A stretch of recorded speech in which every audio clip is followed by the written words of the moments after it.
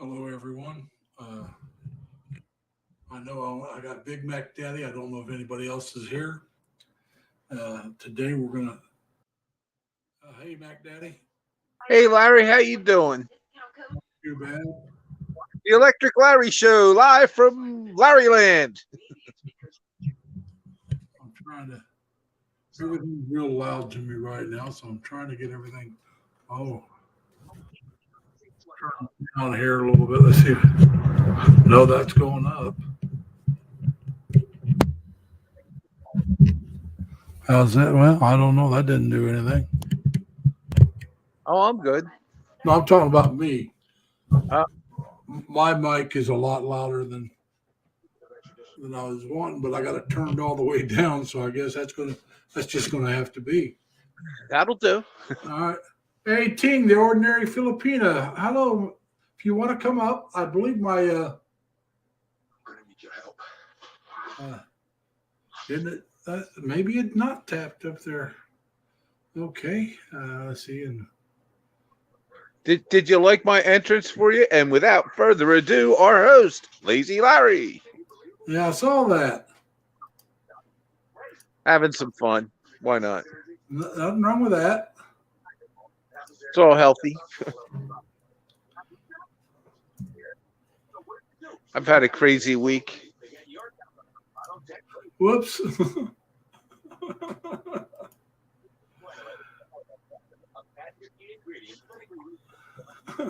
Put myself in timeout. Oh, don't do that. I know. I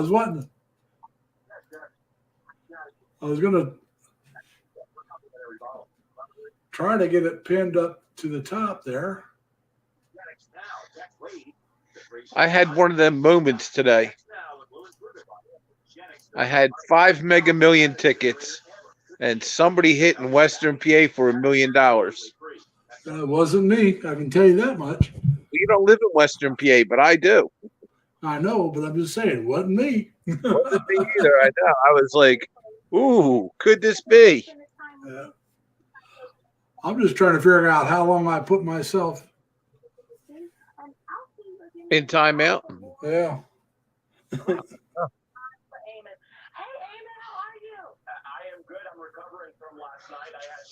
You got a TV on? Who do I? Yeah. Yeah, why? Can you hear it? Yeah. I'll turn it down. I'm sorry. That's all right. I didn't even think of it. There. So that's why I was asking. I mean, No, that's good. It's all good. but Me and Junior just had a pizza. did you? Yep. That's cool. Yeah, it's all good.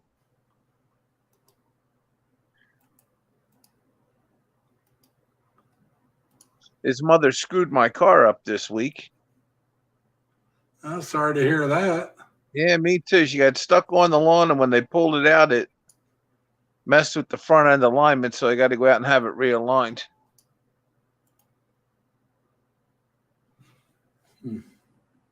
Yeah, no fun. Yeah. I get more compliments on that car. Now, anybody that wants to come up, come on up.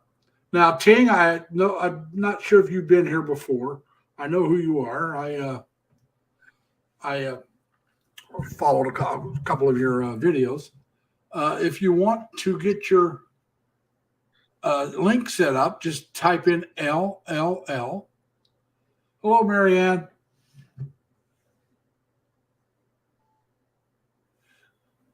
That's thank you for the waving hands. But like I said, anybody that wants to, yeah, you can come up. Come on up, Ting, if you want. Anybody wants to come up can come up on my channel and we'll talk. You're also, like I said, you're more than willing, you're more than able, and more than happy to let you just type in 3 L's, whether they're caps or small, doesn't matter. And my Nightbot will drop your link for your channel. So now, hold on. Now, what I want to do today, I actually want to have a topic. I put down, let's talk about long distance relationships. I know you got one, so that's fine. I have an update too. Yeah. Now, hold on. That's fine, Ting. Like I said, if you want to come up and talk, come on up. Type in your three L's, LLL. It doesn't matter if they're capital or small. And my Nightbot will drop your link. I've seen your channel before. I didn't think you'd been here before, but I've seen your channel. So you're more than welcome to come up. Timmy's been here a few times. She can come up. So Marianne's, I'm not sure. She's been here, I think, before. So like I said, what I want to talk about today, if possible, I don't know how many of you want to talk about it, but I'd like to talk about long-distance relationships. That's all right, Ting. You don't have to come up. Like I said, that's fine. One thing I want to get out there is I'm not against long-distance relationships. I'm just not in one. And I am the thing my feeling on long-distance relationships is that you should meet each other within a certain time frame. And then you should have an end game. I mean, I don't want to start talking to someone now and not know when I'm going to see them. Just that's simple for me. That's just the way I am. I got an update for us. All right, go ahead. Remember last week I was talking about 1% America and how they will help you finance Oh, yeah, I do remember that from last week. your immigration to America. Well, I spoke with them for about an hour on the phone the other day. And although they will do that, they're more or less for people who have already immigrated to America and are having problems with immigration, whether they came in as undocumented school-age children or whether they came in as undocumented immigrants and are now trying to get immigration. Yeah. They handed me to another company. They told me, go talk to these folks. They got exactly what you need and want to do, which is called Boundless Immigration. They're out of Seattle, Washington here in America, and they're also out of the Philippines. Okay. And Hey, Eddie. Hey, because I'm going to run into a problem of bringing my fiance or children in because I don't show enough income. They told me the ins and outs and the way around that. And the way they said to do it is go to the Philippines and get married either at the barangay hall, on the beach, whatever you need to do, get married. Once you're married, contact them. They will help you, for a small fee. Yeah. They will also finance part of it should you need to. And although you won't be able to bring her in as fast as you would be able to on a K1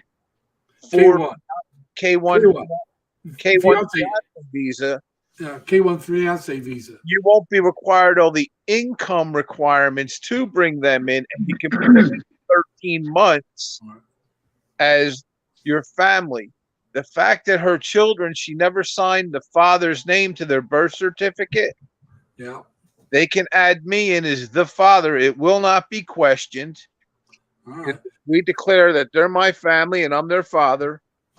I can do that. The fact that her children are under the age of 16 makes it easier and possible too, because if the child is 17, they will not let you bring them in as a family member, but you would have to bring them in as an immigrant, and that can take longer. Yeah. But they it's all great information. The puppy you see with Eddie is Asia. That's the puppy's name. He says, puppy. she's from the Philippines. Yeah. And I'm glad to hear that. I hope everything works out. Now, I asked Eddie to come because Eddie's married to a Filipino here in the United States. Beautiful. And the things that interest me about the long distance relationship, I've been in a couple. All right. I'm not against them. They didn't work out for me. But the thing that does interest me about it is how people met. Did you meet through a friend? Did you meet online? Or did you go to the Philippines and happen to meet each other? I haven't been to the What happenstance? I know, but I'm talking to Ed. I don't know how him and Joyce met. I was going to explain. Okay, go ahead, Ed. We met online first, and then I went over there to go see her, and then I went back over there, and then we got married. Yeah. So the long distance relationship, I was in another one before I met Joyce, That one I was in for a little bit, but it didn't work out. I saw some red flags, so I backed out of it. And so, it's one of the things that, I would recommend you go either see her first, unless you've been talking for a long time and you're pretty solid that she's legit and not asking you for money, then because that's always a red flag, right? You know that. But Yes. so, but my wife never, as a matter of fact, that I offered her to send some money or some things, and this was after we've been talking months, and she didn't. She even refused it. So that was a good feeling for me to know that she Where did refused it. We got married in the Philippines. Okay. Yeah. Okay. Yeah, Well, it's beautiful. Glad you guys are together and happy. How nice. Yeah. yeah, but it was in regards to your K1 visa. Now, the time that we filed, I filed before COVID, and it was the same amount of time. It was just so busy, so many people. It took the same amount of time it took for K1 versus CR1. It took. The difference is that when she comes here on a K1, and I think I mentioned this to you, is that she won't be able to work. She won't be able to do anything. She can't drive. She's pretty much at home, and they can some of them might get bored and restless from having to just stay at home and can't go anywhere without you. And so you kind of have to make it accommodating for her so that she doesn't stay cooped up in the house. That's one thing that I would recommend. Well, that's all good advice. She should be able to drive on an international driver's license, but that's a complicated process in some cases. Yeah, it depends on the state, probably. I know Well, here in New Mexico, my wife had a driver's license already, and if she has a driver's license, she was able just to take the written exam. She did not have to do the driving exam. Yeah, well, an international driver's license is a little bit different, but it's a little more complicated too, and that's a Yeah. federal government thing. And I don't know a lot about it, but I do know that there is a process. Well, it depends on the state. Like I said, our state in New Mexico, it allows, it's okay to have we don't call it just a foreign, what do you call it? Certain countries too, by the way, you need to check your laws in your state and see if they require, a written exam or no exam or, driving test. I'm not quite sure in your state, but I would check it. I want to address Ting for a moment. She says she's in a long distance married relationship. Now she's still in the Philippines. So that means her husband's back in his country. Now we got a guy I follow. He's a small YouTuber, and he's bigger than I am, but he's Road to the Philippines. Danny Knoll is his name. Now he's also in a long distance married relationship. He's here in this right now. He's in the Philippines, so I would have asked him to come. But like I said, he needs to concentrate on his time with her when he's there, Right. Because he's only there. He's still working, and he's a nurse. A trauma nurse or psychiatric nurse, something like that. So he takes a few weeks off every so many months, and he goes over and sees her. And like I said, when he's there, he does take videos, but he needs to concentrate more on spending time with her and his mom and his uncle went with him this time, so he really needs to spend time with his family, as well as his wife. Like he put up a video today, and I apologize for not putting anything up for 6 days. And I said, look, it's understandable. You got to concentrate because you're there for such a short time. You have to concentrate on being with your wife or your girlfriend. Yeah. You're there. Subscribers, we can wait. It's that simple. The relationship's the most important part, at least in my opinion. And hey, Tim, how you doing, man? So I just wanted to, I haven't been out for a while because of the holidays, and so Happy New Year to you guys, anyways, and hope you had a good holiday. And it's just been busy for me here, and we're planning we're planning a trip to Disneyland, taking my wife there. She, of course, never been there, and we're going to the Philippines in March. We already purchased the tickets, and Oh, so cool. me and her and my You'll be in Cavite. Is that how you pronounce it? Cavite? Cavite. Cavite. You'll be Yeah, in but Cavite. it's in Bacoor or Yeah, but I this- mean, it's the province of Cavite. yeah, the province of Cavite. So we're doing an itinerary. We're gonna surprise her mother, and That's cool. yeah, it's gonna be really cool. We put together an itinerary because we're taking my son, who is 22, and I want him to experience this, but he This can only first take time? a week. This going to be his first time? Yeah, this will be his first time. Yeah, You never know. He might fall in love with the place too. yeah. So we're going to go to where is it?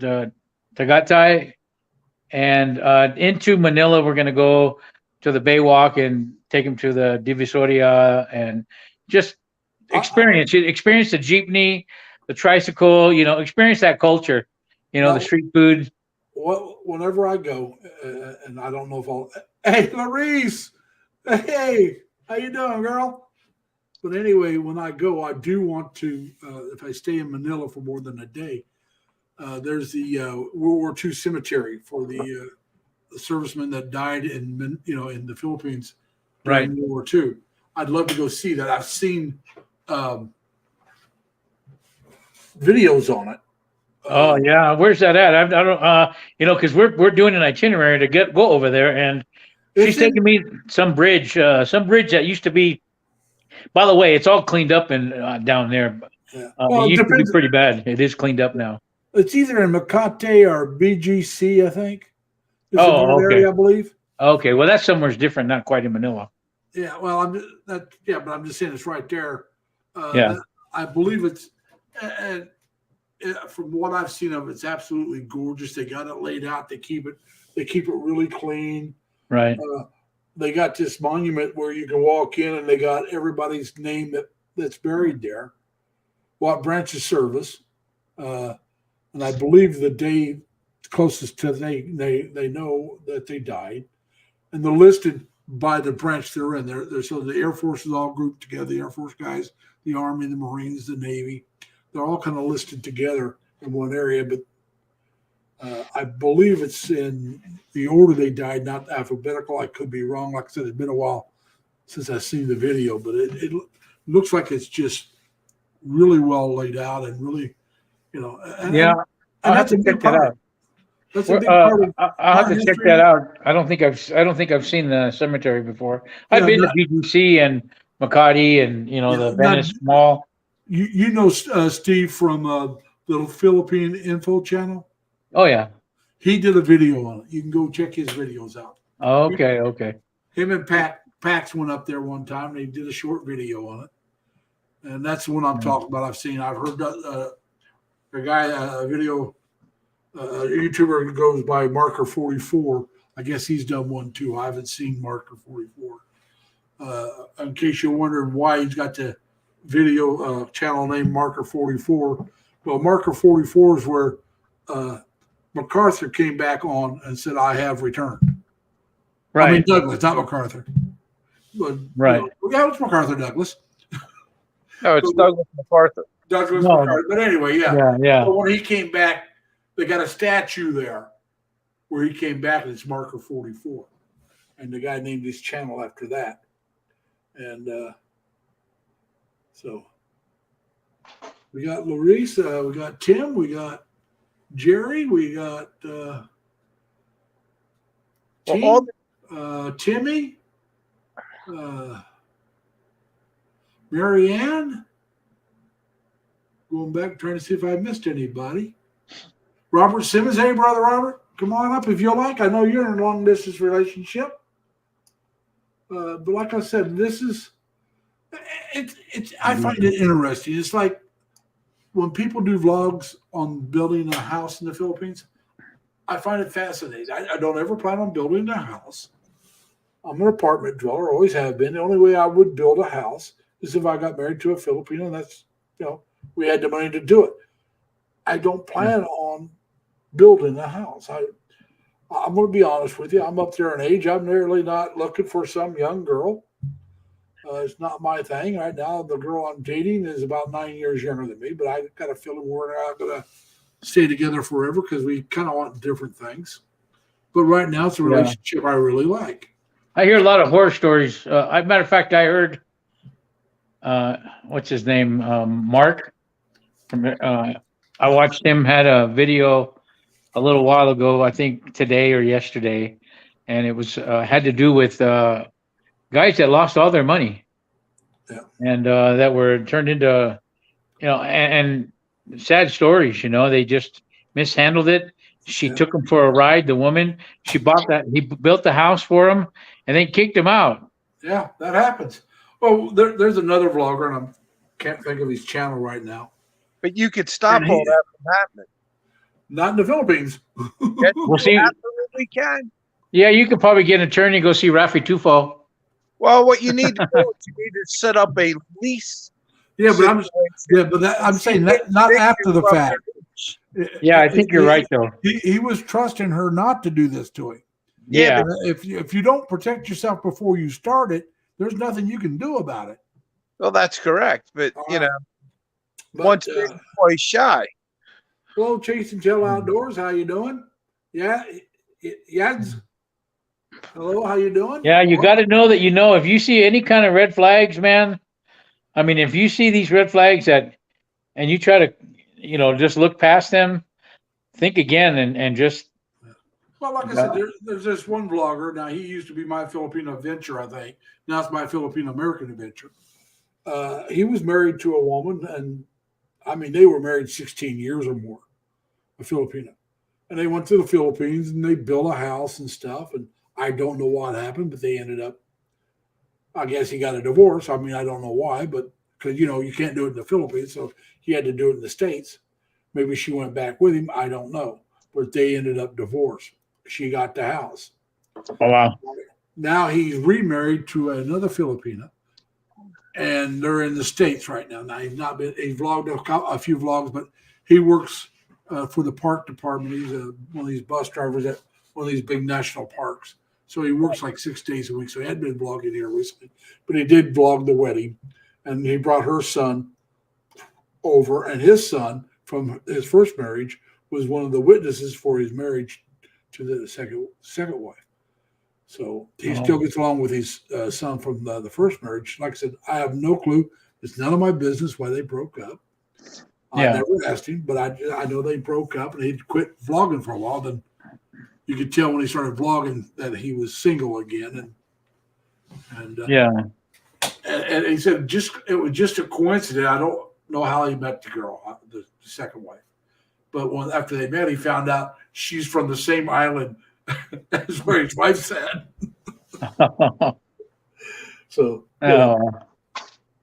well, you got to set yourself up right, and that's all it too. I mean, you need to protect yourself financially and legally, and I ain't saying anything either way, but I got to make a comment to Yaz and Tim here. You're completely correct.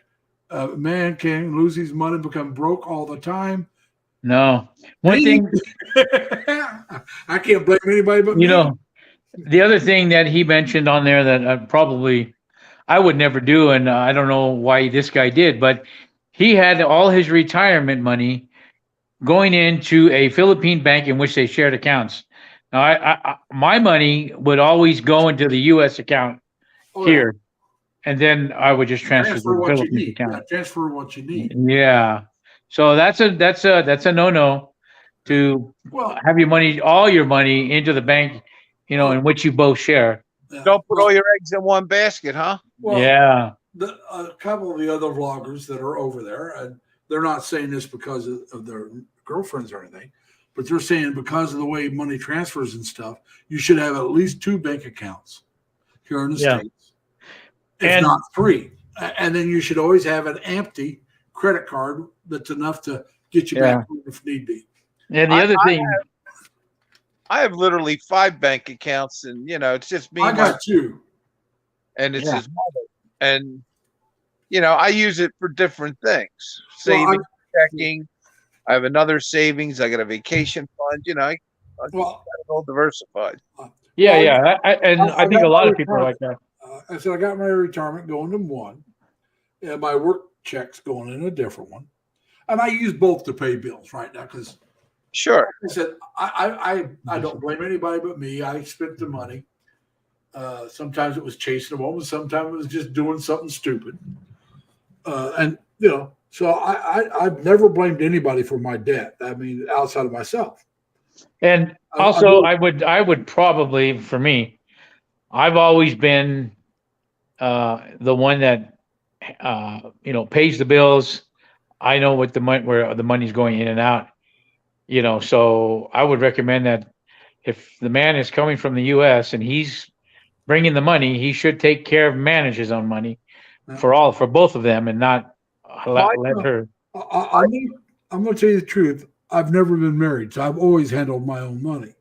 And like I said, that's why I'm saying if I went broke, it was my fault, not somebody else's, because I never gave him my credit card. I never gave him Right. my PIN number. So all the money I spent, I spent. Now, if I gave them money to spend, that's still me spending it. my 'Cause they bank didn't get it. helped me set up the way I have my funding set up. Two of my accounts I don't have debit cards against them. They're just bank accounts. And then I have three bank accounts with debit cards on them that I can use like check cards and stuff. So I can access some of my money, but some of my money's locked away that nobody can really get to it. Yeah, yeah. And my bank manager showed me how to do that. She showed me how to set it all up. It's And only available by Oh, wire, yeah. right? yes, some of it that I can only access. Yeah.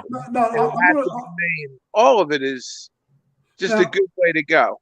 now, like I said, I have lived with women. I've never been married.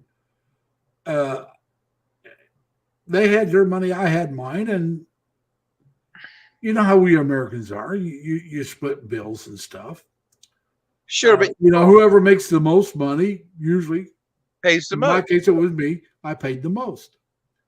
Matter of fact, I paid the rent and the utilities. They just bought groceries. Well, I see, mean, because I look at it this way: if you're moving in with me, this is my apartment. I'm already paying the rent. I'm already paying. You know what helps me out is if you take care of the groceries. If you want to pick up a little more, that's fine. But you're still saving me money by buying the groceries. You think Yeah. about it. Or put a budget together, and this is what Yeah. you have for groceries, and Well, this is what you have for this. yeah, but that's only if you really want to split the bills. I really don't care. I never looked at it that way. We always paid like whatever we wanted, and I usually paid for a lot. But I have like one card set up when I buy things online or shop with. I got one that I pay my bills with, and the other one I really don't touch unless I make like a major purchase. And then I have my other two accounts, which I never touch. I just basically put money to them unless I'm making, unless I transfer it to another account. Yeah. It's setting. We're all talking kind of about the same thing. It's how you set it up. Now, Timmy, you're right. If I'm working or I got the money coming in, and she's not working, or I asked her to quit working, because there's some vloggers out there that said, "Hey, look, I asked my wife, or fiance, or girlfriend, when she moved in with me, to quit working because I want her to. Hey, Leonard, because I want her to spend time with me." So what he did, the one I'm talking about right now, what he did was, all right, this is how much she made every month, and she gave this much to her family. Well, he gave that much to her family every month, and gave her the rest to put into a savings account, and paid her Phil Health, and I think they got something like a Social Security or some kind of retirement fund that she was in, and he pays that. And the other money she can save, and he gives her some spending money. Makes sense to me. I mean, you asked her to give up her job to live with you because you want her to be able to go and take off with you whenever you want to take off. Because let's be honest, most of us guys that go over there are retired. Yeah. And there's a few guys that are younger than that, but they work online. The other thing is, do you marry her or do you not marry her? For me, it's marriage. I'm sorry, but it's marriage. Yeah. But some people over there, there's a lot. And some of the They're not guys, married. well, some of the guys have been married a couple times and got burnt, Yeah. and they're just afraid of getting burned again. But like I said, I've never been married. I'm not against marriage. It But just you can still get burnt without being married in the Philippines. Oh yeah. let You me tell you know, something. I think It you have more happened here. protection. I think you have more protection if you're married in the Philippines than you do if you're just a boyfriend over there. You know. Probably, but Yeah. like I said, no, you can get burned here without being married. Let me tell you. Yeah. Well, That happens, and you can get burned here or anywhere else Hey, everybody. if you're married. You know, hey, What's up, Leonard? Happy New Year. Happy New Year to you too, Eddie. welcome back, Leonard. How you been? Good. Thanks, Ed. but Happy New Year to you too. you heard what we're just You know talking what I about, got to right? do? Hang on here. All right. But like I said, I just figured there was a vlog I was in the other day, and they were talking on some of the subjects, and I thought that would be an interesting subject to continue. Because, like I said, you know, I'm not against long distance relationships. I'm against long distance relationships unless you have a end date. Like, all right, like you said, you started talking to your girlfriend, but you hopefully you had a date that, hey, I want to be over here by this time to meet her. You know, I'm not saying bring her back. Just to Well, I'm me, trying to go by September of this year. yeah, but that's what I'm saying. That's an end date. All right, that to me, that's you're gonna go over and see her. Sure. And what I'm saying is, I don't think the end date should be 2 or 3 years down the road. You And I know? contribute and But help her out when I can. I'm just saying, no, that's not what I'm talking about. I'm just talking about Single there's mother. guys that don't plan on going to the Philippines for 5 years or 6 years, and they start looking for a long distance relationship. You know, I gotta agree with you. I think if you're in a long distance, no more than a year should you guys already have met Yeah, before. You know, whether it's Exactly. 6 months, but at least a year. You got to meet. If you keep going and going and don't meet, you know, you don't know what's going to happen. well, yeah, because you don't know. Now you're not out looking for anybody else. At least you shouldn't be. She's not out looking for anybody else. At least she shouldn't be. Yeah. But until you meet, she's got the right to think this. When's he coming? That's the first few months. It's one thing, but after the longer you go without going, and especially if you don't have an end date to give her, she's going to start thinking, "Is he serious about this?" Right, right. I got a good one for you, Larry. Yeah, I met two of them the same week through the same friend. I met her cousin and a friend of hers. yeah. And I had them both texting me and emailing me and chasing me down the road, so to speak. And it was kind of funny. The one was really nice and very attentive and didn't ask for much of anything. And the other one's asking me to bring her to America and pay for her college. There you go. There's a red flag. Yeah. Oh, yeah. And Jazz, you're right. Long distance relationship is not for everyone. Just like And marriage. guess who won? But what I'm Yeah. saying is, though, like I said, I'm not against it. I'm just against not because, like I said, it's not right to ask her to put her life on hold for 3 or 4 years while you try. You know, if you're not ready to go over it, like Eddie said, at least within a year. Her family had Right. her It's 3 just months not out of right. college. She got pregnant and had a little baby and That dropped out happens. of college and wanted me to bring her to the United States and pay for her nursing degree, which would cost me in the neighborhood of about $200,000. And she could probably get it in the Philippines for about 20. But And it's just as good a degree. pretty much. That's a degree that will transfer here. Yes. But What about this? How about going to the Philippines? Now this would require somebody to have, you know, a bunch of time on their hands to go for a month and just go out there, test the waters, start dating a few, dating a few women out there to see which one you might like. What do you guys think of that one? well, I like Well, that I did too, but I kind of met the other one. yeah. Everybody says that's the best way to do it. Yeah. I don't know if it's the best way, but I think because even then, let's be honest about it. I mean, you really can tell a person though when you're in person. That's why. It's a lot easier, but I'm still saying Yeah. though, for just a month or 2 weeks, whatever after you meet her, however long you have left to get to know her, anybody can put on a facade Yeah, for that Yeah. long. for that short of a period of time. That's true. Right. I have But a you got what I'm saying is that you at least you got an ideal. So when you go back to the States, you continue the relationship. I think you could find the red flags quicker if there are any. Like I said, let's be honest about it. I've dated more women with kids since I've been 21, and I'm in my late 60s. Let's be honest about it. That had more women with kids than I dated women without kids. Yep. So that just comes with the territory. The older you get, Yeah, but the time you get to be 25 or 30, they all got kids. well, they almost all do, but most Yeah. of them do.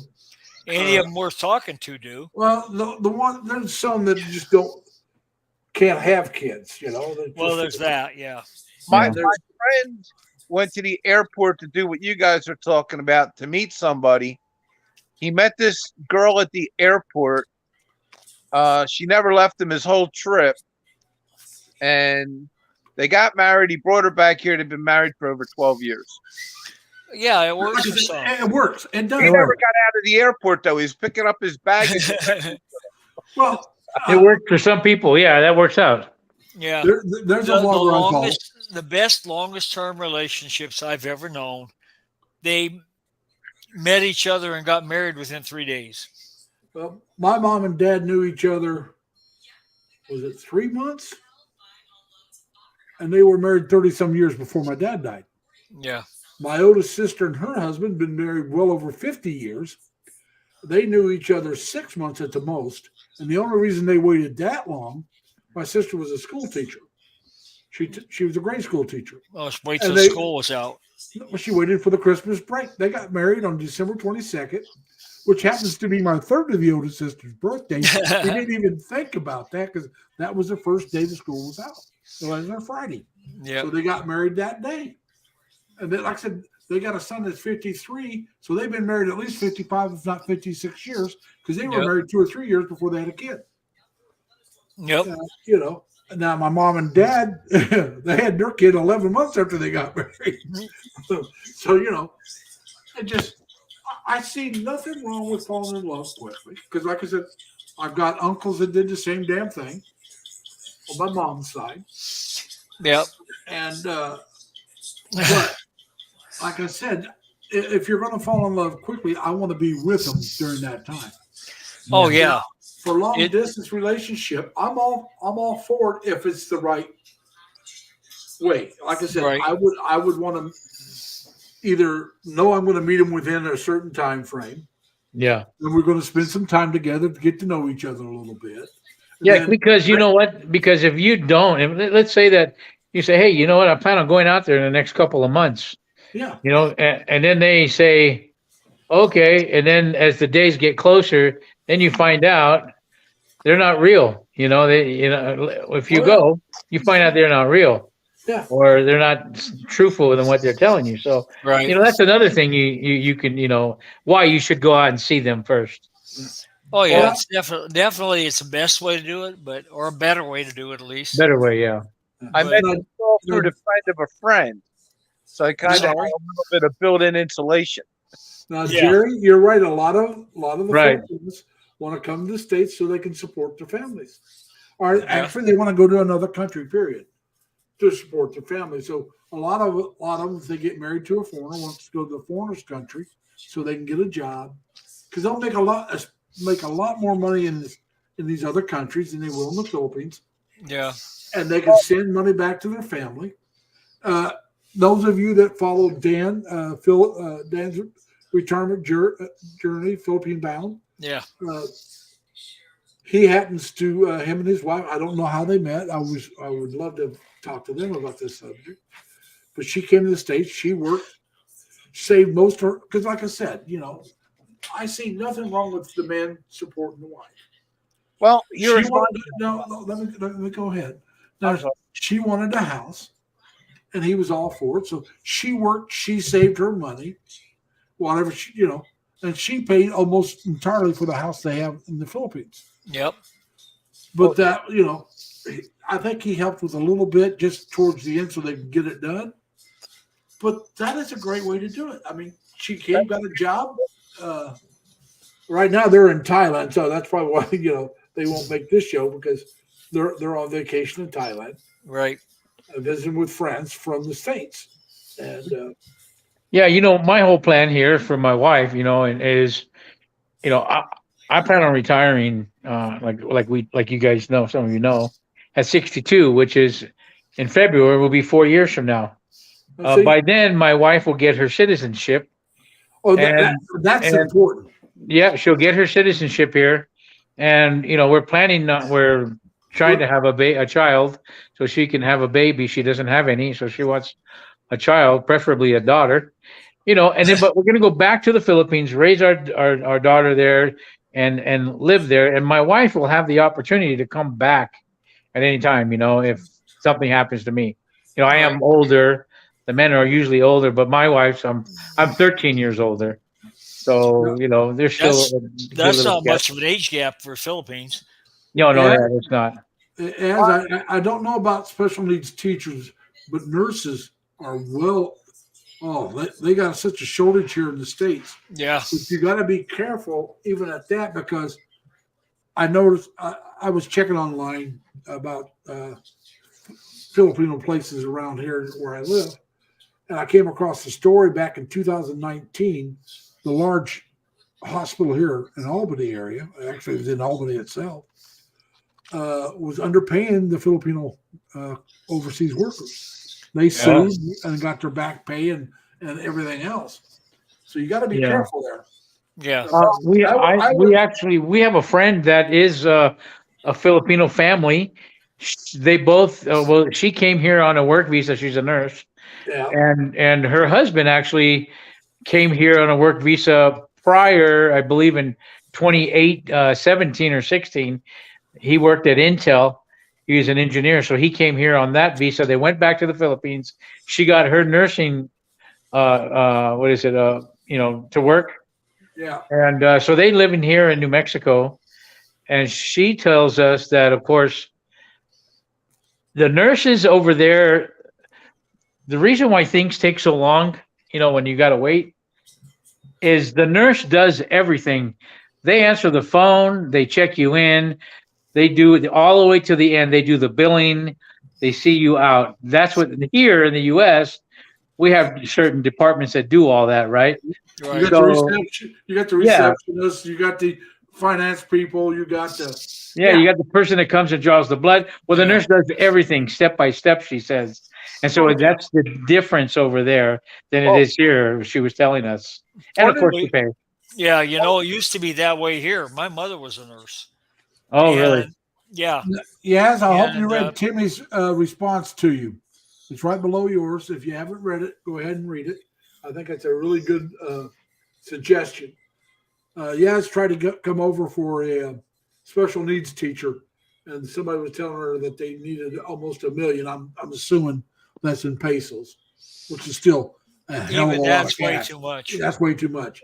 But Timmy's telling her, go through POEA, government to government. It's not that much.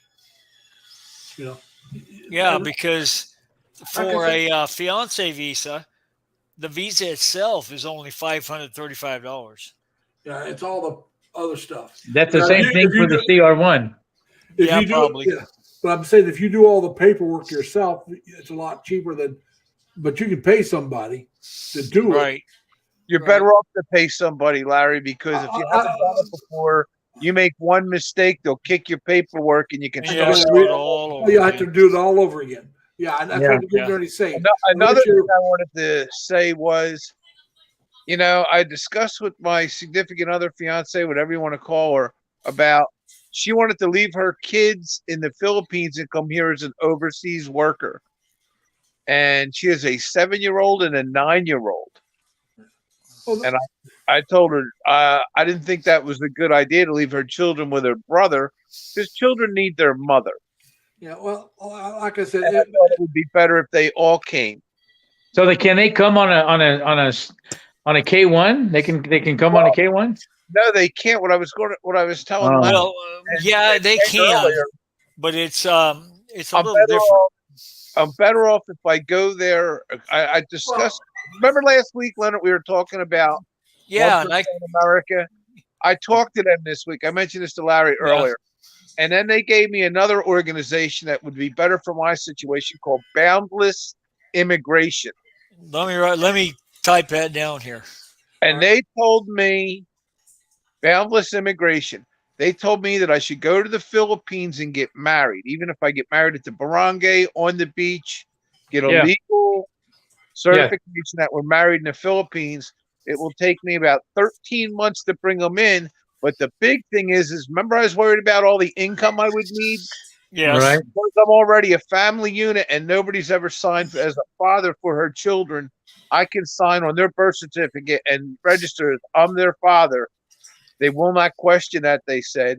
And on top of that, Oh, okay.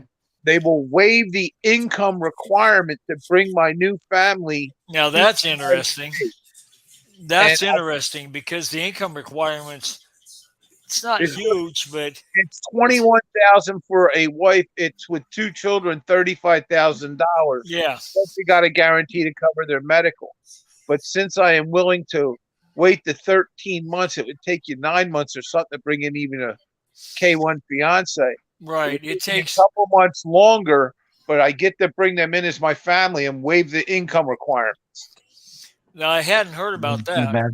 That- That's a that- good because- idea. That's actually probably better for you. Yeah, much But- better in my situation because then I don't have to struggle Yeah.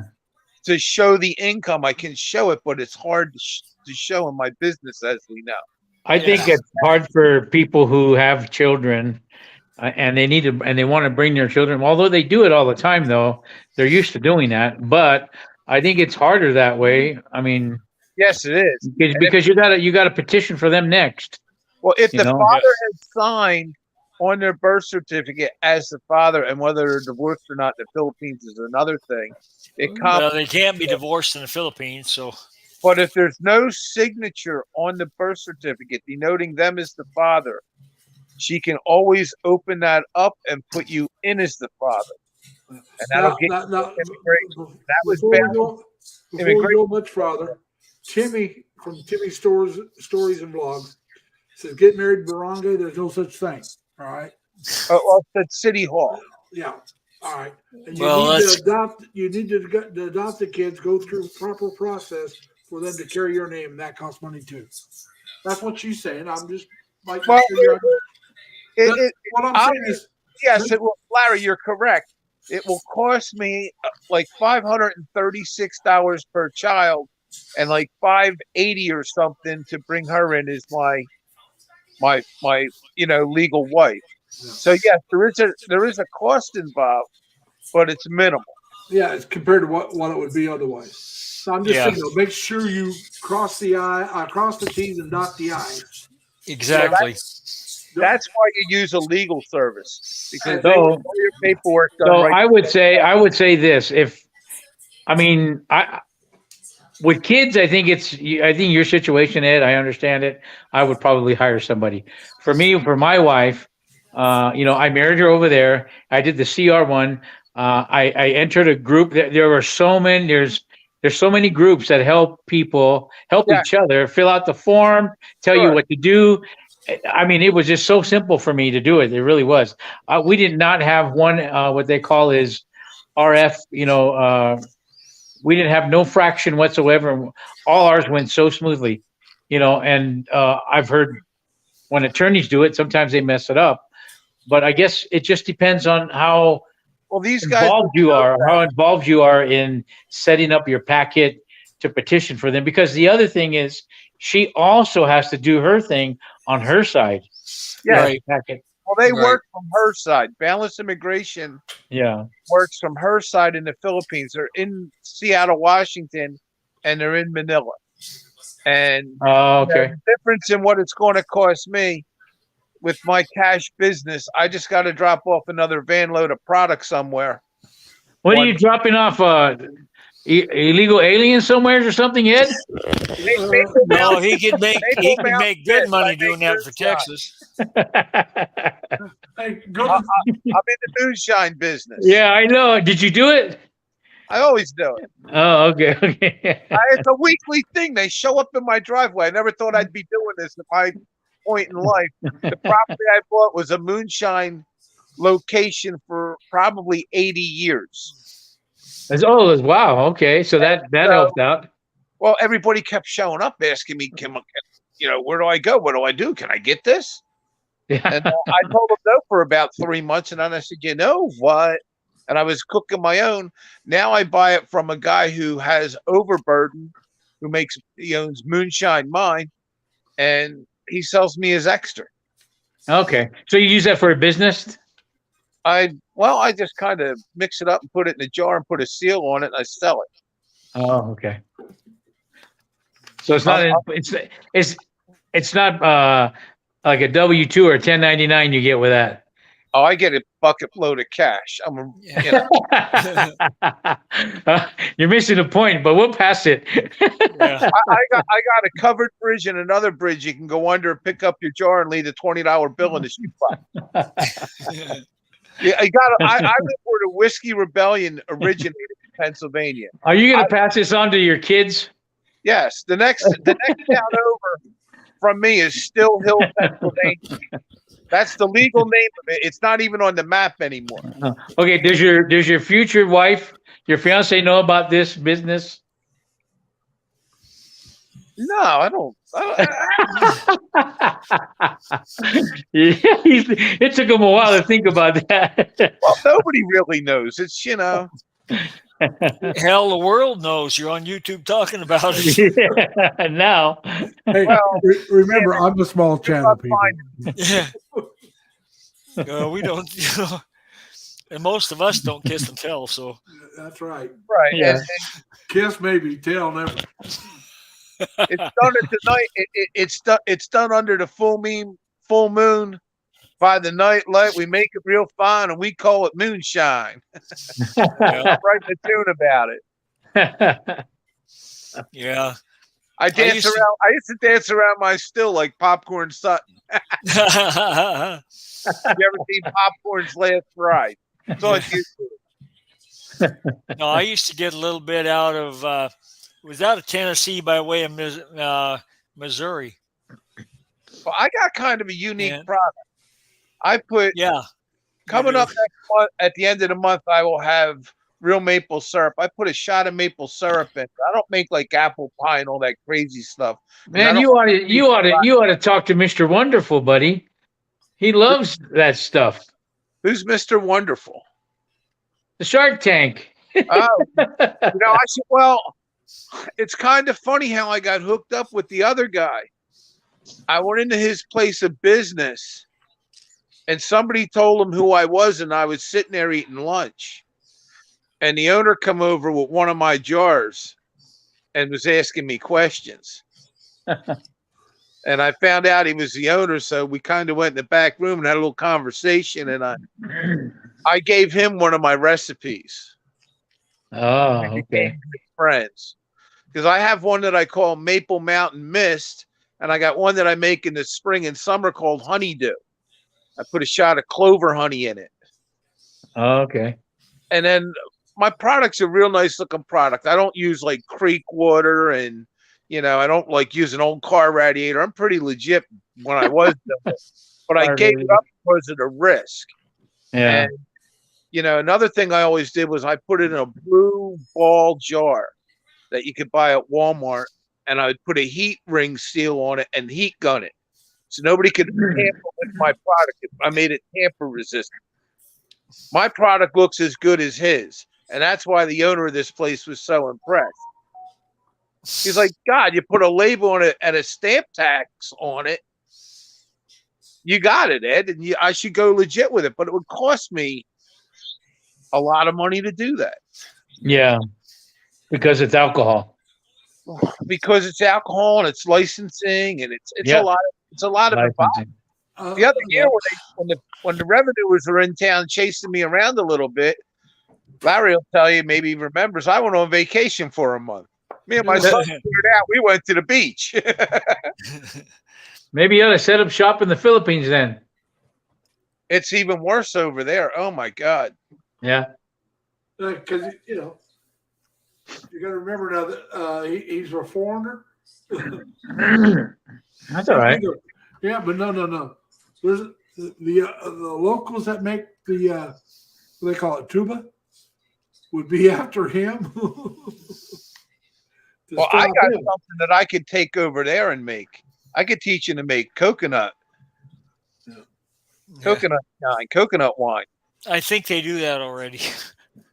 Well, I got another one that they probably may not be your recipe, but I could do sake, Oh, sake.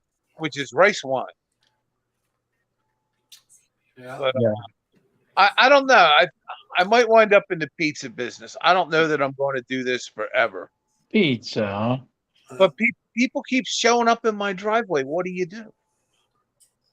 You know, I was out of work. I can't find a job here. I'm 58 years old. Nobody will hire me. I need an income. Right. So I bought a conversion van that I took the seats out of. That's my delivery truck these days. And, you know, what can I possibly do? They still show up on my driveway.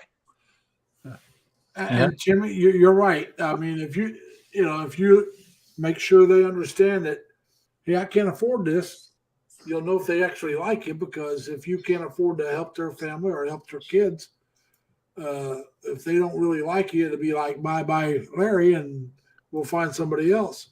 Now, I help a lot of people though. I mean, down the street, I bought her kids Christmas 2 years in a row. I help her out with no. She's saying if you want to make sure you tell anybody, not just you, anybody. If you want to make sure she actually likes you, tell her you can only afford to take care of her and you. You can't afford to take care of others. Well, my girlfriend never asked me for any money over there. Yeah. I sent her money originally when I knew she was hurting a little bit. Good night, Jerry. I know you got to go to bed early, so I haven't sent her money in months. It's not getting late in Texas, Jerry. It's just getting late for you. She's a little thin now, so I'm going to send her some money this month. Yeah, like I said, I mean, you get a sense of whether or not they're, hopefully within a short period of time, whether they're actually after you or money. Some of these, it doesn't matter. We got them in the States too. A lot of them claim to be investors of stuff, you know. Well, they call them gold diggers here in the States. No. I'm talking about they claim that they're investment people. Nah, she didn't ask me to buy her a sorry store or anything. No. I'm saying some women say, well, you know, I'm an investment broker. You know, Nah, I don't get any of that. No, I'm just saying, no, I have. Believe me, I have. Oh, yeah, I've had. But I'm just saying, no. If they understand that you're not going to invest in what they got, or you're not going to just give money, if they keep talking to you, fine. But some of these people know that, hey, look, I'm asking for money. Let's play the long game. And they'll try to get, they'll wait longer. But eventually, even they'll get tired if they're not getting anything. Well, I let her and her family take care of their affairs. Like, I don't ever help her mother out. I haven't had to do that. That's good, Ed. I don't do that for mine either. My wife takes care of that.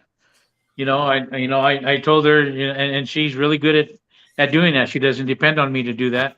Yeah, and I had a little bit of earlier. Yeah, like I was saying earlier, there's this vlogger, Mike's Philippine retirement, or retirement Philippines. Something like that, yeah.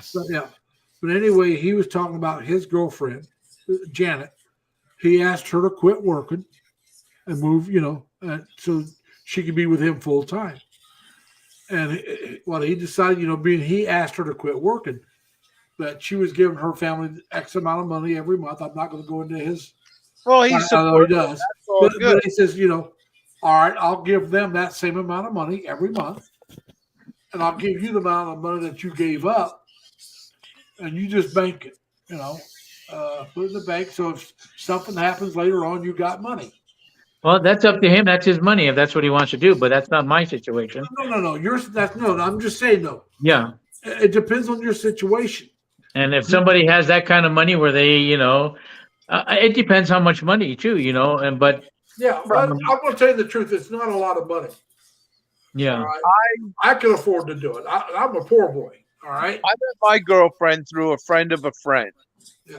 And I'm And telling you so the I truth. kind of had a That's little the best way to do insulation. it. He's not a scammer from the get go.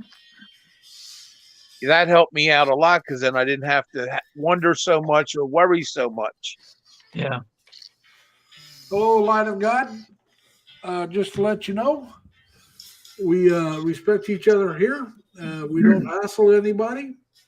And if you can't be respectful to everyone, we don't care for you to be here. But you can be here as long as you're respectful. We don't care what your religion is. We don't care what your sexual preference is. But we part don't care what nationality you are. Only that you treat each other with respect. And we talk about whatever comes up. Today we're talking about long distance relationships. I have been in a few that were actually with overseas, and I've been in a few that, let's be honest about it, a lot of military people have been in long distance relationships here in the United States, where their girlfriend's back where they're from, and they're in some other state quite a ways away, and you can't even see each other every month, or they're married maybe, and the wives are wherever they were at, and the husband has to go overseas for a while without her. That's still a long distance relationship. So, and I know a lot of guys that that didn't work for them because they were stupid. So crazy kid. Yeah, Mike Philippine. I've seen his channel before, and I really don't care for his context. I mean, some people like that, but that's not for me. No, I'm married. Crazy kid. This is a different Mike. All right, he spells his name Mike. I know who he is. I know who he is. No, there's two Mikes in the Philippines.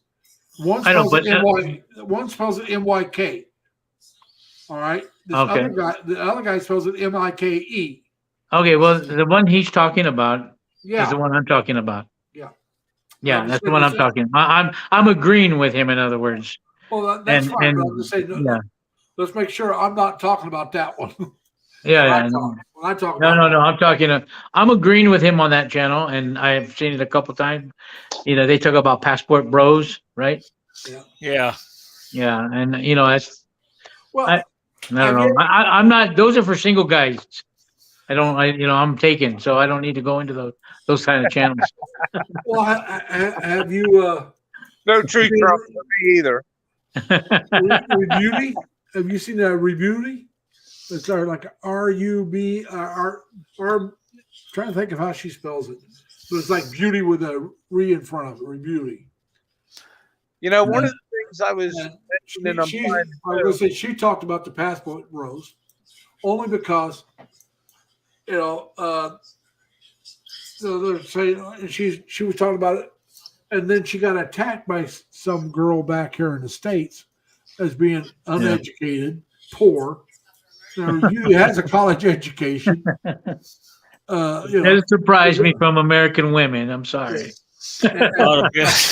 And she's saying, the passport rules are nothing but coming over here to abuse the women, take advantage of these poor, uneducated Asians, because, that's where they are in Vietnam and Cambodia and Thailand and the Philippines. They're nothing but a bunch of poor, uneducated. It's like, I'd sure like to know the facts on that. I'd sure like to know how many Sounds relationships were successful and how many were bombs. I don't know if anyone really knows the facts to that. yeah. Well, No, it sounds like a hardcore feminist. Yeah. She's going, well, they know they can't take advantage of us. We don't need, it's like, lady, she looked like she's a 4 or 5. All right. She wasn't ugly, but she's not that good looking. Right. All right. And good and well, she's saying I deserve an 8 or 10, well above. Oh, yeah. And he's got to have 6-figure income. Yeah. But I mean, and so these guys that are leaving and going, hey, look, they want a more traditional woman, more, the kind of family life that their parents had or their grandparents. Yeah. Where, And so they go, why should I come here and I'm being put down by somebody that's my equal or even maybe even lower than me? You know, as far as the dating rating, you know what I'm talking about. The Yeah. scale. Yep. And so why should I come, put up with that? I got to beg her to go out. I got to kowtow to her just to keep her happy. And she's not worth it. I'll be honest with you. I'm going out. The girl I'm running around with is a lot better looking than I am, but we're older. We're not that younger generation. Larry, you got charisma though. Don't sell yourself short there, big guy. I said, look, we're going on looks here, buddy. Charisma, Larry, you got pizzazz, buddy, when you strap that hat. That's it. Hey, wait till next week. I'm shaving this off. I'm going to be bald next week. Yeah, but don't sell yourself short, Larry. You got charisma. It's always charisma. Like I said, next week I'll have to wear the hat just to hide the light shining off my dome. I'm going to the dermatologist next Friday. You got to turn it on and make them laugh. We know how it is. It's the same all over the world. Yep. You got to make them smile. Got to have a little sizzle with that steak. Yeah. But I got to agree with Crazy Kid here. He says the passport bros are just sick and tired of the BS from the women in the West. Yep. Are going someplace where they are more appreciated. If I wasn't married, I'd be a passport bro. Yeah. Oh, yeah. Hey, if I was younger, I might do it. If I was more spry. But I'm married and not looking anymore, so I don't need to be. But that's why that channel's not for me, because that's what those channels do.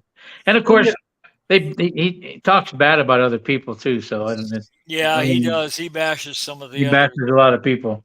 Well, like I said, I've never seen his channel. This other Mike, he's only been over there for not maybe 11 months now. Yeah. And his girlfriend's with him a lot, not always, but he does rentals. He's in Dumaguete, Valencia area. He was even bashing poor Gio. Of all the guys, poor Gio. I couldn't believe that. I said he tried to make some dirt. Yeah, he tried to make some dirt out of his relationship, and I was like, "Are you serious?" I watch him a lot, but he changed. Yeah. Well, I like Gio still. When he got in his passport bro stuff. Yeah. He's got about 3 channels. If you can get on the right one, he's probably still okay. Who's that? Mike. Okay. Mike Philippine. MYK. Yeah. Like I said, the one I follow is MIKE. Yeah. And I watch him too. I think he even mentioned that, hey, I'm not MYK. Yeah. But like I said, he did an interview with a girl that was a overseas foreign worker who's back to the States trying to get her channel going. She seems to be doing pretty good. She's got 3,000 to 5,000 people now, but she was a lot lower. And her name's Ann Breakable. It's okay. Is she Breakable. in the States? No, she's in the Philippines. She was overseas. Okay. I want to say originally she was in one of the Arab countries. She had a channel up and then she took it down. She's got it back up now. She's trying to get monetized. And I've enjoyed some of her stuff. I watch her. But I found her through Mike. Like I said, I found Timmy. Oh, God, Timmy, was it through Bobby? I can't remember. It's either through Bobby or one of the. Now, Crazy Kid, I found through Jesmar. You guys, a lot of you guys, well, outside of Mac Daddy there, a lot of you guys I found through Dan or Chris and Savannah. Well, no, I'm saying outside of you. A lot of them I met through either Dan or Sammy. Now, Chris and Dan and a few others, but I don't see them here right now. I met through Chris and Sabu. Chris and Sabu's the first one I started following doing live streams. I'm going to be honest with you. That's the very first live stream I watched. I started following him just before he started doing live streams. And he decided to do live streams, and I enjoyed his channel. So I thought, well, I'm not sure how I'm going to like this. But I'll give it a try, because like I said, I liked his channel. And I turned out I really loved watching his live stream and interacting with the other chat. I really enjoyed that. So after that, I got involved in some more live streams. Dan being probably the second one or third, because Chris was still going. And I started, now back when I didn't have anywhere near the number of people I'm following now, when I started following somebody, I would go back and watch every one of their videos until I caught up. That's what I did with Dan. That's what I did with Chris. That's what I did with a few others. And then I'd catch up, and then, I'd just stay caught up. Yeah. Now I got so many people I can't do that. It's hard to keep up, alone go back and catch up. Yeah, shoot, I just looked at mine. I've got over 400 I'm subscribed to. You got more. You got more than I do, but I got a lot. But it's I like Joyce. I watched some of Joyce. I hadn't seen a recent one. That doesn't mean she hadn't put it up. Yeah, because I look, but sometimes I don't get to everybody's name during the day. yeah. And how you doing? Crystal Adventures here. Hey, Crystals. That's Crystal's one I met through Dan. And I think that's where I met her too. yeah, that's where that probably is. It's probably where you met her. And she said hi to you, Sir Leonard. No, But I almost she didn't said see hi that. to you too, Eddie. What's that? No, to Eddie. Crystal just said hi to Eddie. Oh, hey, Crystal. I don't have the chat up. I can't see anything. So, hello, Crystal. And we also have Mac Daddy here, Crystal. Now, Crystal happens to be one of my monitors. I don't have a lot of them, but that's all right. But anyway, like I said, I always found this subject to be interesting because let's be honest about it. Like I said, I don't see my relationship going anywhere farther than what it's gone, but I'm enjoying it. So I'm going to stay with it because I don't know where I'm going anywhere. I'm still working. My mother will be 97 the 20th of this month. I'm not going anywhere out of country, very far out of country. I mean, I might go to Canada, or Mexico. Yes. But I'm not going anywhere that's going to take me 24 hours just to get back to the States. Not going to happen. Yeah, you're in a unique situation there, Dan, Larry. So I don't know how long it'll be before I can go to the Philippines. Yeah. So I sure don't want to start a relationship. Okay. Yeah, I've had to Lingay, put how mine you doing, off. Lingay? Welcome. I've had to put mine off 3 times now. Yeah, but like I said, that happens. It's one thing if like COVID, it set a lot of people back by a couple years. That was unforeseen, uncontrolled. So if you were started a long distance relationship just before that happened, I don't see any problem trying to continue it through that time period. But I'm saying if you're not going to go for 2 or 3 years, I that's had where I have a one problem. during COVID, Larry, and it fell apart because I couldn't get there. That's what I'm saying. I mean, I understand that. Yeah. And, Now the interesting thing about my girl, I guess I should say, is I was talking to her and chatting with intentions of going there when I reached my full retirement age, which was just this last October. But I was talking to her since like April or something of 2021. yeah, but like I said, I had during the that. stroke November of 2021. Hey, And Dan, I was out of pocket for Dan, can you make it up here? until February Wow. or March. No communication at all. She's still Yeah. there. We got Dan from the Retirement Journey, Philippines down there. Hey, Dan. But, Dan in Thailand yeah, Dan in Thailand. had the power outage, and poor what is it? The airport, they had that power outage over Yeah, there. at Manila. Yeah. And he put up another video that they were still at the airport, but they were already in Thailand. So I didn't realize they'd already made it there because Dan left just in time before the big storms out in California hit there, huh? Yeah. Well, he was in Philippines anyway, so. Yeah, no, I know. I'm just But yeah, he missed those big storms. that's crazy. I lived in California a lot of years and I never seen it like that. I don't think anybody has. Yeah. well, Tim says if their long distance relationship falls apart because of a delay, it's not a relationship, and that could be true. That's very There's something there, yeah. Well, that's why I say. I was out of pocket for 3 or 4 months just because I had no way to communicate. Yeah. And I was in the hospital. Then when I finally was able to get my phone working and get back on, and I was able to communicate with her, she's still there. well. The one that I met So- through COVID, always had an attitude, and I'm thinking to myself, why do I want to put up with this? And the one I have, Exactly. Red flag. and the one that I met now is like she gets a little jealous sometimes, but I think I got that under control these days. That's just a fact of life with the Filipino. Yeah, exactly.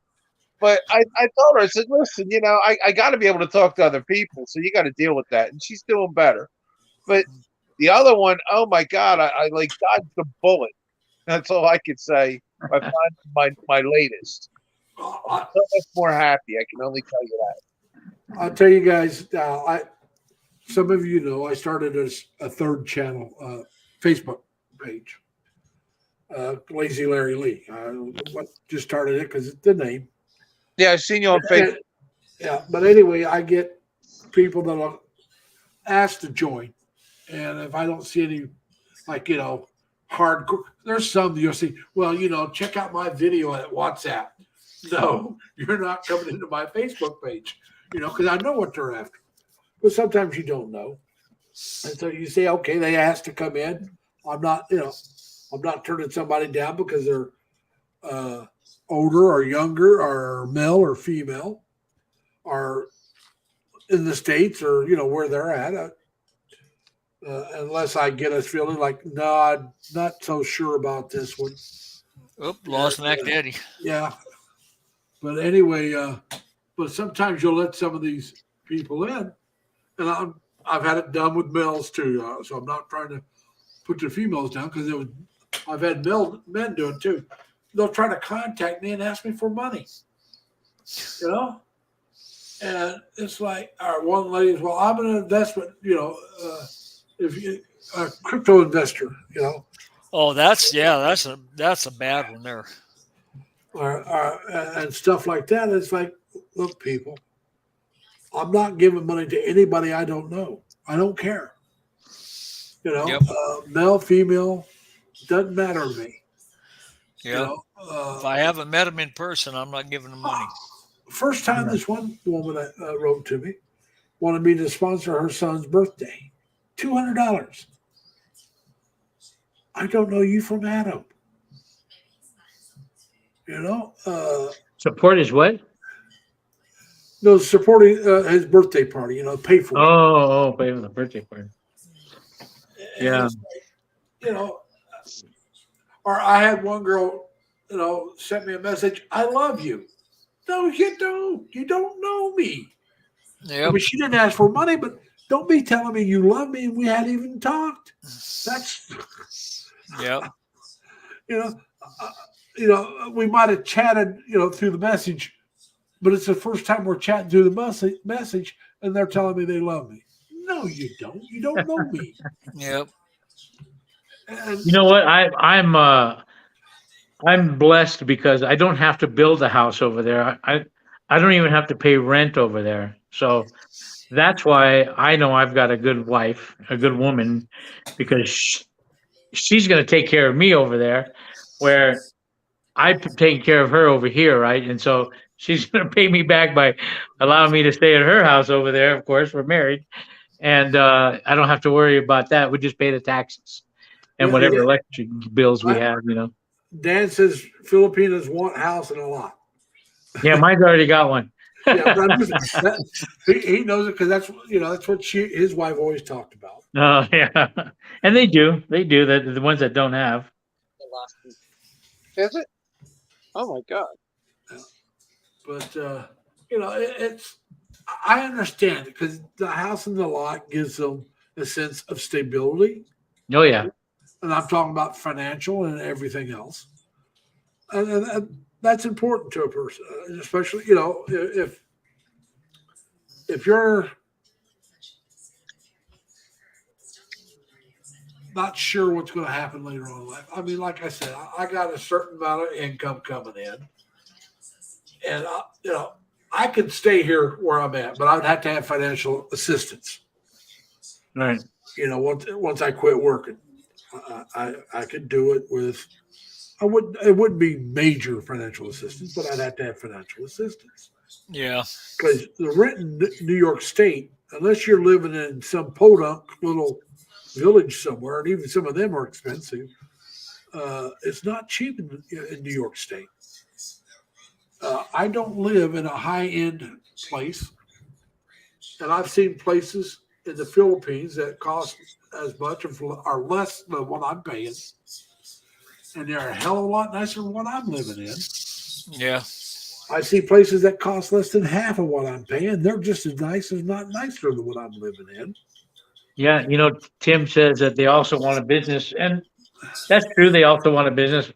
I told my wife that we want to do some type of business there. We don't know yet, but Hi, Dad. it would be nice to have that happen, where you have some type of extra income coming in, and she has something to do in case something happens to me. Like Hi, for Mimi. me, How you doing? for me, Hey, it Minnie. ain't. Not bad. Hey, Minnie. Now, in case you guys don't know or didn't pay attention to what Dan, the topic is today, is long distance relationships. Okay. Now, I'm interested. Did you guys meet in the Philippines, in the States, through a friend, a dating app, or how did you two meet? Dan, you going to answer me? Can you hear me, Dan? Dan found a Dunkin' Barely. Donuts, I bet. Oh no, we're at the Amazon this morning. Oh, the Amazon. He Amazon was coffee shop. Yeah. He was asking you where you guys met. You had long distance with your wife. Yeah, it was a long distance relationship, but we met. Yeah, I think we met. She was working for either who are you working for? Your mom in Manila? Your auntie? Who are you working for? She was working for her auntie in Manila, and then part-time in a restaurant. Anyway, did you how meet it at the happened restaurant? was how it happened was I gave her my email address. She lost it, and then months later, her cousin found it and then contacted me, and the rest is history. So Dan, back then they didn't have live chat. So what did you do, right? No, they did. We were, it was Yahoo Chat or something like that. Oh, really? Oh, okay. I didn't know. Yeah, Yeah, Yahoo that's right. Chat. Yahoo Messenger. Is that what it was? Yeah, something like that. Oh, okay. How long before you two got married did you date? How long 3 years, I think it was. Yeah. All right. But you'd met. Now you went back over and saw her a few times, correct? Yeah. For over that 3 years, I was there sometimes, for sure twice a year, but sometimes 3 times a year. Okay. That's what I'm saying. I mean, long distance relationships, and I'm not against them, take work. If you're not willing to do the work, it's not going to work.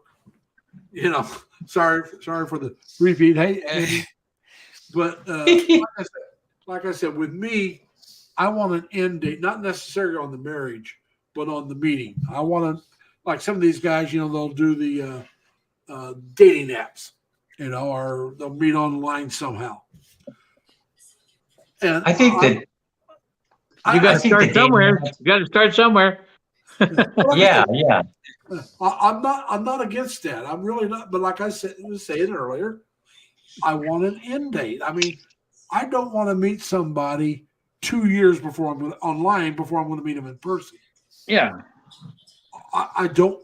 Now, like I said, with the COVID, that's something different. If you met and you were planning on meeting shortly after you met, within that, like you were saying, Eddie, a year to most, then COVID happens before you can do it. That's out of your control. I can see still going, but I don't want to start a relationship to with someone that I don't know when I'm going to go over. Like Dan, as you know, my situation. Like I said, my mother's still alive. She'll be 97 the 20th of this month. Wow, that's And amazing. like I said, and I'm not going to the Philippines or any other place that's going to take me a day to get back. Well, she's still alive. It's just not going to happen. Yeah. People. Right.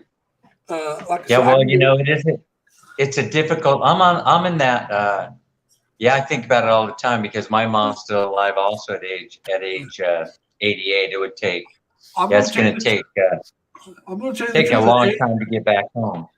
I'm going to tell you the truth. At 80, the shape my mom was in, I probably would have gone.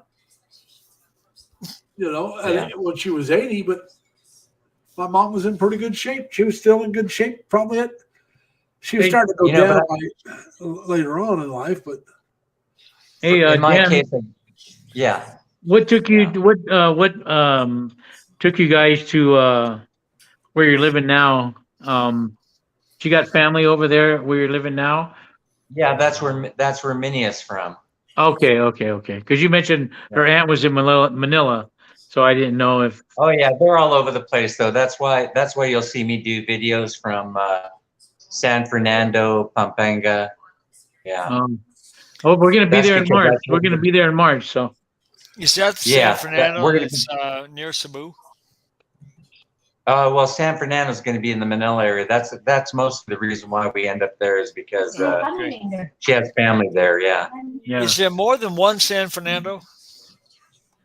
yeah, there is. yeah. There's I San think there's Fernando another that's, one. Yes. yeah, Yeah, I there are two, right? Yeah, there's You one have the that's one that goes close to Cebu. right. Right. Well, there must be three. That's right. That's right. There's one area near Cebu, and there's also one to the northwest of Manila, and then you go to the north. You go to the northeast, I think, of Manila, and then you have another San Fernando Oh wow.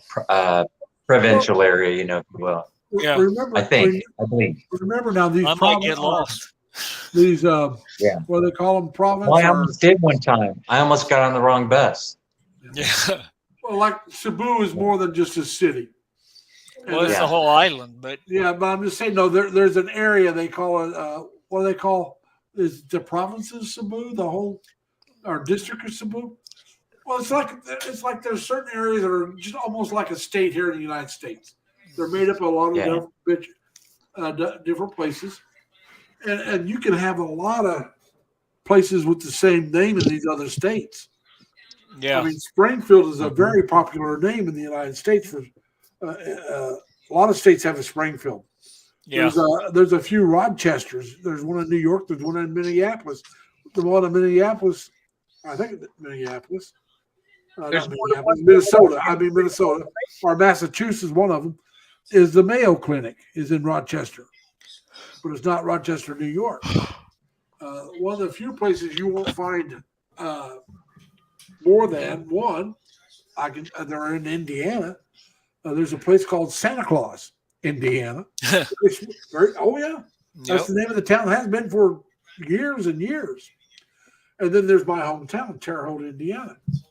Yep. There's very few Terre Hautes in the world, well along the United States. And Dan, we lost Dan. Hopefully, he'll come back up. Dan left, and I was gonna tell him that we're planning. We're going in March, and I was gonna ask him if they've ever been to Tagaytay over there before. It's overlooking Taal volcano, which is very beautiful up there. Yeah. I know where you're talking about the Taitay or Taal, Taal, Taal. Well, that's the volcano. I'm talking about the city. Yeah, yeah. Steven from the Filipino Info Channel.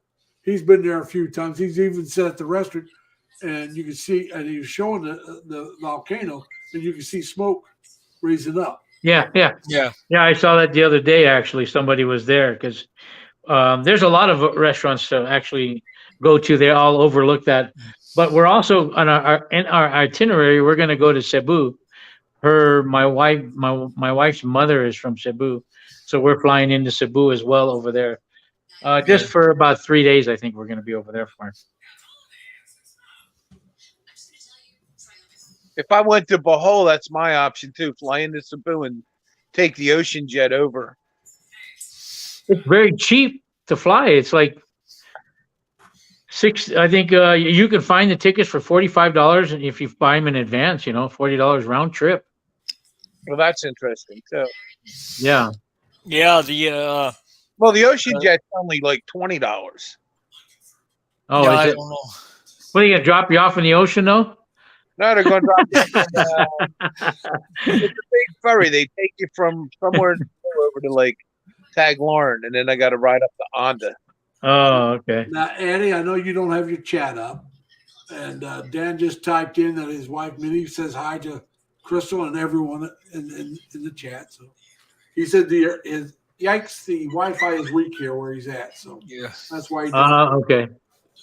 So just to let you know he what's going on, because like I said, I know you don't have your chat up.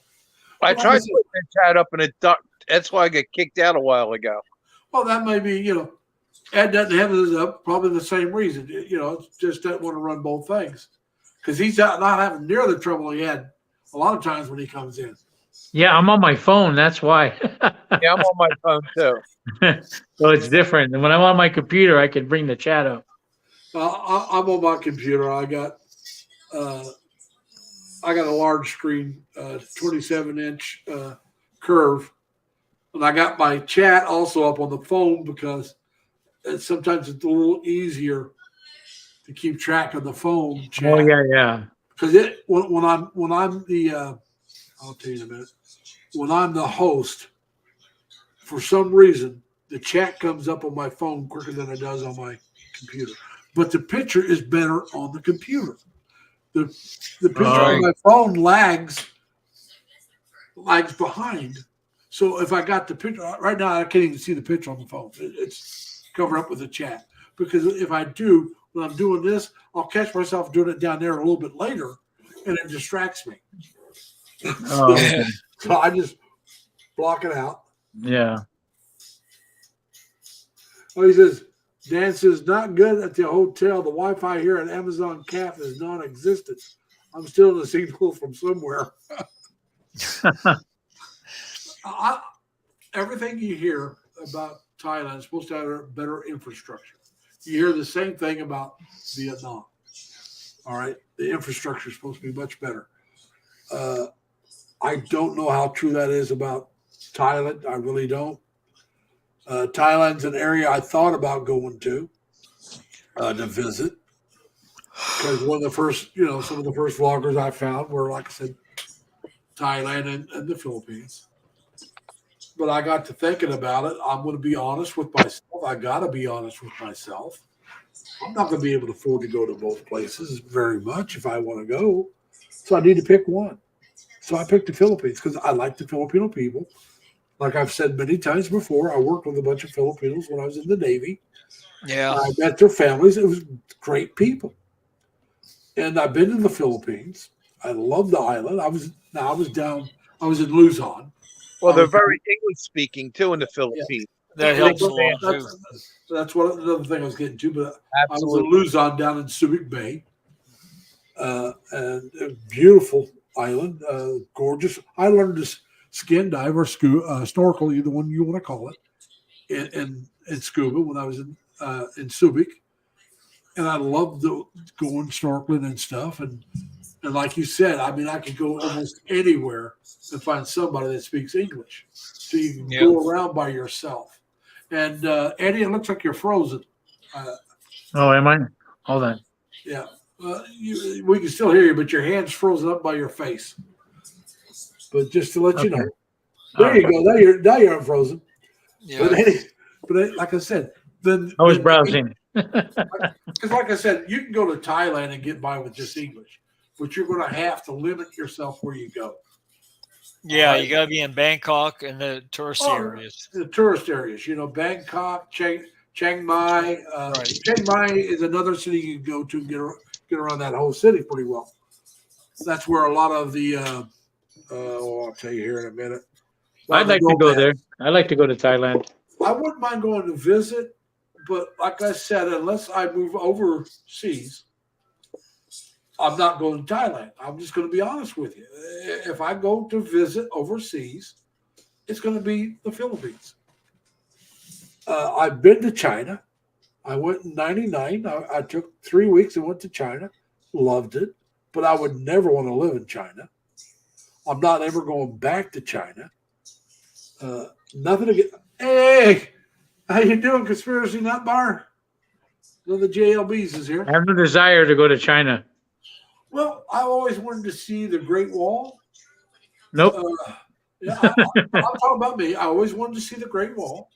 And then I watched Tiananmen Square on TV back in the 80s. Oh, yeah. And so I wanted to go. I remember that day. I wanted to go see Tiananmen Square because of that. But the Great Wall was before that. Now, if I ever went back to China, the only thing I really want to see that I haven't seen would be the terracotta soldiers, or warriors, whatever you want to call them. Oh, yeah, that'd be great. That would be interesting to see. But see, when I went to China in '99, I just, like you do anywhere else, except for the Philippines, you just show up and they give you but you send your passport in and let them know you want to go, and they send you back the stamp saying you can go, and there's like 90 days or 30, and there's a time frame, and as long as you go within that time frame, you're all right. And so I'd always wanted to go.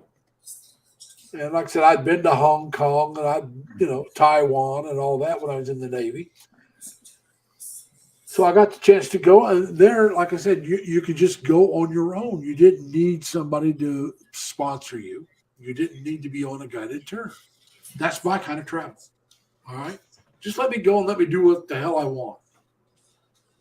And but since then, they've changed it up. Now you got to have somebody sponsors you. Yeah. And which I could probably get somebody to sponsor me. I got friends that are from China, and I know some people that are still over there.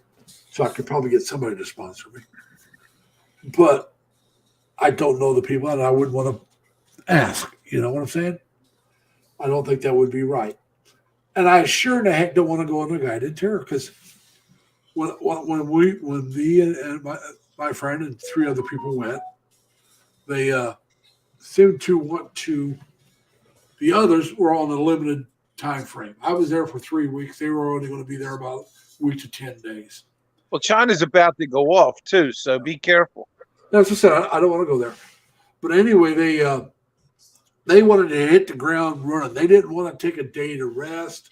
They did, and so they went out. They were going to go do something. It was an area I really didn't have interest in. So I said, "Go have fun. I'm going to stay here at the hotel and recoup a little bit." And then we went and did all this other running, and I went with them and all that. And we spent the day going down to, like I said, the Great Wall and visiting a few other things on the way. The Chinese are like the gang that can't shoot straight. Yeah. Like I said, then we went to Tiananmen Square, and I really found that quite interesting. And we went into the Forbidden City, which is right there, Tiananmen Square.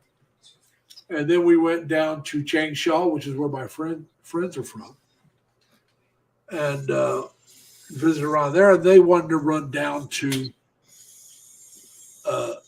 Hong Kong, but they were going to go down there one night, spend the day, and come back the very next day. They were going to be gone about 24 hours. And there's a lot to see in Hong Kong. I don't know if you guys know much about Hong Kong. There's a lot. I've only been to China 2 times, and that was just for layover headed to the Philippines. Yeah. But anyway, it was like, to me, it wasn't worth running down there for what little bit of time they were going to be there. So I said, have fun, guys. I'm staying here in Changsha. And That's you know what? And you know what?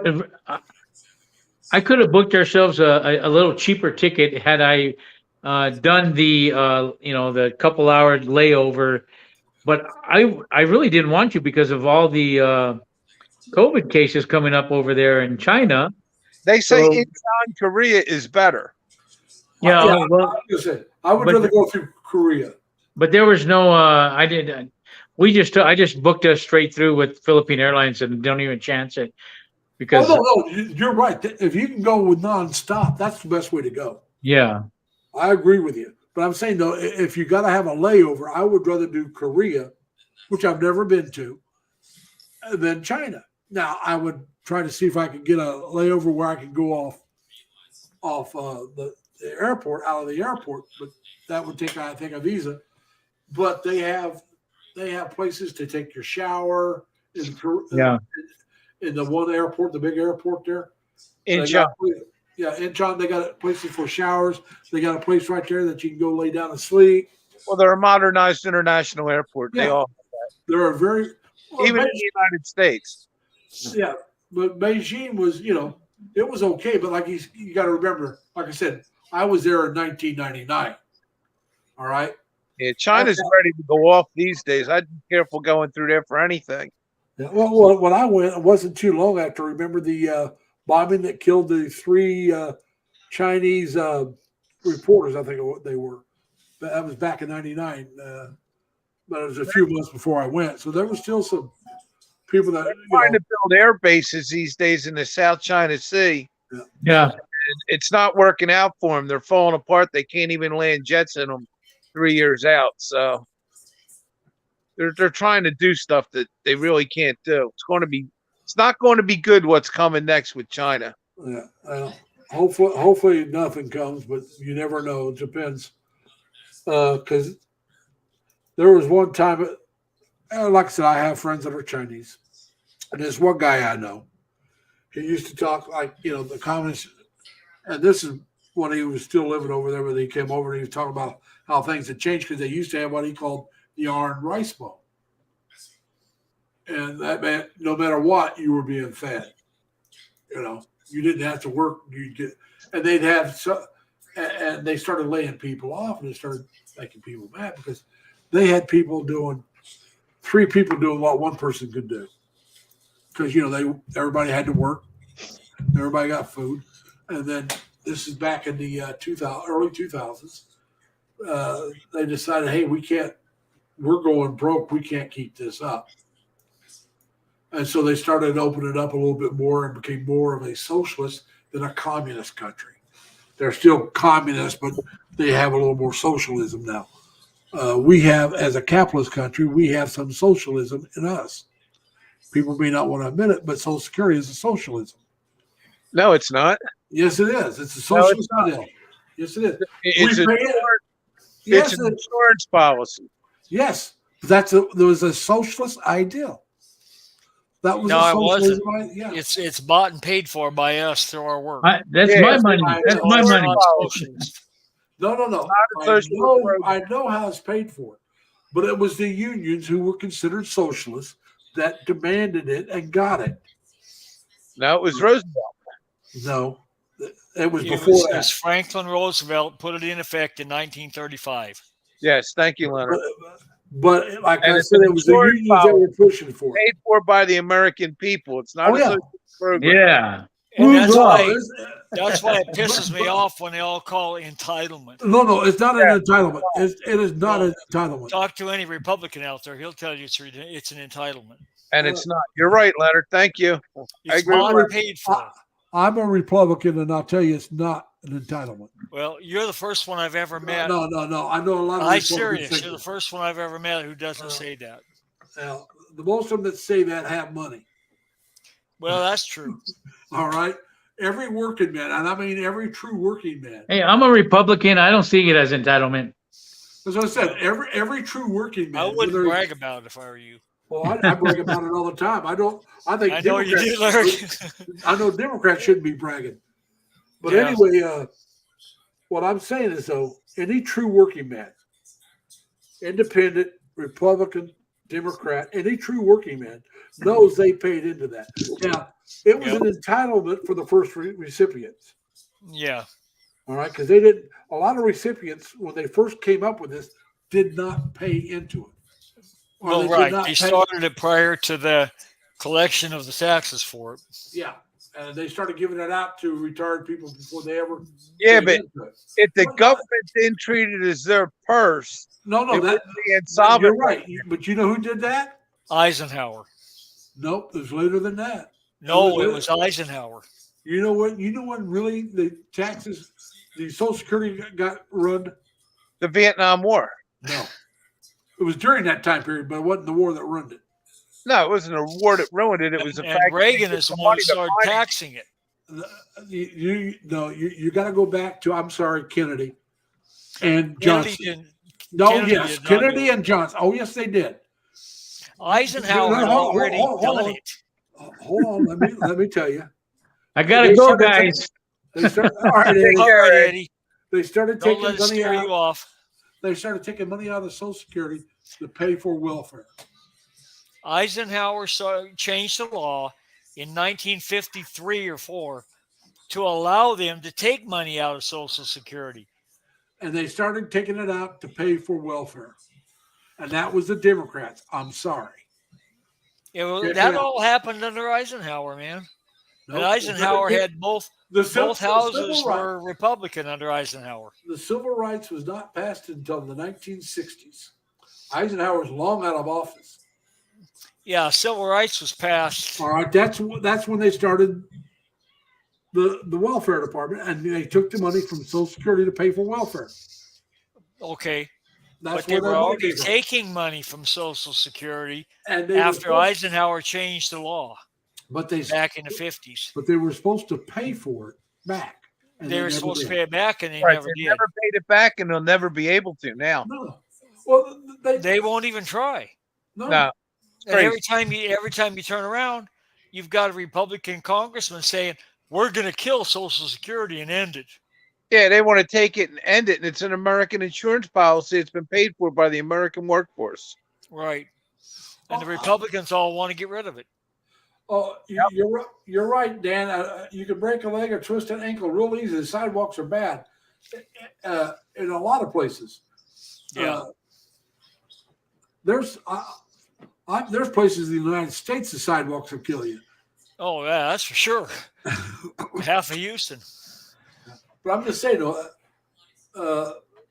but no, what happened was, like I said, they started taking money out, and the reason they did it, and their reasoning wasn't sound, but you can see what the idiots were thinking.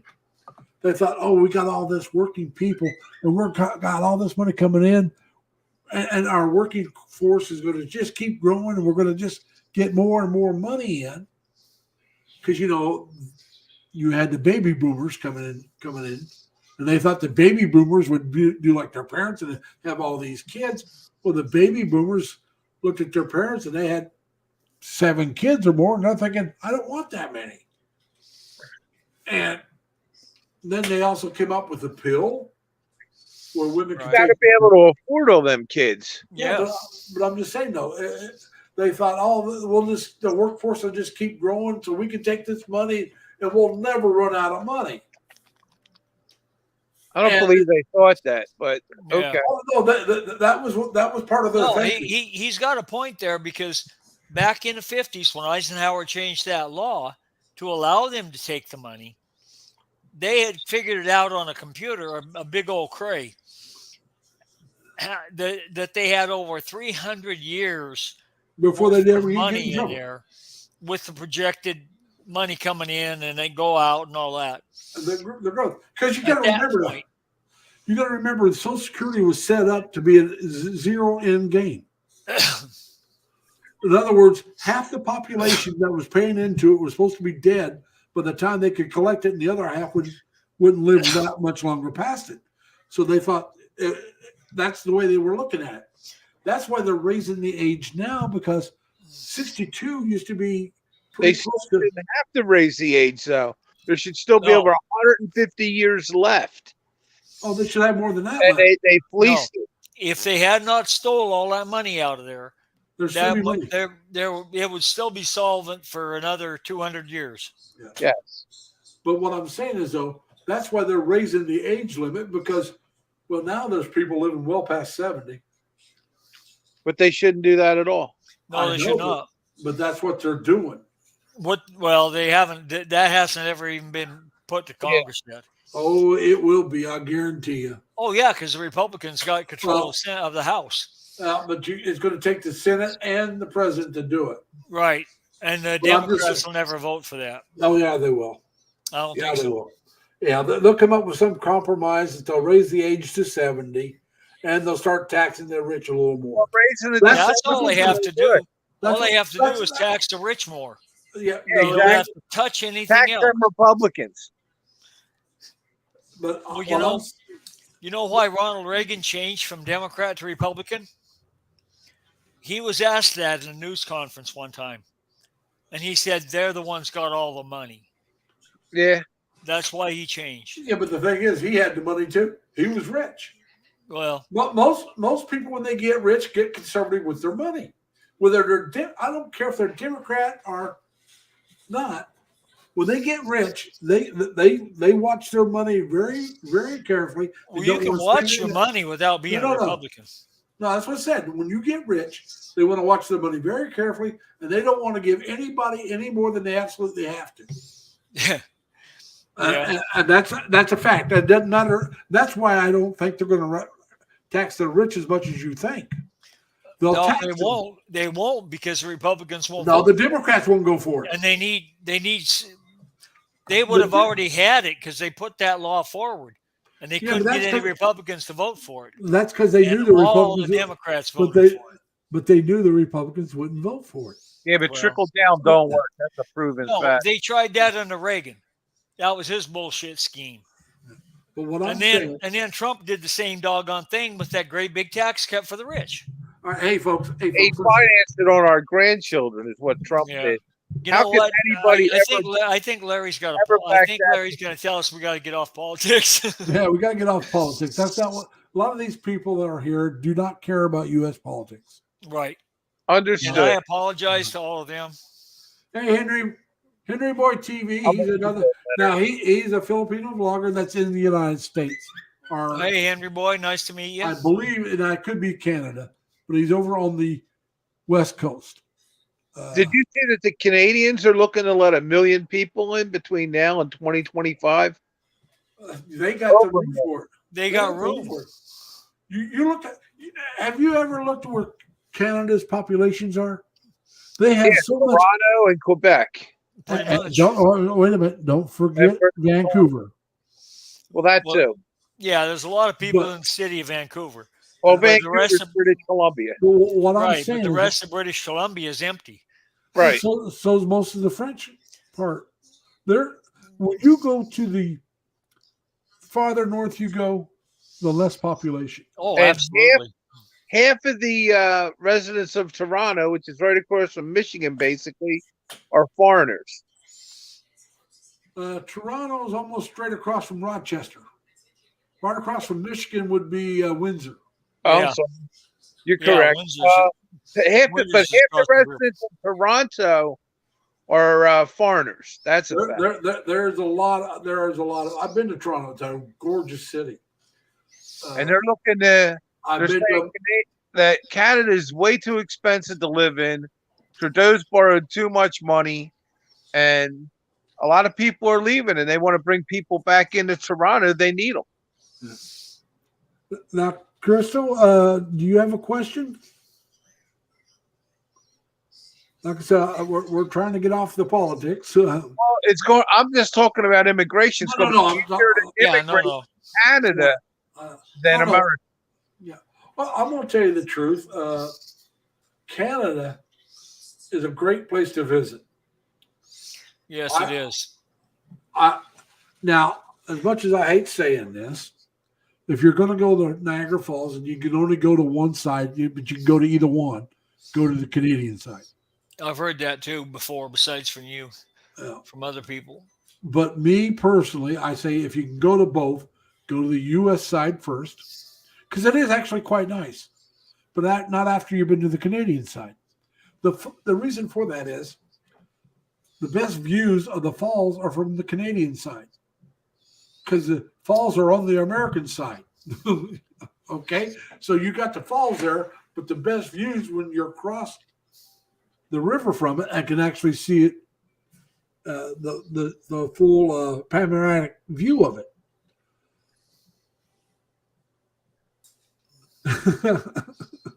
Dan, we wish we owned Canada. But anyway, they also have a lot more for the family to do in Canada. Yep. They got this floral clock if you go during the summer and spring. It's actually a clock that works, and it's got flowers all around it, and then you can see the numbers. And when the hands get to it, you know what time it is. Well, Canada's a safer country too. I'm sorry, but in the big cities, no. I don't believe that. If you're talking about the smaller cities, yes, I'll go along with you. But when you come to big cities, remember that's where the criminals are going to go. Right. Just like Manila. Philippines is very safe, but in certain parts of Manila, no. No, there's certain areas that you don't want to go into. Right. And there's some parts of Mindanao you don't want to go to. Yeah. Well, I'm not, but I'm just saying, no. But that's about the only places I know I've heard of that are not pretty well safe. Yeah, but like I said, well, they'll talk about when no matter where you're at in the Philippines, if you're in a crowded area, a tourist area, you got to watch your wallet. People, Oh, absolutely. You'll get picked. Now, you may not get stabbed, but you're going to get robbed. And in some places, at night, you may get stabbed. There's foreigners that have been killed for their money.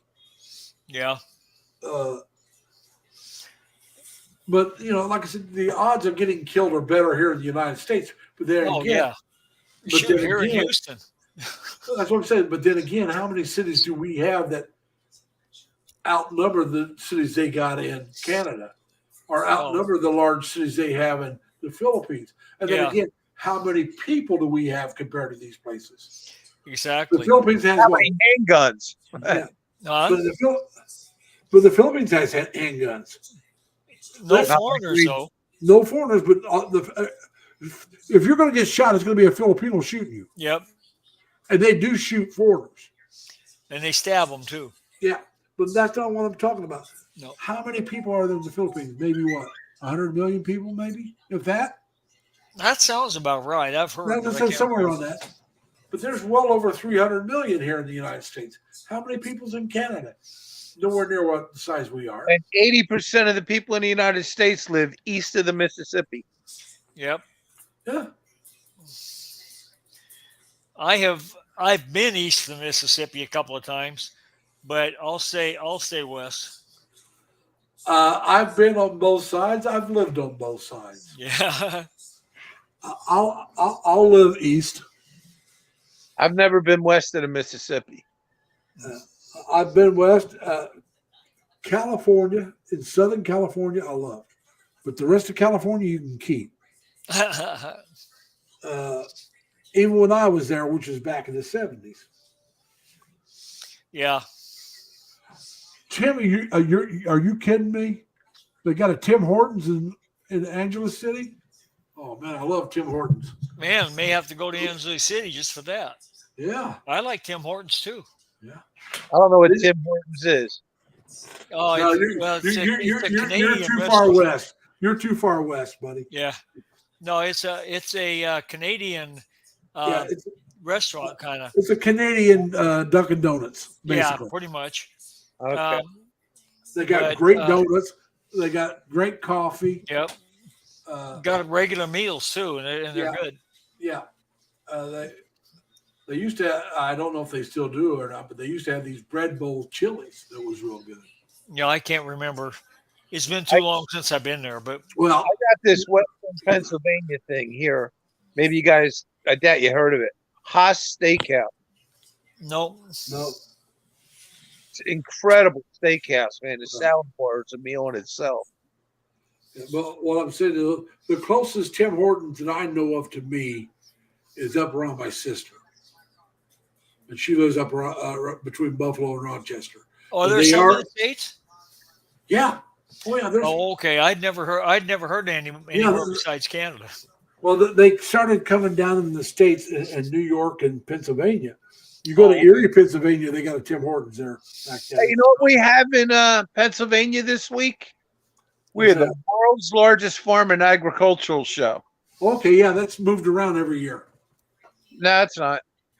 Oh, they got one that's moved every year in the spring because The largest farm show in the world is the Pennsylvania Farm Show. It's every January. they got one in the summer that's one of the largest as well. That moves around because they've had it in Indiana. I've been to it. Pennsylvania Farm Show's the world's largest. It's like 15 football fields or something. It's huge, all under roof, and it's free. It's a free Oh, event. yeah, it's free. Pennsylvania. They At have the- it. They have it. They have it at a like I said in the Midwest. They have it at a different farm every year. This farm, the Pennsylvania Farm Show is. Like I said, I saw it a couple years ago. You need 2 days to walk through it. It's huge. oh yeah, oh yeah. Well, that sounds Same like thing with the Midwest. the Houston They have all these rodeo and farm livestock equipment show. and all the different places. Or they livestock have a show lot and of- rodeo. Sorry. Everybody's got a lot of large agricultural shows. That's for sure. Well, this is the Midwest. They move it around all over the Midwest every year. Yeah, well, you got to get all that new equipment out and show it off. You know. Yeah. Oh, yeah. But Tim said he actually met Tim Horton. Now Tim Horton used to be a hockey player, Yeah. but Tim Horton started moving down into upper, what they call Western New York. A few years back. Oh, They okay. also- The only place But I they ever moved heard down- of was Canada. The first places that I know of was Buffalo and Erie, Pennsylvania. Oh, okay. First ones I know of. Now they're down in Rochester and Batavia, which is the smallest city, Batavia. It's only maybe 30,000 people, if that, somewhere around 30. And that was like 8 miles from where I live. So unless I had to go to Rochester to go shopping, they were large enough that they had, like I said, they had a Tim Hortons, they had a Walmart, they had a BJ's, if you know what a BJ's is. Oh, yeah. So, like I said, they had Target, they had Starbucks, they had, pretty much everything I would need on a normal basis. Now, if I needed to go to a larger store for a better selection of stuff, or just because I wanted to go to a larger store, then I would go into Henrietta, which is a suburb, right. You drive out of Henrietta, you're driving almost right into Rochester. You got a restaurant depot near you, Larry? Restaurant near me? No, No. restaurant depot. No, not like- that I know of. It's like Home Depot for your restaurant. It's an incredible place. They got them all over the United States. Yeah, I've seen one down here someplace here in Houston. He played for the Buffalo Sabres? Tim, I didn't know that. I knew he was a Canadian that played hockey. I didn't know he played for the Sabres. Yeah, but when I was when I discovered Tim Hortons was when I was working for BP and we did jobs in Sarnia and Windsor. Now, Ann, I'm sorry you can't. Shall we change your subject back? Ann says she can't relate to about the touring topic. I haven't been on a tour. Well, and if you go someplace that you're not from, and you visit and go to different sites, then you're actually on a tour. It's just closer to home. No, I never met Tim Horton. I've been to Tim Hortons, the restaurants. Yeah. They got To the United States. they got a iced cappuccino, which is like a frappuccino. Yeah. It's just what they call it. A caramel, I love it. Oh God! But I'm diabetic, so I really can't drink them. I Not do anymore. occasionally, but well, I still do. But it's Yeah. like maybe once every 2 or 3 months I'll have one. But I like their coffee. Hey, my friend, my enemy, how you doing, sir? But Hey, yeah, Mr. Poppycock. like I said, though, they got one now, and Angela's definitely. If I go to the Philippines, I'll have to stop in and visit with Tim and hit Timmy Hortons. But Yeah.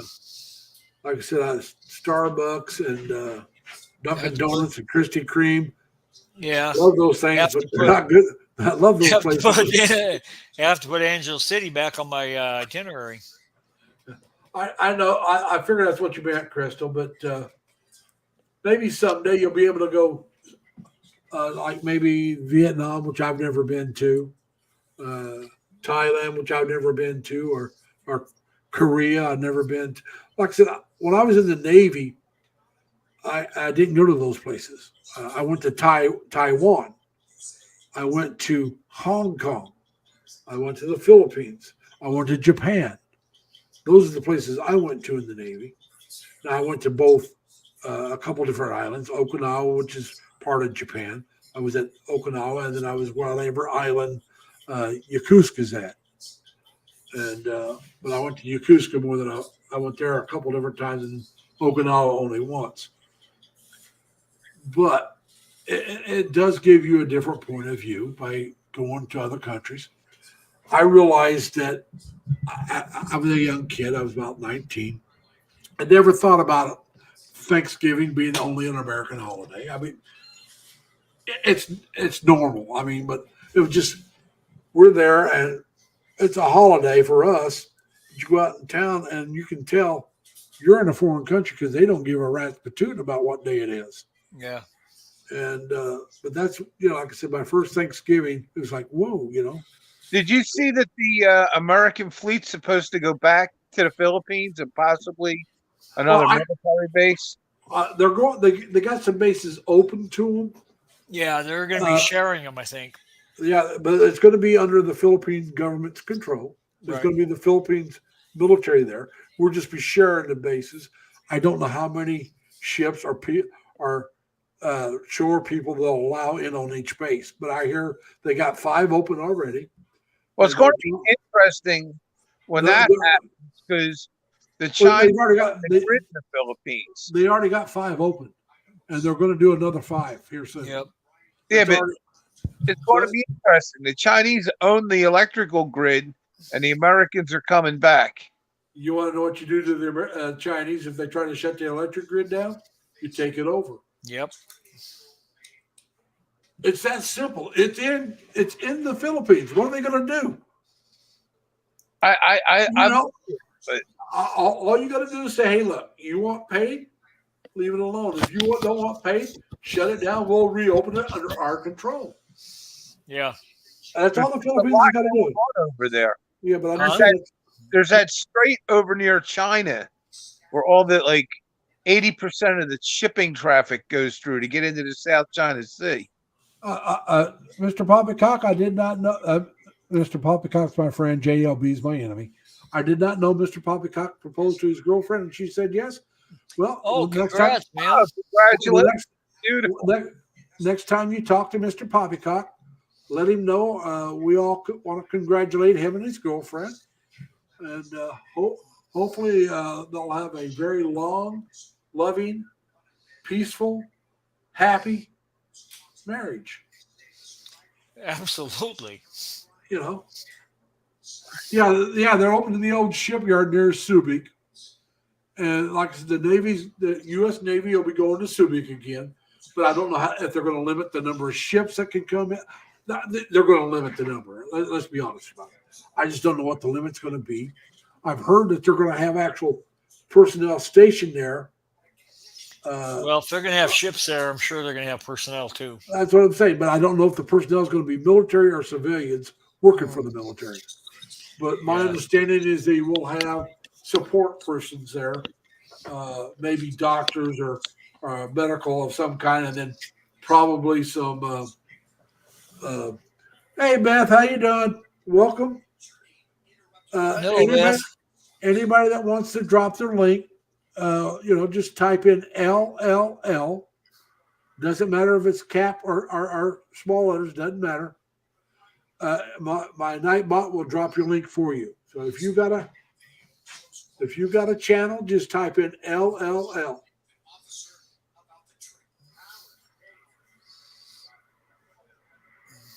That's cool, Mr. Poppycock, my friend. JLB, I'll just call you my friend, my enemy. He took her to El Nido where he met her, and he proposed to her in El Nido too. And yes, thank you for letting them know. But like I said, I'm happy as all get out when relationships work out. Like I said, I've had some failed ones, but I've never been married. And I'm going to be honest with you. More often than not, the failed relationship was my fault. Now, when I was younger, I was just stupid and didn't realize some things.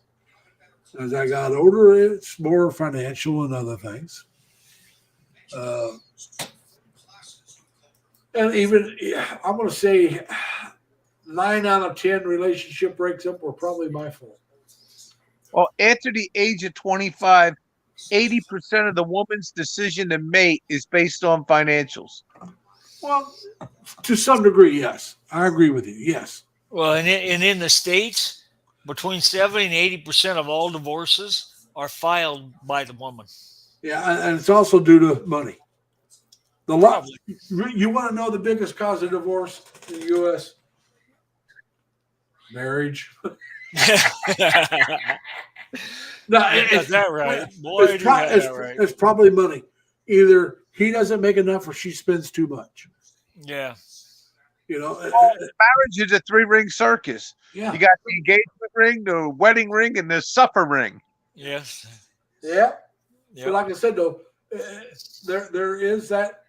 You know, sometimes they'll get married, and she expects him to go make more money than what he's making. And when that doesn't, or he doesn't end up making as much as she thinks he should, and let's put it this way, she may have a champagne diet on his beer budget. There you go. Or, a There's steak that, diet. and then, yeah, there's A steak that diet on and hamburger the diet feminist, budget. movement here in the States too.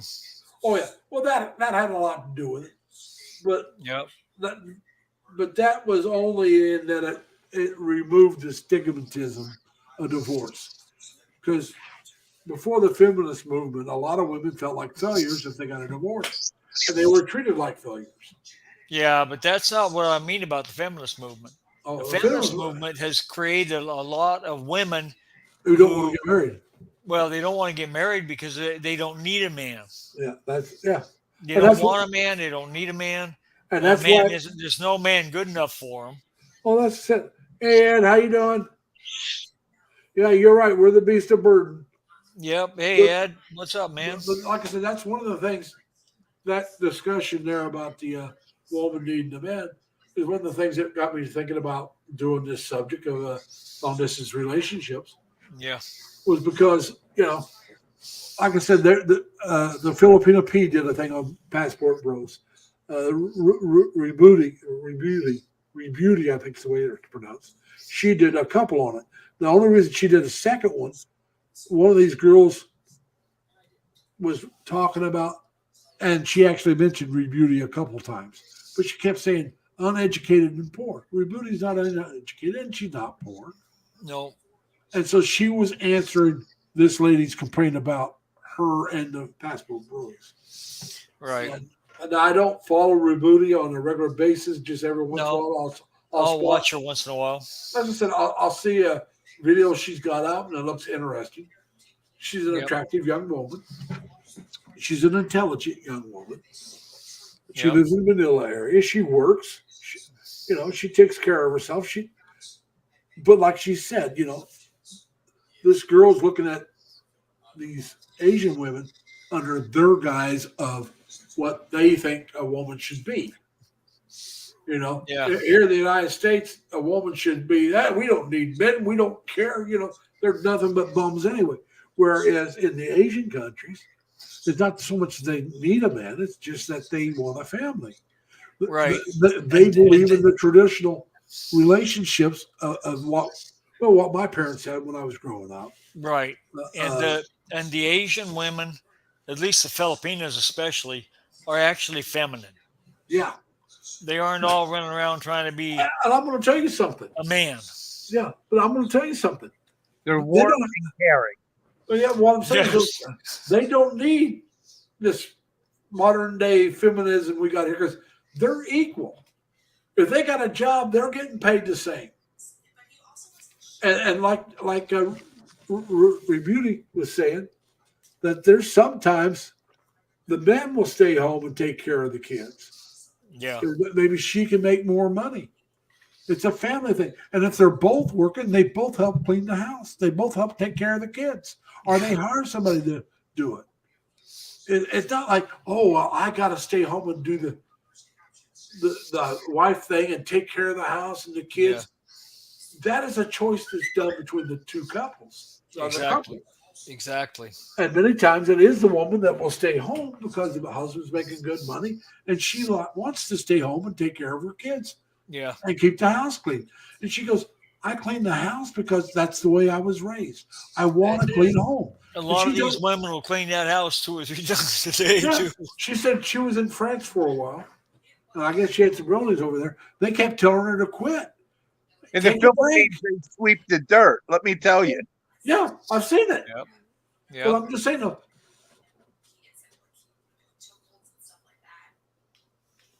my girlfriend will be a lot neater and cleaner than I am, and thank God. my friend, my enemy, no, I did not know that was Mr. Poppycock.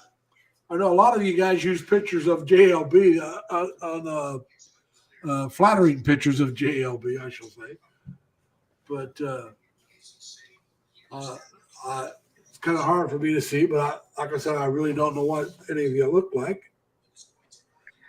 The Filipino woman that I even know here in the United States are just, they're just so different. They're warm, they're friendly, they're feminine. I can go on and on and on. Yeah. A lot of that depends on whether or not they're not ruined by our Western ways. Well, no, hold on. Some of them are, though, unfortunately. That's what I'm getting to. It all depends on who they run around with, how low they were when they came here. Because, I mean, you get a girl that comes over here as a young teenager. She runs around with nothing but Americans. I'm sorry. When she gets to be an adult, she's going to be American. I'm sorry. She's Americanized. Yeah.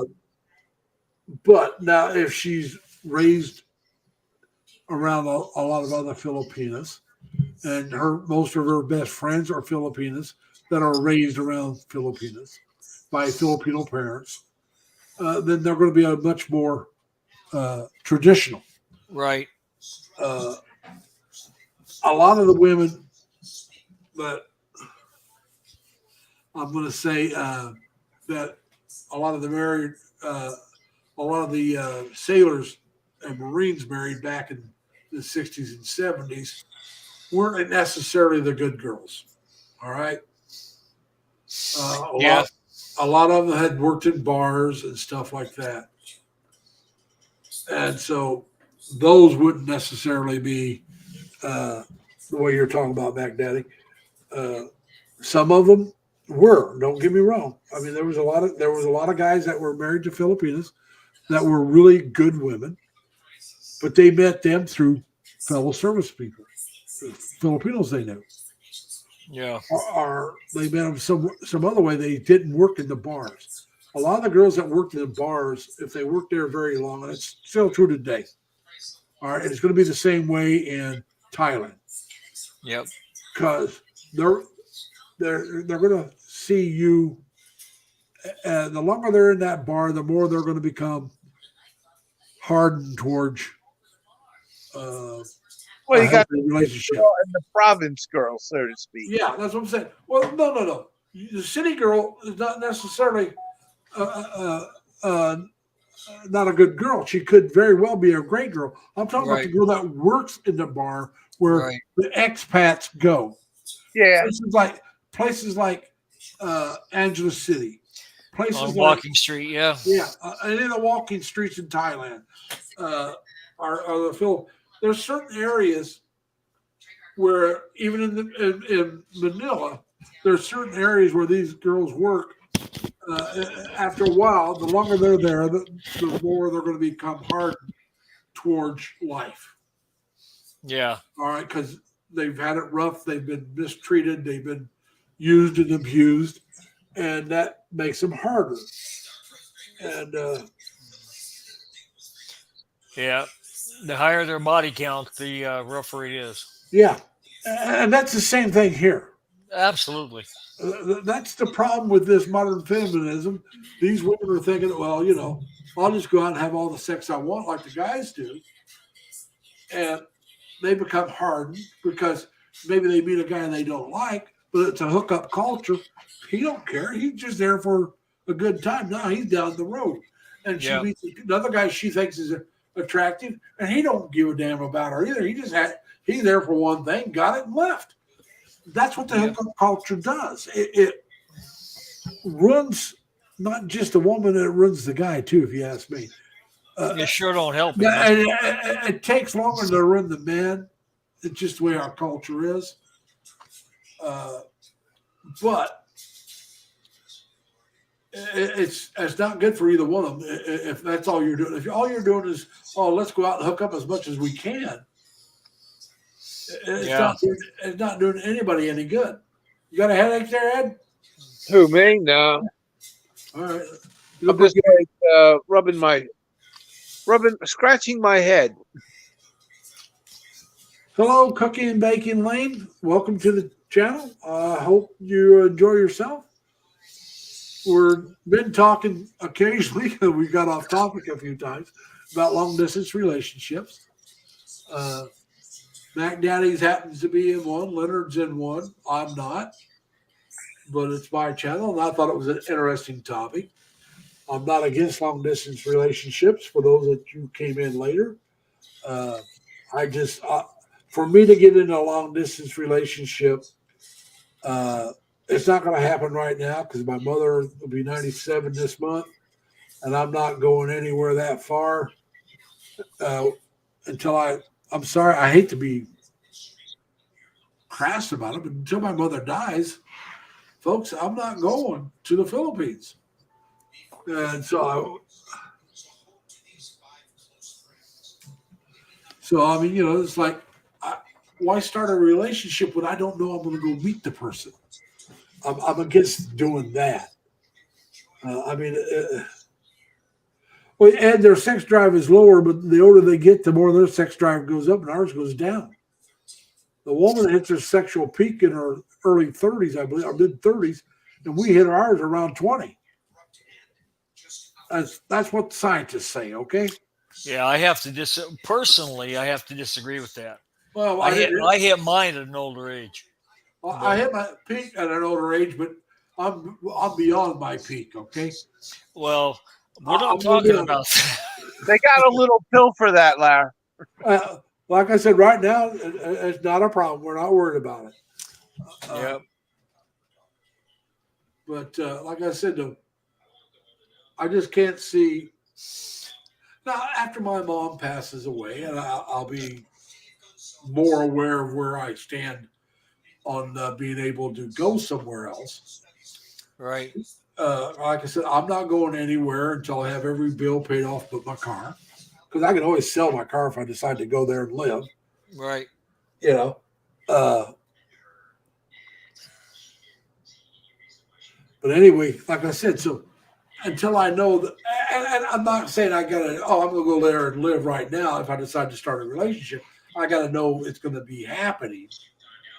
I got to know that, hey, I'm going to go over, let's say my mom passes away and everything's squared away right now. Well, I'm going to go in March or April. All right. Or maybe I have to work till the next winter, and I'll go during the winter, get away from the cold. I'll go in, January. But then no more than, like I said, no more than at most a year before I would go would I even think about starting a long distance relationship. Now, for me, I would prefer to meet the girl through a mutual friend, but I would not be adverse to talking to her on a dating site. I would look at the dating site. I don't know if I'd talk to anybody, but I would look at them because now you're thinking about it and you know when you're going to go.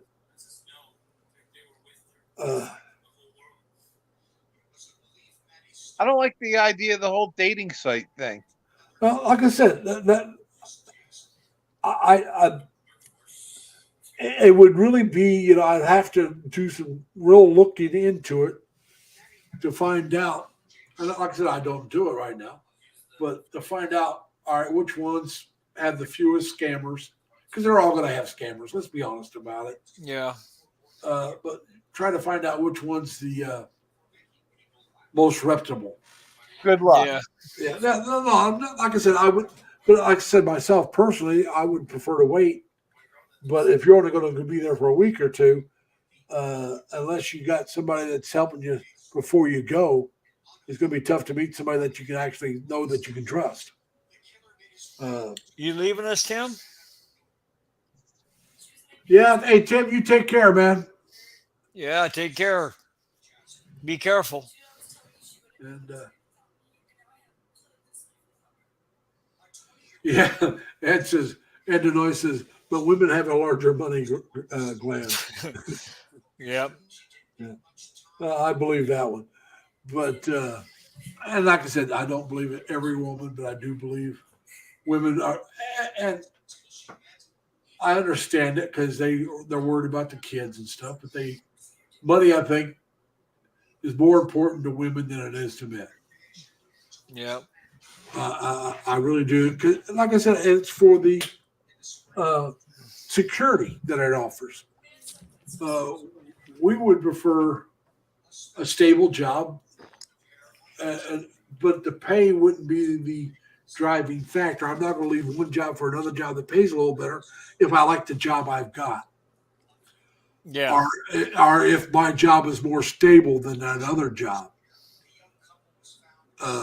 It's I don't like think there's such a thing as stable in jobs now. I'm a security guard. It's pretty stable. Well, yeah. Yeah. The Like I average said earlier, you're in a unique situation. Yeah, what was that back, Daddy? job's every 7 years. It ends for whatever reason.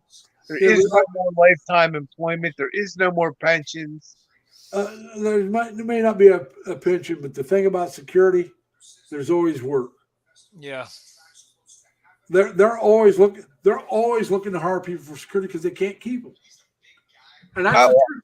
That's a lot of occupations these Hello, days. Ann. That's what I'm saying. So, hey, Ann, how you doing? But like I said, though, that's the kind of security we look for. Everybody's passed the buck in America, though. And nobody wants to come out with a health plan that works. Well, they keep talking about minimum wage, raising the minimum wage. I'm against it. Not because I don't think we need more money. No. I think there's something they could do better than raise the minimum wage. And this would make more people, would help more people.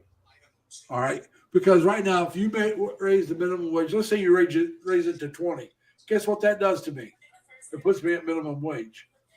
Anybody that's under what the new minimum wage is going to be is now a minimum wage employee. They're no longer $5, $6 over. They're under, or they're right. Well, it doesn't usually work that way. When they raise the minimum wage, other jobs usually are raised the same amount. Yeah, we No. can't leave it at 7.25. No, I didn't say that. That's not what I'm saying. No, I've been at places and no, the wage didn't go up. I've been where I was $5 over minimum wage, and then all of a sudden I was minimum wage, did not get a pay raise, and Well, nobody I knew got a pay raise. So no, everywhere it I've doesn't- ever been, I've gotten bumped. not I can testify. Not every place does that. I can testify. There's on the that. elephant in the room, though, that nobody wants to touch. Let me get to what I was saying. What would be better than raising the minimum wage? Requiring insurance, medical insurance. Yes. That Thank would you. definitely be a plus. That's the elephant in the room. Yep. Instead of saying, all right, now, Medical. instead of saying now you got to give $15 an hour or $20 an hour, you can keep the minimum wage for a while at the same thing it is. But now, if they're making minimum wage, the employer's got to pay all of the insurance. The government can come in because you know how they want to do things. Here's the minimum insurance. We'll provide this, but you're going to give us X number of dollars. No matter how much, if the guy works 1 hour, this is how much you're giving us. So Now you're also, socialism. No, You're no, no, Medicare no, for all. That's socialism, Larry. Come no, on. no, Yep. no, no, You're no, no. Republican. You can't You're go there. you're not letting me finish. Let me finish. So you say this is the minimum. Now you can go out and see if you can find it cheaper. So the insurance companies now can say, "Hey, look, the government's going to offer it this amount. What are we going to do? Do we offer a little bit more for the same amount, or do we offer it a little bit less?" So now You're there's not reality. oh no. Let No, me you're put not. You're not. It's never work out that way. just Not being this, insurance companies are if they look and say we're losing all this money to the government because we're not offering that insurance. Guess what? There's a lot of companies that are going to say that's all the requirement is. That's where we're going. They're going to drop the insurance company they got and go to the government unless that insurance comes back to them and offers them a better deal. It may not be less money, but it's going to be better insurance. That's what I'm saying. I've been waiting. Hold on, Mac Daddy. Let me finish. Okay. All right. Let's say you're got $100,000 worth of insurance that you can use each year. The government comes in and says, "Hey, you got to have at least 80,000, and that's all you got to have, or even 100,000. Let's say it's the same amount. Now the government's going to charge X number of dollars for every hour you work. This is what the employer's got to pay. Instead of giving you a bump in your minimum wage, $2, $3, it doesn't matter. Whatever it is, this is what you're going to pay the government. Now, they're offering the same insurance that you got because let's be honest about it. Most people don't have really good insurance even through work. No. Let's be honest about it. Yeah, but you're not being reality. No, I am in reality because I don't have that good insurance through work. That's why I don't even bother taking it. It's not worth it. Now, the government comes in and says they got to give it to you and they got to pay for it. Period. That's it. Now, Which actually is in effect $15 an hour minimum wage. Right. Wait a so they're minute. giving you that. They're giving you that raise, but now you're getting it as insurance. Right. All right. wait So a minute. now, hold on. Now the insurance company that was getting that money from your company says, "Look, we're going to lose it because they charge less money. The government's charging less money. Now that means we lose, let's say, $100 a week for you, or $100 a month. I don't care. Let's say $100 a month. And your company happens to have, let's take my company. It has a couple million people working for it. All right. What do you think the insurance company's going to do? They're going to give up that $200 million? Not if they can help it. They got to No. do something that's cost effective, and the way you. But the thing is, if you lose $200 million, you still lost $200 million. Yeah, but here's my point. I've been waiting for the Republicans for the last 6 years who promised us new insurance. In 2 weeks, they're coming out with their new plan. I waited under the Trump administration for 4 years for that. Every month or so, they would promise, "Oh, we're coming out with it in 2 weeks." It never happened because they never had a plan and couldn't come up with one. What did Obama's plan do for us? Well, it wasn't Obama's plan; it was Romney's plan. That's really Romney Care. What Affordable Care Act was brought to Massachusetts by Mitt Romney and adopted by President Obama. Yeah, and what What did it it do? did was, I'll tell you what it did. It covered 12 million more people than any other plan can cover. Is it perfect? No. But Not even close to before he perfect. got right, but before he got out of office, he Hey, Dr. covered Boone. 12 million more people, and nobody else has ever been able to come up with anything even close, or they would have come out with it, and we'd have it. Yep. No, Exactly. Mr. Poppycock, Mac Daddy is in the United States in Pennsylvania. His girlfriend is in the Philippines. And that's His name was Leonard Lund. He's in Houston, Texas, and his girlfriend's in the Philippines. And you're going when again? You were going March. I was going to go in February, but now I've got to put that off. So Okay. I was by thinking the March. way, $100,000 worth of medical coverage could be spent in less than a week. That's Hey, enough. President Xu. GLB is hated by 99% of YouTube. How you doing? That was President Xi. That's what he used to go by. President Xi, XI. And but yeah, like I said, let's get off that because this is something most people can't do it. Well, they can't understand it because they're not here dealing with it. It's brutal here. Yeah. Yep. But so Dodge, you said in California the minimum wage went to $15.50 January 1st. The governor is trying to make the fast food minimum wage $20. They made it here in New York $15 for the fast food workers, at least in New York City. That was 4 years ago, and they've lost money ever since. Oh yeah, Things went up. yeah. That's what I'm saying. Yeah. In Pennsylvania, minimum wage is still 7.25. Yeah, well, Yeah, it that's is too here in low. Texas too. But let's get off. Let's get off that subject there. And so, Poppy, a good job. And that's the problem. Hey, Dodger. Yeah, Mitt Romney's from Utah, not Massachusetts, by the way. He was in Massachusetts before that. Yes. But he Correct that. He was a governor of Massachusetts, I think. but anyway,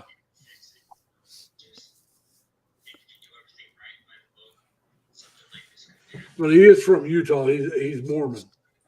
I know that. Oh yeah, he's Mormon, and he moved to Utah after Hampton, Massachusetts. right after he failed his presidential run. Yeah. Okay. So he's a carpetbagger. Dodger says, I apologize. Romney's apparently is a carpetbagger. But like I said, though, it's just things are just crazy, man. Yeah. It's tough. It's the laws under capitalism that are killing us. Yeah. Well, the thing is, though, what let's get off the subject of politics, but let's be realistic here. Capitalism and communism both have their flaws. Oh, sure. So and we just got to try to work it out the best we can. And the problem we're having, I'm sorry, people, I'm going to say this, and then I'm going to quit talking politics. The problem we have right now is the extremes. Yeah. The far left, and the far right. They're both idiots. Yep. And the worst thing is they're both so far in the opposite directions. They're bumping each other. Oh yeah. I mean, you got the far left that wants communism. I'm sorry, they want communism. I don't believe that, but You look at some of those people, the way they're talking. Yes, that's what they want. I'm talking about the far left. I'm not talking about the left. I'm talking about the far left. AOC. I'm sorry, she's there. no. So are some of the others. Oh yeah, their extreme socialists are not communists. Yes. They want to take everybody's money but theirs and give it to everybody else. You got to listen to them. Listen to them, please. Wake up. Hey, David, you're welcome for the birthday wishes. And I saw that she was singing you a happy birthday. So I just thought I'd say happy birthday to you. I can't hear you. I said, Leonard, I'm with you. Well, JLB is hated by 90% of YouTube. 99%, excuse me. I happen to be a Republican. I consider myself a moderate. I have voted Democrat, and I will again if I think that's the best person. But if I have to choose a party, I'm listed as an independent. But if I have to choose a party, I choose the Republican Party. You don't make enough money to be a Republican, Larry. Yeah, really. I'm sorry, you don't have to make enough money. You just want to keep, as far as I'm concerned, you just want to keep your money. The Democrats are the ones going to tax you everything. Money, they're downgrading you every step of the way. And the Democrats want to take my money. I live I in New York. I live in New York State. You know how much they tax everybody? And they want to tax you more. They got mad because some people complained about it and they said, we don't need you, leave. So the rich left. The poor are still here paying the taxes. No. Don't tell me this is a Democratic state.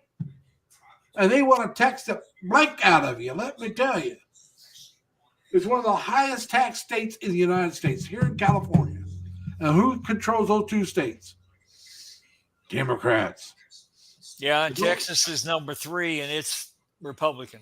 Yeah, but like I said, the two highest are Florida's like Democrats. number 4. Huh? I said Florida's like number 4, and they're heavy Yeah, Republican. and they're Republican too. I'm sorry. Florida doesn't tax you. There is no state tax. No, in there's no Florida. state tax in either Texas or Florida. Look But at they got all the other taxes. So Right. we got Tax, all school the, tax, they got all we got all those taxes here. Pennsylvania is income one of the taxes. highest rated states to live in, by the way. Like I said, we What's got that? all those taxes here. Pennsylvania rates very well for living costs and expenses and everything. Texas? No, Pennsylvania. Oh, okay, Pennsylvania. I thought you said Texas. And I was going to say, man, you Texas- better come down here and check Texas- things out. Yeah, it's in It's Texas. very expensive. Yeah, And- Illinois is pretty high on taxes as well. I wouldn't live in Illinois. Yeah. It's controlled by Democrats. I'm sorry. And we even have 6% sales tax in Pennsylvania. Yeah. So does Indiana, and they got a lot less taxes than everywhere But else. we don't tax food and clothing, But like I Yeah, said, Texas sales tax is everything. 8 1/4 or something. they tax everything here in New York. Let me tell you, and that includes your. If you make so much money, they include, and I'm not talking $100,000. I'm talking 50,000 or less. They will tax your Social Security here in New York. Yeah. Well, So- they're trying to put a bill through Congress to eliminate all income tax on. Hey, so Social pal, how you Security. doing? Now, show pal, just put in LLL because it won't recognize it that way. But if you just put in LLL, my Nightbot will drop your channel link. And Happy New Year to you, and to everybody that's here that I haven't said Happy New Year yet. Hey, Happy New Year to you pal. and your family. I hope that your new year is filled with peace, love, and happiness the whole year. Because, let's be honest about it. We all want a better life. We all want to be happy. And we Amen. all want to find love if we don't already have it. A woman. Oh, But I'm just saying, though, if you don't already have love, you want love. Whether it's love of a good friend, love of a lover, you want love of some kind. Yep. well, I have a cat. Now, I I'm- haven't found I'm cats sorry. to be very affectionate. No, I would have a dog. Yes, absolutely. But with me working, and like I said, single, there's no one here to let the dog out. I'm in an apartment. My cat that would not be a good thing. I mean, and besides, like I said, I don't know how long anything's going to be. Right. So if you get a dog, then if you decide, well, I want to move anywhere at all, if you want to move, you really should take the dog with you. Yeah. I know there's people that say, "Oh, I can't take the dog with me. That's too far." If you even had an inkling that you may do this, then you shouldn't have got the dog. Right. ago, I opened my door in a blizzard, and I had a black and white tuxedo Persian walk in the door. Yeah. It's never left. It loves us. Where he came from, I have no idea. I never could find out who previously owned him. But he Oh, came well. out of the woods and walked into our home and Well, I had a calico sat on cat. the couch. When I was back in Indiana, I had a calico cat, and it was I guess you would call it a feral cat. I think that's the term they use. It was wild, in other words. His mother, Yeah. he was born, and then the mother deserted when he was really little. After she says, "Well, I'm done feeding you. Go fend for yourself." You know how cats and dogs are. So anyway, I heard it meowing, and I put some milk out on the porch for it.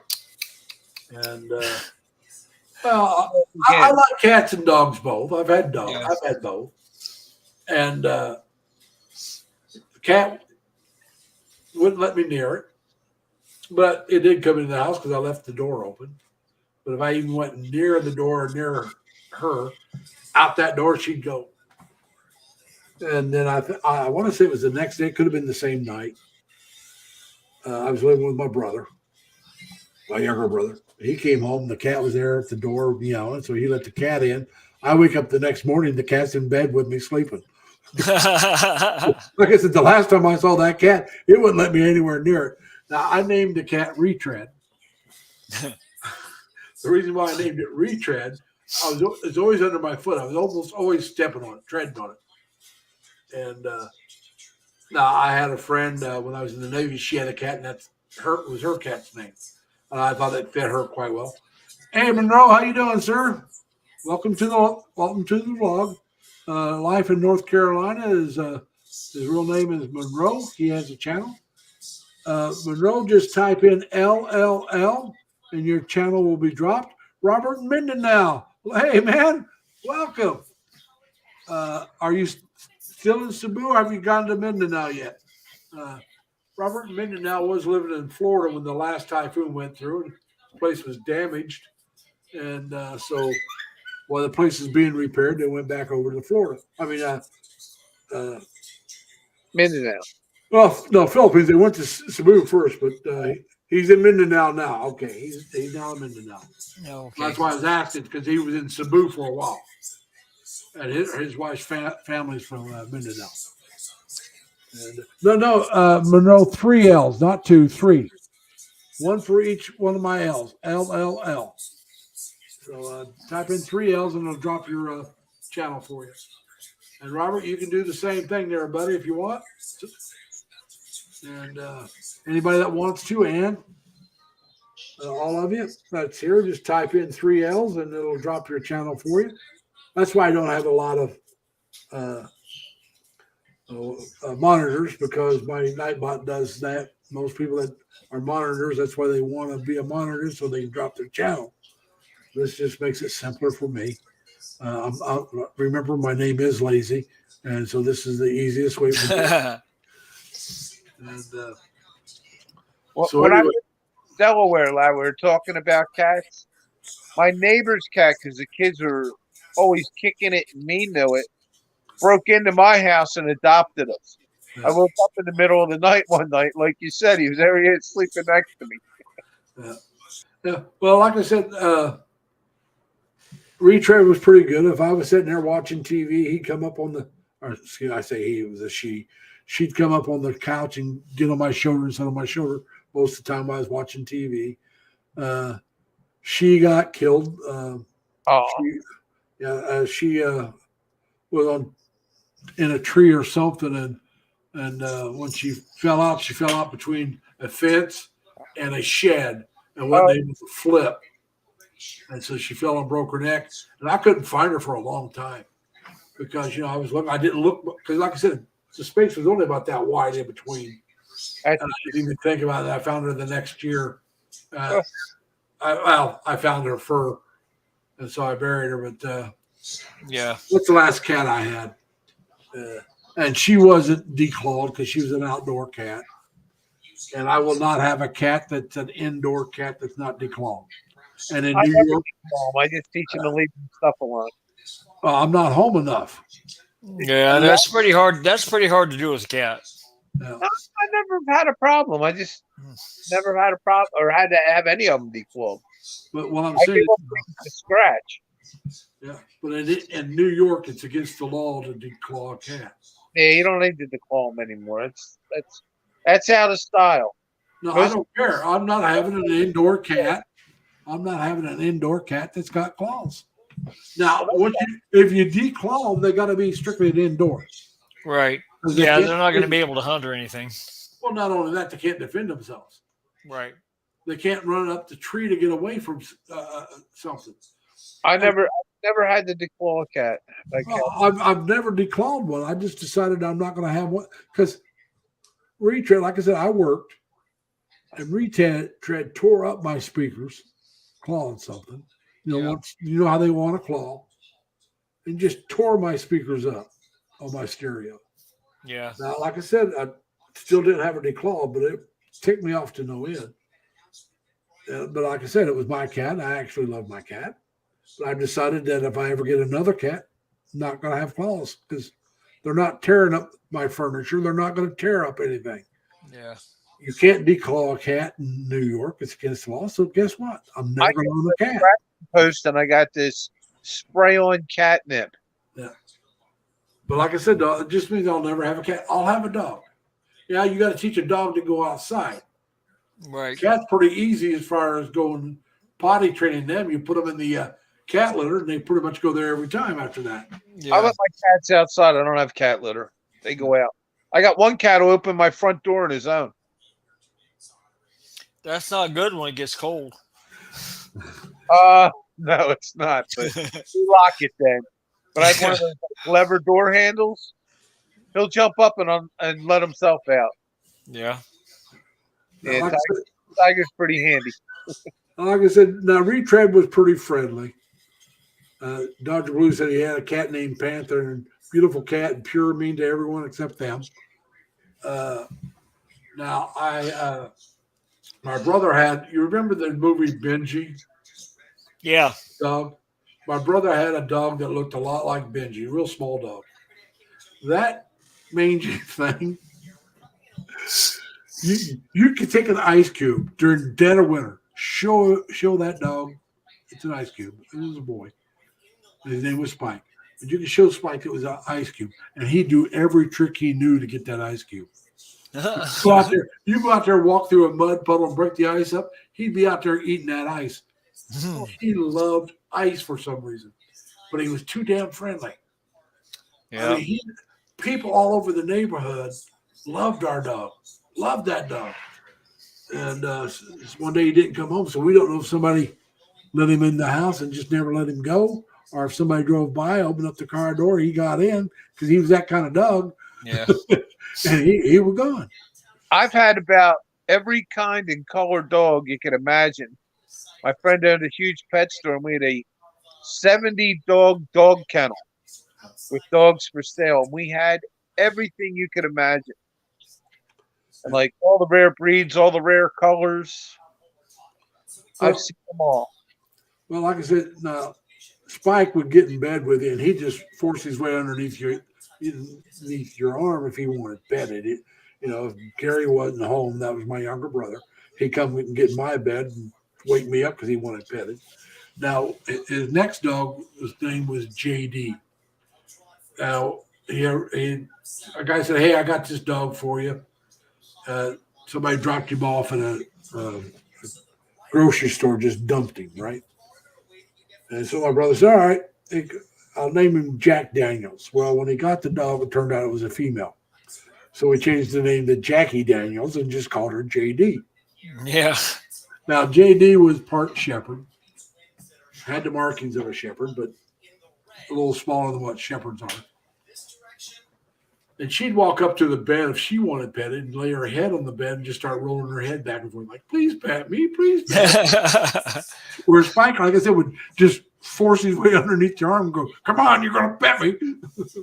Now, JD had some of the most beautiful pups you ever did see. They were part Malamute and like I said, part shepherd. Now, the prettiest of the dog was the dog we were going to keep. It was pure silver with a white lightning bolt down its forehead. I mean silver, not gray. It looked silver. And I named it Rowdy Yates after Clint Eastwood's character from Hyde. And the reason was he was one of the bigger pups, and he just bowled his way through everybody. And Rowdy was a smart dog. He could climb. And we had an area set up to keep the pups in. And I'm out there, and I'm watching him climb the damn fence, get on the doghouse, and jump out. And the other dogs would still be in there. But, I mean, really, he just climbed the fence, got on the doghouse, and jump out. Well, he died as a pup because Provost disease. And they either live or they die from that.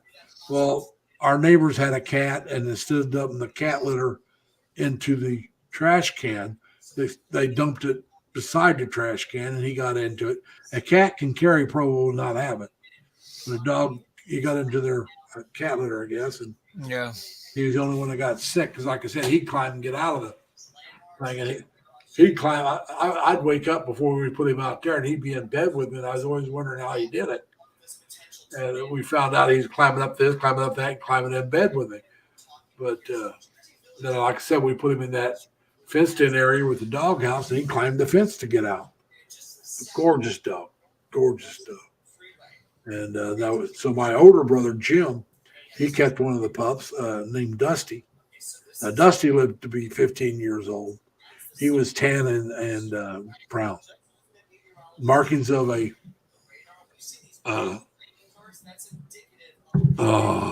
shepherd. And it was, his colors were mostly brown, the tan neck area, gorgeous dog. And then when my brother died, my mom took over the dog. And like I said, he lived to about 15, and he died in his sleep. And it broke my mom's heart. But I was out here in New York by that time. But so yeah, had a few dogs, had a few cats. I've had a collie when I was a kid. I had another calico cat when I was a kid. I named it Buttons. Buttons was a trip. Smart cat. My dad would tell Buttons to go get us boys up. He'd go in to I was sharing a room with my older brother Jim. He'd get on Jim's bed and start using his claws to pull the covers off of him. Jim would wake up and start to swing at the cat, and he'd jump from Jim's bed to my bed and land on me, and I'd be yelling at Jim, "Don't you try to get my cat." That's how every morning, that's how he woke us up. Or she. Both, if you ever get a male calico, they're worth a lot of money. The females they're very common. A male calico. Huh? Never seen a male calico. That's what I said. They're worth a lot. They're very, very rare. They're almost always female. And I mean, when I say almost always, there's probably like maybe one male out of 100,000 or something like that. I'd have to do the search on it, but I know it's very, very rare. George Santos, no, I wouldn't elect George Santos to save my life. I'm going to tell you the truth. I don't vote for the best person. I vote for the least worst. If you know what I'm saying. Who's going to do the least damage, or who do I think would be better than, who's not as bad as the other one? I'm damn near ready to say anybody's better than Biden, but that's not. We all know that's not true. God, I can't stand Biden. Biden's done a lot for us. He hadn't done a damn thing I approve of. Okay. I'm sorry. I guess you don't like infrastructure. I'm sorry, Larry.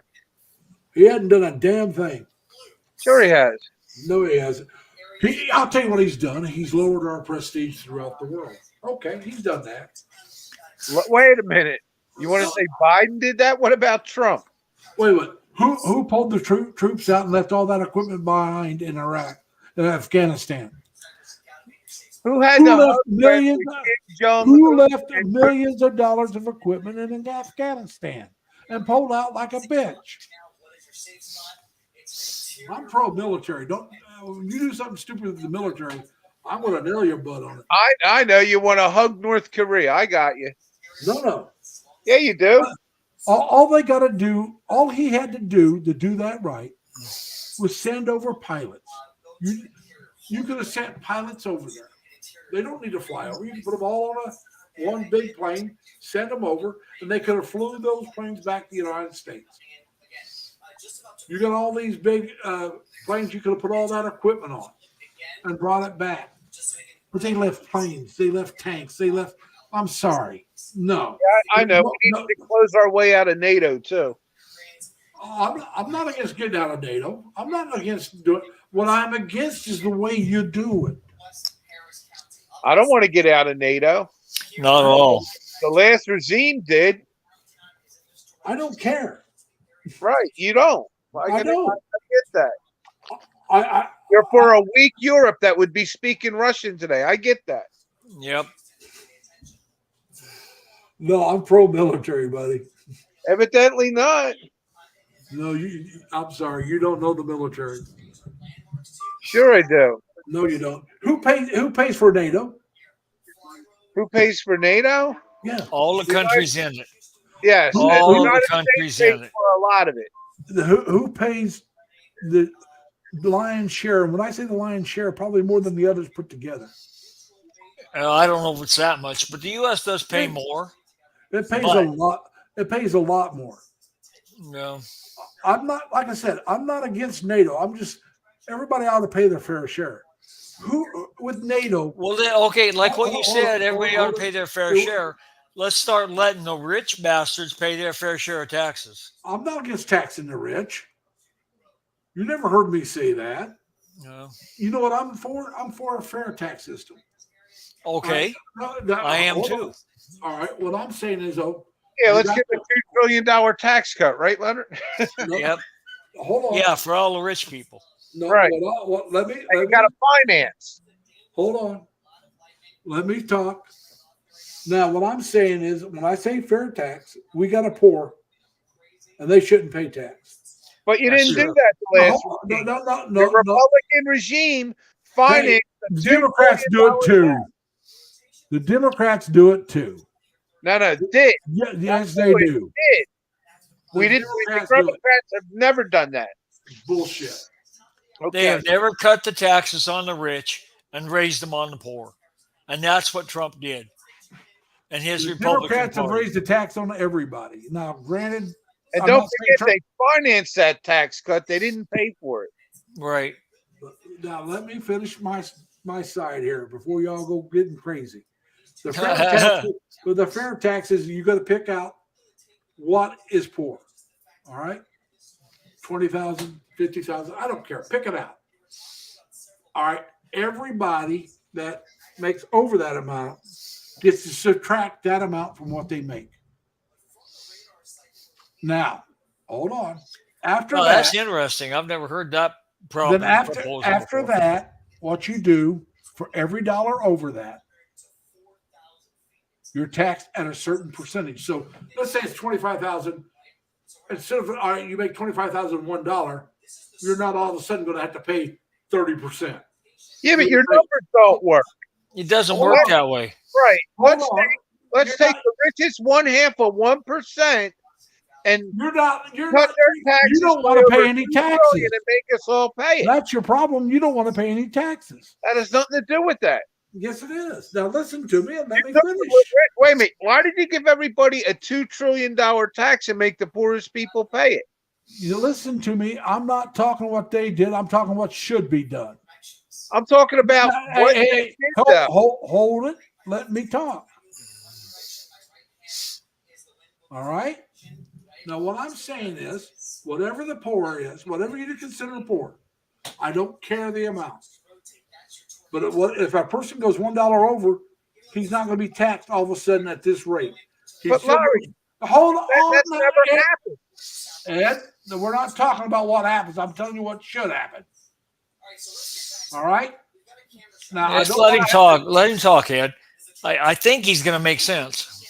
So let's say you're making the minimum. We're going to say a minimum person needs is $25,000 a year.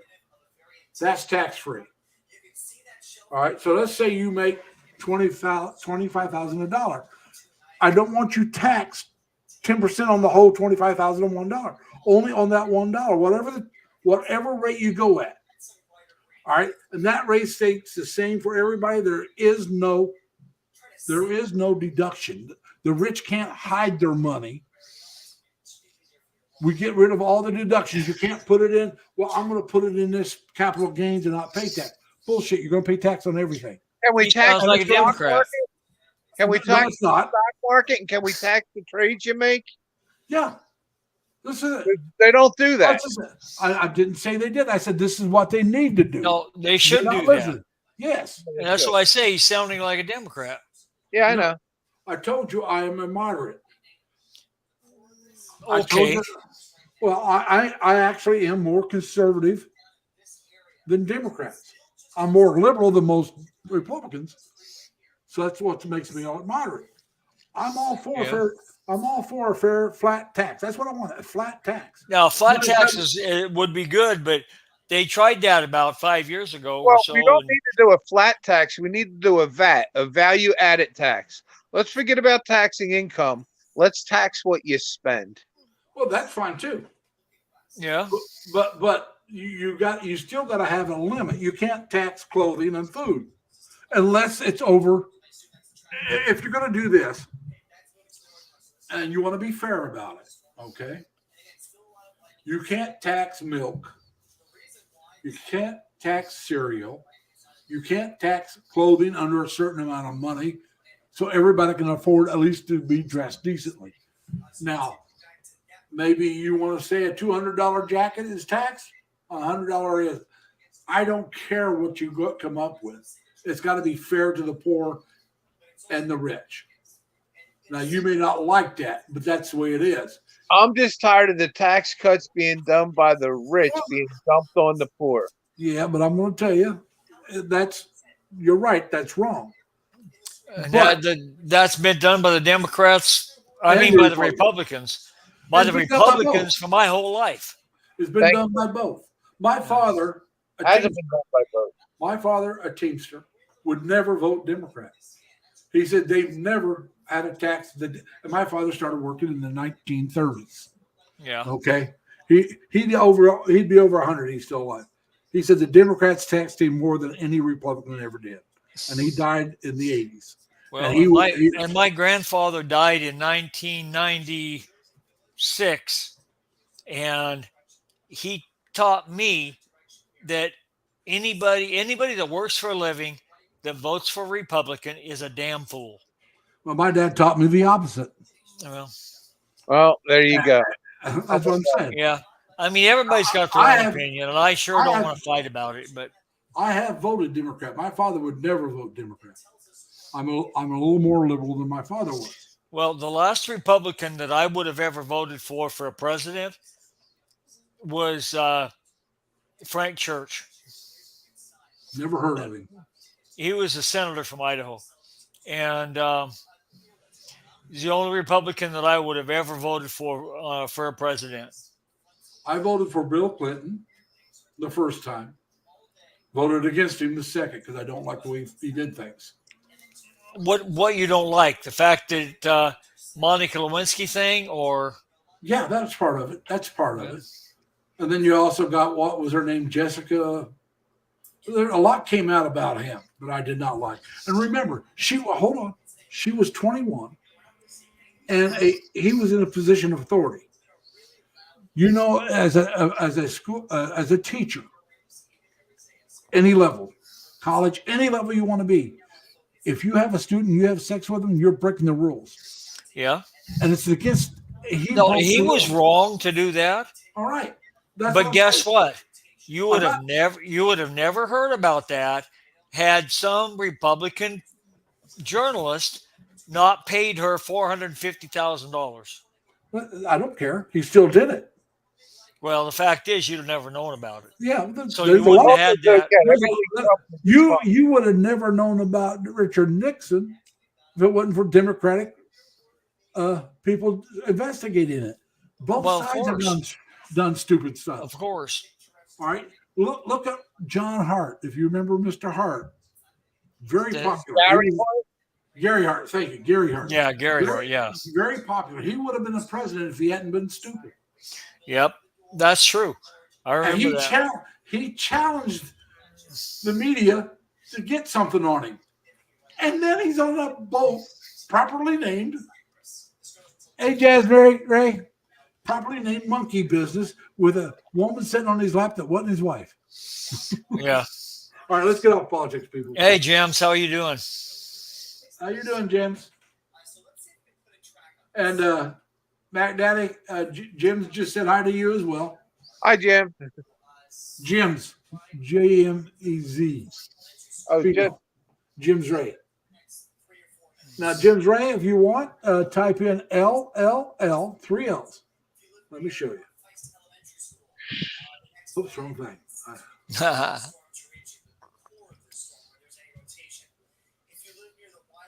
You can do that, or you can do it this way. Until it comes up. Oh, there it is. And you can do it that way. So it can be small letters, capital letters, it doesn't matter. Just type in 3 L's and your channel will be dropped. So anybody that wants to have the channel type in 3 L's and it'll do it for you. All right. Now, anyway, as we were saying though, I want to hear more about that with your girlfriend. Let's get back on the proper topic. We're never going to change each other's mind about politics. So let's just well, when the Republicans no. right this round, she'll be able to come in very easily. Now I can remove you very simply. So don't make me remove you from my chat room. I don't want to talk politics. You're never going to convince me to vote your way. I'm never going to convince you to vote my way. No, I disagree with you. JLB is hated by 99%. Republicans, the moderates can get along. That's the thing about being a moderate. You can look at the other side and say, all right, that's a good idea. It's not quite the way I want it, so we can work in where we'll get to where we're not going to be happy, but we'll be satisfied. The two extremes will never get along. Like I said, we all agree the tax system ought to be changed. We all agree on that. Yep. How it's changed and to what degree it's changed is something moderates can work out, but there's not enough of them to do it. You got too many on the extremes of both sides. Yeah. And it's really sad because if they would get together, we could solve a lot of the money problems. I can't say we'll solve them all because they spend way too damn much money, and it's going to be hard on them to cut back on how much they want to spend. That's a big problem. Like you take New York here, they want to get rid of cigarettes, right? Cigarettes cost you well over $10 a pack here, well over $10. Yeah. That ought to be enough to get you to stop by yourself. I quit Pennsylvania. I quit smoking back when they were only about $2 a pack. This March will be 24 years since I quit smoking. Good man. But the thing is, the more you raise that up and the people start quitting, that money you've been counting on coming in to pay for things, now it's got to be made up in different ways. So they got to raise a tax on something else. Maybe it won't be quite as high, but it's like gasoline prices. They some places tax the blank out of you. Other places don't. That's we pay more in Pennsylvania for gasoline tax than any state in the union except California. Well, you might pay more, but your gas, when I drive through there, your gas is cheaper than it is in New York. Well, we pay a lot in Pennsylvania gas tax for bridges because we got bridges. But like I said, when I drive through Pennsylvania, it is usually cheaper than it is in New York State. Well, I can tell you why. And Ohio is even cheaper than you guys. Because of the real estate taxes also have to go into the price of a gallon of gasoline. And New York real estate taxes are higher. That's what I said. The taxes on gasoline in New York is killing you. And but like I said, now I was surprised how high it was when I was back in Indiana. Well, we got so many bridges in Pennsylvania that are in such disrepair, we need them replaced. No, JLB is hated by 99.999% of YouTube. ALC would never be president. Never. There's not enough extreme people out there to elect her. I think JLB's equal opportunity. He hates everybody. Yeah. Yeah, it looks like it. Everybody but crooks, if you ask me. That's the way New York is. Everybody but crooks. They don't want to lock anybody up. They want to keep letting them out. Oh, we don't want. You can't put a bell on them. That's not fair. The guy just raped somebody or he just killed somebody. They've had guys, and this is no lie. They've had guys that have been locked up for stabbing people, let out the next day and stabbed somebody else in New York Yeah. State. That They had happens a somebody. lot. Yeah, they had somebody down here that was in. He was in jail on suspicion of murder, and they accidentally, supposedly, let him out. Well, they And he do it killed intentionally somebody here in else. New York. They do it Well, intentionally here in New York. I don't believe the accidental part, but Yeah. I think Well, they should lock up the insurrectionists. There are locked up. What are you talking about? They I are. know. They're still locked up. I know a few that aren't. No, you don't. They're all locked up. But anyway, hold on. But anyway, they've had people that push people onto the tracks oh yeah, that were been let out for another crime that they should have been locked up for.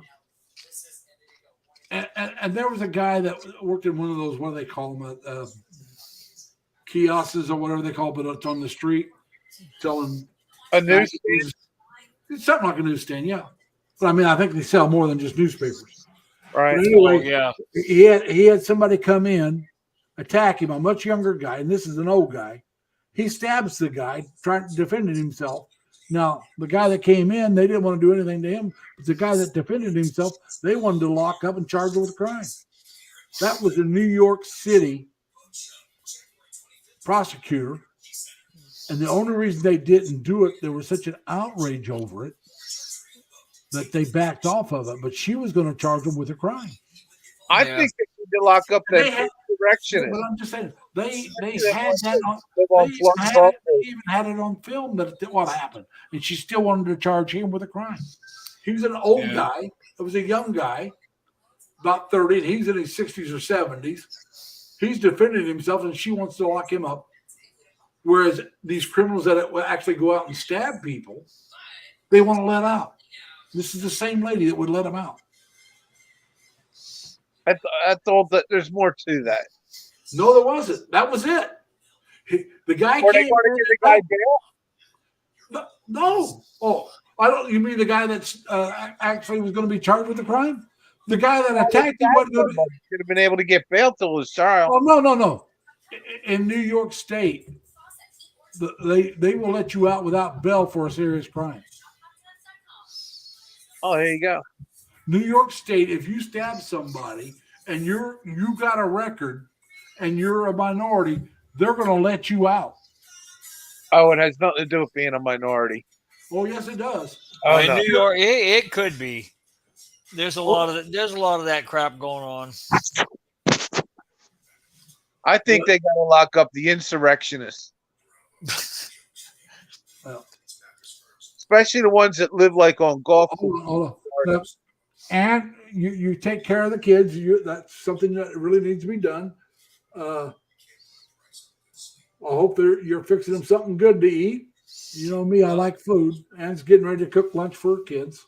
Okay, Ann. Well, you take care. And we'll talk to you later. Probably making rice. Well, that'll be part of it. Come on. That's what they eat in the Philippines. Rice is life in the Philippines. So What kind of statement is that? You know, rice is part of that's almost every Asian country. Rice is going to be part of almost every meal. yeah, China, Vietnam, Thailand, Korea. Rice is pretty much a part of at least 2 meals a day. yeah, In some places, all 3 meals. yep. They'll make like a porridge out of it for breakfast. No, we used to do that. Yeah, but I'm just saying, though. I mean, yeah. So Ali just said, "Hey, rice is life." LOL. Yeah, I cook rice just about every day myself. I used to cook rice quite a bit, but I happen to be diabetic, and rice is not good for me. No, rice is starch, and just like potatoes, you shouldn't eat either one of them. Well, potatoes, if you're going to eat potatoes, that should be boiled. No other way to eat potatoes. I'm just saying that's what they say. The healthiest way to eat, I'm not saying you should eat them. The healthiest way to eat potatoes is boiled potatoes. That's the healthiest way. So mashed potatoes would be good Yeah, because they're boiled. yeah. As long as you don't add stuff to it that'll make it worse. Yeah. Well, you could add butter because butter doesn't have any sugar in it. Yeah, that's what I'm saying. But I mean, if you add certain stuff that has that kind of stuff, Yeah. but fried or baked and stuff like that is not as good as boiled. That's according to everything I've seen about it. I, But I have I do I try. have not seen that, but I love potatoes. But Oh, I do too, and I love rice. everything I like rice too. Now rice. Everything I've heard and seen is that they're both starches, and they should be a definite no for a diabetic. The best rice for a diabetic would probably be black rice. It's supposed to be the healthiest. Then Yeah, it would be I don't then it know. would be then Yeah, it but would be, wild rice isn't rice; it's seed. yeah, wild rice they say is very good. It's not rice. That's still called wild rice. So I'm just saying. They can call it wild rice, but it's not rice. But anyway, wild rice. Grass seed. Then black rice, and then the darker the Yeah, rice, the better. I've it is. only recently heard of black rice. I don't know anything about I it. just heard of in the It's last wild couple of rice. years. Yeah, Commonly called wild rice, but it's Uh, not really a rice; it's a seed. No, black rice is a rice that's black. They also have a red rice. They have a yellow rice, brown rice. But they say the darker the color, the better it is. yeah. I guess it's got less starch in it. It Could could be. be. Yeah, that's my own. That's the only thing Yeah. I can understand. But About black all rice, I can say about it is it's probably less bad. but- yeah, that's what I said. It's better. I didn't say it was good. I just said Yeah. better. Yeah. Like boiled potatoes is better. I Flour didn't say it was has good for more you. protein in them too. What's that? Certain types of flour have more protein. Yeah. Yeah. The problem being any plant protein is almost impossible for your body to emulsify. But, Your body doesn't get anything out of it. yes. So, pal, brown rice is better for. I won't say it's good for us, but brown rice is better for diabetics, but not than white. Like I said, the darker the rice, the better it is for a diabetic. I'm never going to say it's good for a diabetic. Yeah. It's just better. I think you're right there, Larry. Well, that I know that's what I've checked into some of it. By Well, you're better off eating steel cut oats too, because it's long burn. but yeah, oats is supposed to be good. As Steel long as Yeah, you don't- as long as it's you don't better, add, but it's not as that long good as you either. don't add, as long as you don't add sugar to it. Yeah. But Well, we're naturally conditioned to eat sugar.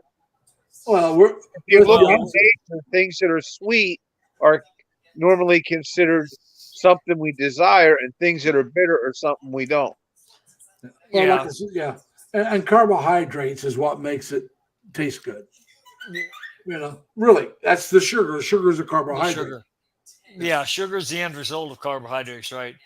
And Well, every vegetable is carbohydrate. well, what I'm saying is when Just you some buy are better something, than others. when you buy something, and I'm getting better at this, but when you buy something, you don't look at how much sugar is in it. You look at the total carbohydrates because the sugar's counted in that. Yeah. Well, when Oh, you yeah. look at vegetables, half of the vegetables in the produce aisle are cabbage, and they're the ones that are always better for you. Well, And the green. you should Seven- avoid The leafy green, excuse me, the leafy green. You want Well, the leafy green. The problem with the leafy greens is they're full of lectin, and lectin is a plant toxin to try to get you not to eat it. some of Well, them. yeah. But what I'm saying is all of them. you don't want peas. Peas and corn are two of the most carbohydratic. I've recently heard that about peas, and that really surprised me. I didn't Oh, think it they were, but Yeah, I used to Yeah, eat they're regular. Starch. I used to really eat regular mixed vegetables: green beans, peas, corn. Yeah. Cauliflower's cabbage, broccoli's cabbage, Brussels sprouts, cabbage, bok choy, on down the line. Brussels sprouts have got 137 carcinogens in them. Yeah, they're not healthy. Nope. None of that stuff is. No. But anyway, my sugar was up. I've got it down some, but I got to get down some more. But it was up pretty high, Yeah. and my Yeah, mine was Yeah, 84 today. my medical team. I mean, when when you're in the VA, they put you with the medical deal. I'm with the blue Right. team. Right. All right, and they were telling me that they asked me what I ate, and I said, well, I love my mixed vegetables, and they said, well, peas and carrots are no, I'm not carrots, peas and corn's no good. You got to cut those out. Carrots aren't good either. They're high in sugar. They're not anywhere near as high as peas or carrot. I mean, corn. Those are your two worst. Well, Those are your two worst. carrots, depending on how they're put together, are high in sugar. Depending on how Yeah. you cook them. Yeah. They're high in sugar, but not nearly as high as corn. Oh no, Corn And, peas and the are pea, the and worst. as I've found recently, peas also. Yeah, peas and corn is very bad for you. one of the things that they're Hey, realizing, Ricky. different types of corn have different amounts of sugar, and one of the other things that they're realizing with vegetables is the fertilizer that they put on them to grow makes them high in nitrate. Well, Well, nitrates aren't bad. What? Nitrates are not bad. They're not bad, but the vegetables that we wind up eating are over nitrated because they put high Yeah. nitrogen fertilizer on them. That there could be something to that. Now, And it's if you grew the vegetable organically, it would never have all that nitrogen. And Yeah. result. you know why they grow things with nitrogen and all that? It's to produce a higher yield. Yeah. Oh, sure. That's But what, that and also, see, nitrates are not bad because how they tell how you're digesting protein and utilizing it in your body is they measure the nitrogen in your blood. Well, here's one too that the elephant in the room nobody's talking about. The corn that they've developed that we eat in the last few years. Oh, it's nothing like what corn used to be. Well, it's much higher sugar content. Right. They wanted to store better and last longer, and so they've made the sweet corn that we eat much higher in sugar. yeah, but even regular corn is too high in sugar. Yeah, Yep. but what kind of corn are you talking about? You talking about dent corn or sweet corn? It doesn't matter. Corn is No, higher. it does matter. It matters a lot. Well, the sweet corn's going to have more, yes, but they both have too much sugar for a diabetic. Right. So Popcorn, it doesn't. So for that, it doesn't. fact that a lot of diabetics eat, which is lower in sugar. What kind? I thought you said Popcorn? popcorn. Yeah, that's a totally different animal. Yeah, that's not corn. That is corn. No, that's Not really. Popcorn. I mean, it might it's like be. saying, It might be, but it's a totally different species. yeah. Well, so is dent corn. Huh? So is dent corn. That's what I said. Dent corn, I'm not eating. It's You too eat high. dent corn all the time. Dent corn is your feed corn, isn't it?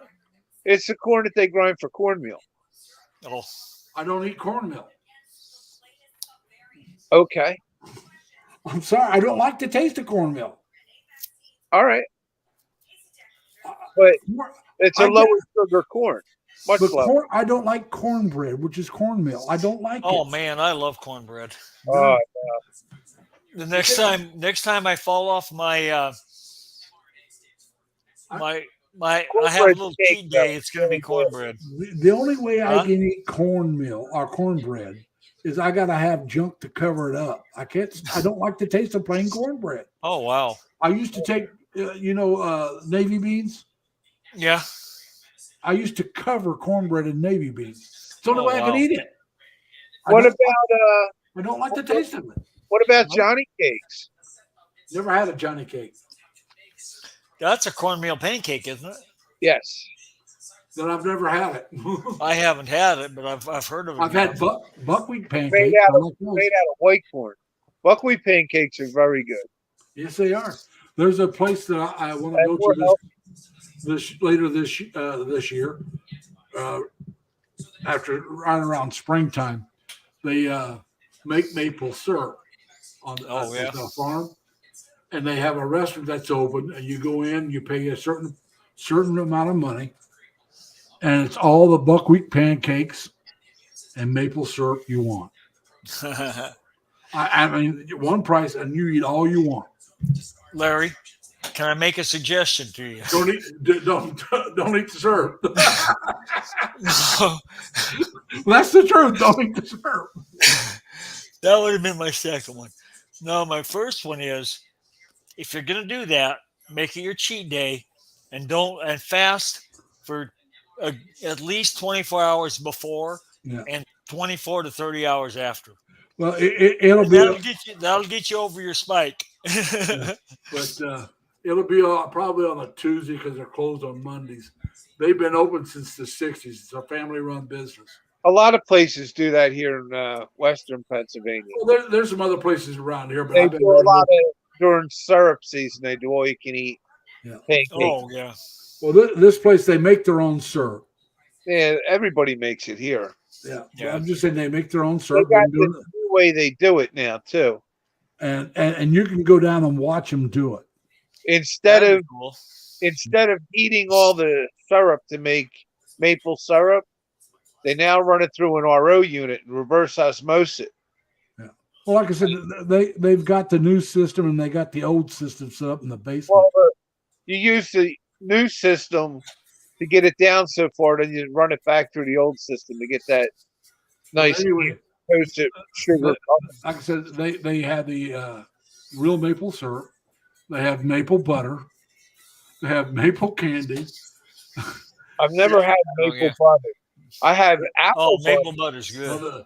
They got Apple maple butter's butter. great. Have you ever had apple butter? Oh yeah, my mom used to make it. I love apple butter. I like That's apple awesome. butter. I like apple butter. I like Yeah, it's apple good. sauce. I like apple butter with cottage cheese. No, apple Now the butter only thing and I butter. like with cottage cheese is black pepper. But But anyway, like I said, though, I want to go down there and if I can, I'll get a video of them. oh, If they're that'd be doing cool. it, I'll I'd try like to get to a see video. that. Yeah, But that ought to be coming up pretty soon, is it, or is it in the fall? no, February. it'll be February, March, somewhere in there, and it'll go Okay. to about April to May. Generally, Yeah. they collect it all at the end of January to like almost the end of February, depending on the weather. And then Yeah. all the syrup comes out during March. Right now, it needs to get cold. Yeah. Well, that's the problem too. You know, I live right here where they have all these maple trees and all these maple farms.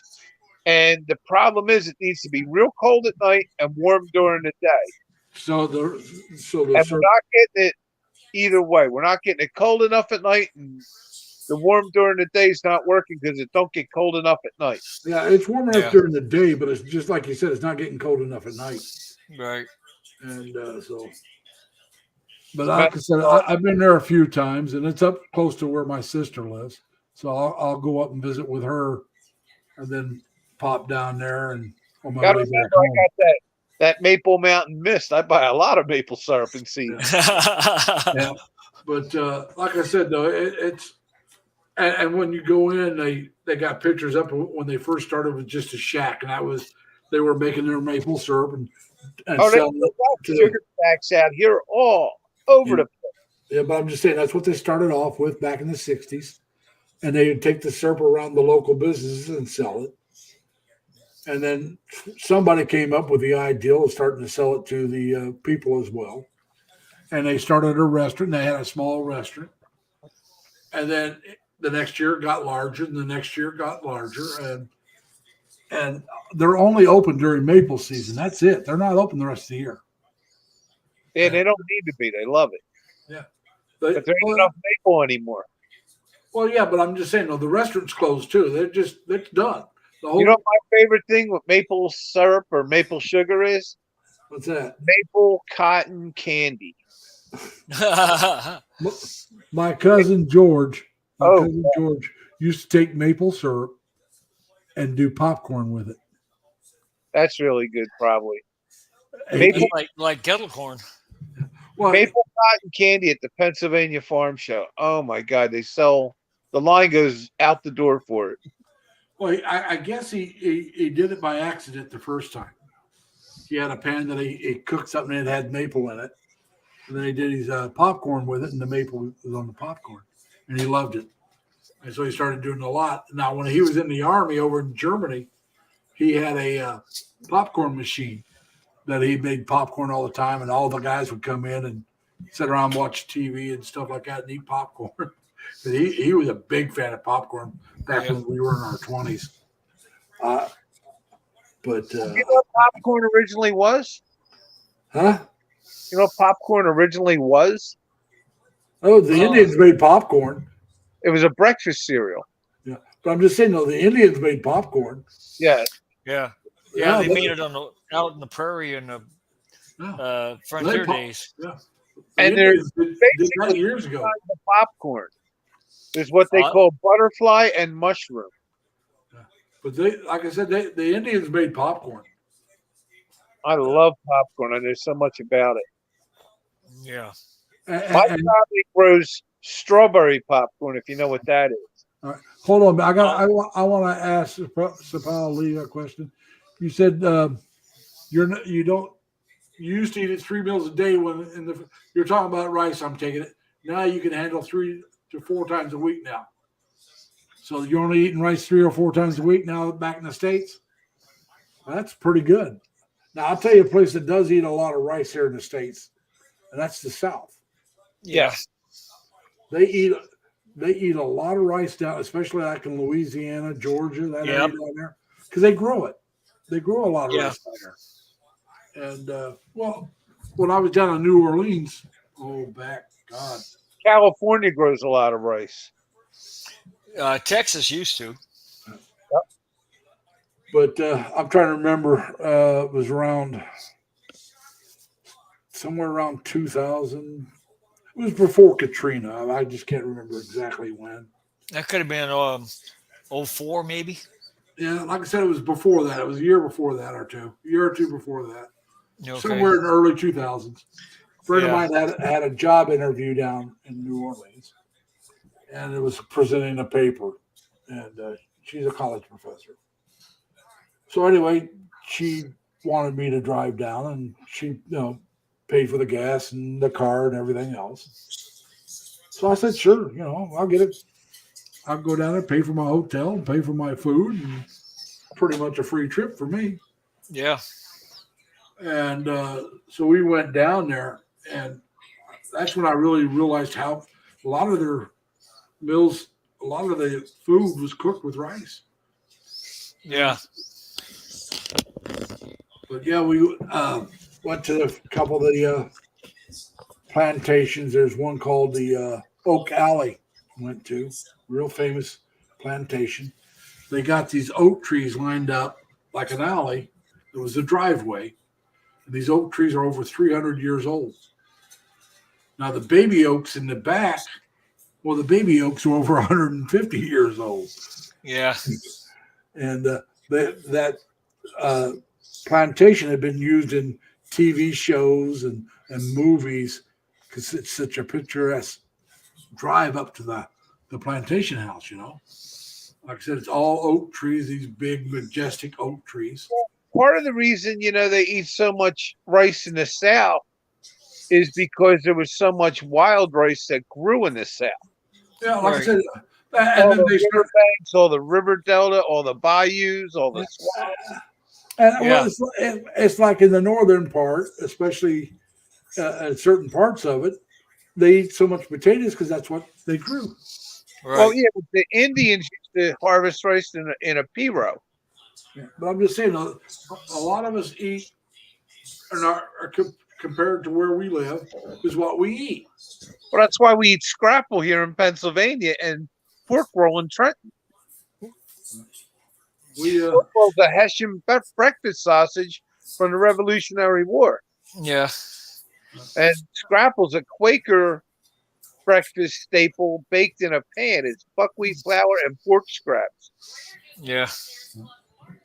But like I said, though, it's just now the nice thing about most of us Americans, we have an appetite for other things than what we grew up with. Now we may find what we grew up with the most comfortable, but my mom didn't make lasagna, but I love lasagna. Yeah. Now she didn't make I grew up spaghetti. eating dandelion. Not I. You ever have dandelion? Yeah. Nope, never had it. My Yeah, I've had grandmother it. always made it because we were poor. We thought we were eating some delicacy. We only had it 'cause we were poor. Fact is, though, it was actually probably good for you. Hot, very good for you. Yeah. It's a little rough to digest. That's why they kind of willed it and serve it, but it's really good. You're right Yeah. about But you know, you take. Have you ever had Irish potato pie? I'm not sure. I'm not. I've had shepherd's pie. No, Irish Yeah. potato pie is made out of the white potatoes. It's Yeah, got, yeah. My grandmother used to make it. My mom's mom. Yeah. Yeah, have you ever had what they call it's a apple pie, but it's a fake apple pie. It tastes, Oh, mock apple pie. yeah, mock apple pie made with crackers. yeah, Yep. I've had that. It Yeah, tastes- my mom used to make that My sometimes. grandma made that too. My grandma, Yeah. my mom's mom. Well, I'm sure it came from my grandma, but I had a my lot mom of made it for us. Amish farm food, so we had all the ingredients. Yeah. My grandmother, I don't know where she learned to make it. My grandmother's sticky buns had 5 pounds of potatoes in with 60 pounds of flour and the potato water. Yeah. But well, see, my grandmother was my mom's mom was raised on the reservation, Oh, yeah. and so You're using the fried bread. so like I said, but she was now me and my grandmother did not get along, and the reason for that was if something happened and my cousins were around, I got blamed for it, even when they told her that they did it. Oh, yeah. And one of my cousins, I can't remember if my cousin George or his sister Linda broke something, and my grandma started yelling at me for breaking it. And my cousin told him, "No, I did it." And the other cousin said, "Yeah, they did it. No, it wasn't Larry. Oh, don't you go lie and cover it up for him. He's nothing but trouble." And after that, I just looked at her and said, "I won't walk across the street." And I did. I only lived a quarter from her. I wouldn't cross the street to see her. Now, my grandfather loved him. But my grandmother, because of the way she treated me, I didn't care if I ever talked to her. Well, Don't somebody come out- treats you bad. Oh, Somebody treats you bad. It's hard to be nice to them. I mean, You know- I've done enough dumb things in my life to get in trouble for. Well, sure, all of us have. And so if I did something wrong, I don't mind getting yelled at. But when they're there and they tell you, "Hey, I did it," and they say, "Oh no, you didn't. He did it." Well, the reason they did that because she did it. I mean, was because my cousins lived in Iowa at the time and not in Indiana, and so she didn't want them mad at her because she wanted them to come back and visit. So that was her Right. favorite kids. Yeah. Plus, my grandmother didn't like my dad. Okay, no, she did not like my father. If she didn't like your dad, that's why she didn't like you. Yeah, she. I've That my been oldest there, sister. done that, man. My oldest sister is my half sister. All right, she loved my oldest sister because it was my mom's daughter by somebody else. Yeah. But she hated all of it, and my sister couldn't understand why we didn't like her. Oh, she's the best to you. He loved you, but she hated us because of dad. And she just my oldest sister. I love her to death. Just could, and I told her, like I said with you guys with politics, we're never going to agree. I will always hate my grandmother. And Ruth Ann and Alta, when we were having this argument, Ruth Ann and Alta told her, yeah, she treated us like dirt. My father always hated me. My father hated me so much when he died a few months ago, he purposely left me nothing in his will. That But, sucks. And I grew up in this. When he left my mother at age, he basically left her at 12, but when they divorced at age 14, I raised myself in the streets. Well, like I said, my grandmother hated my dad because my mom and my oldest sister was living with them, and she just loved taking care of my oldest sister. So when my mom and dad got married, well, my oldest sister was no longer there. So I think she resented my father because her favorite little girl was no longer in the house. And so she hated my dad for marrying my mom and taking her away from her. You know, we were talking about food a few minutes ago, and you mentioned like you always had what your family would have had to eat. Growing up Pennsylvania Dutch, we only had food seasonably for certain items. Oh yeah, And certain things you had pretty much all year long.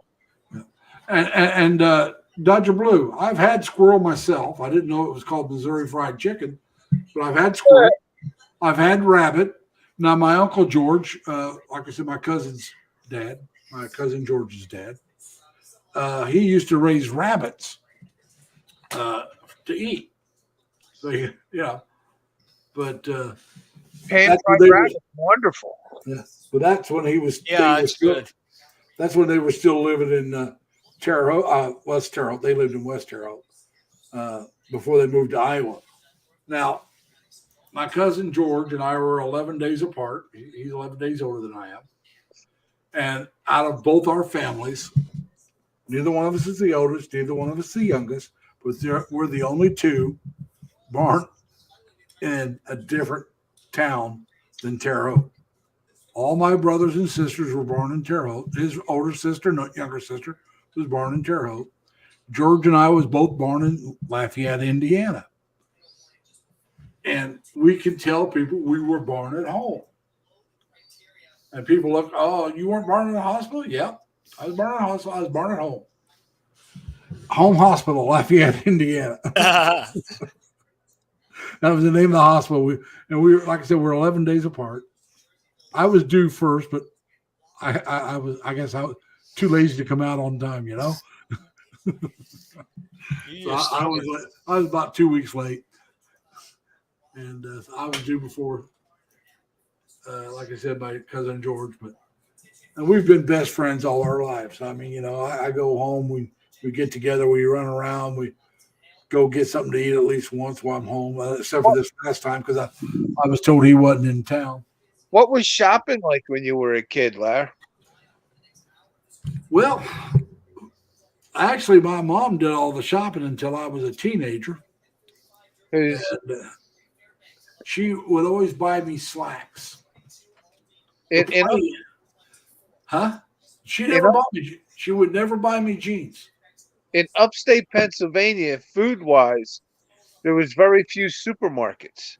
You went to the butcher for meat. You got everything else at the farmer's market.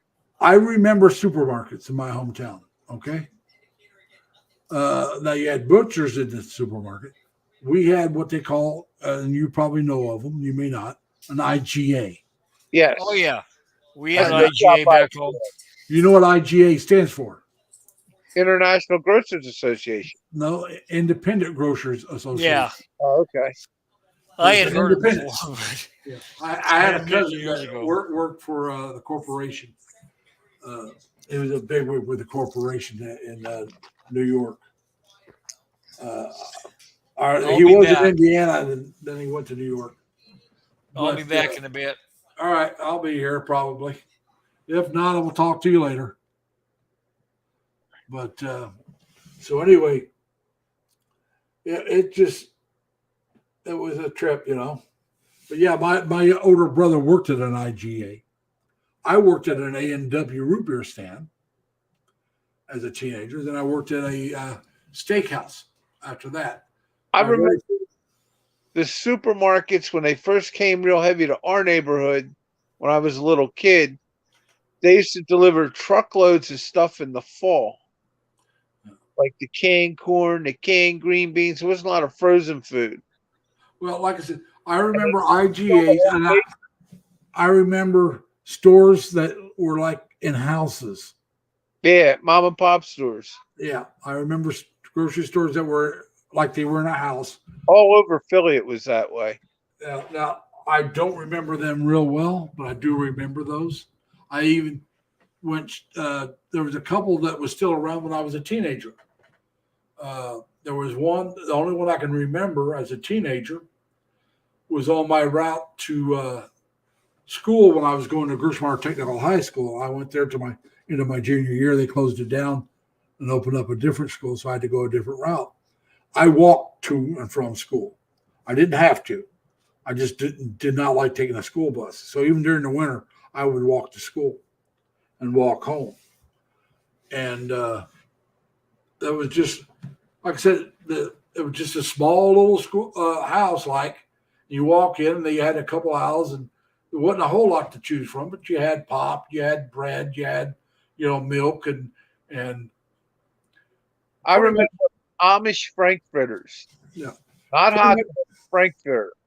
And an Amish frankfurter is like, God, it looks like what you'd almost call like a pepperoni today, but for size.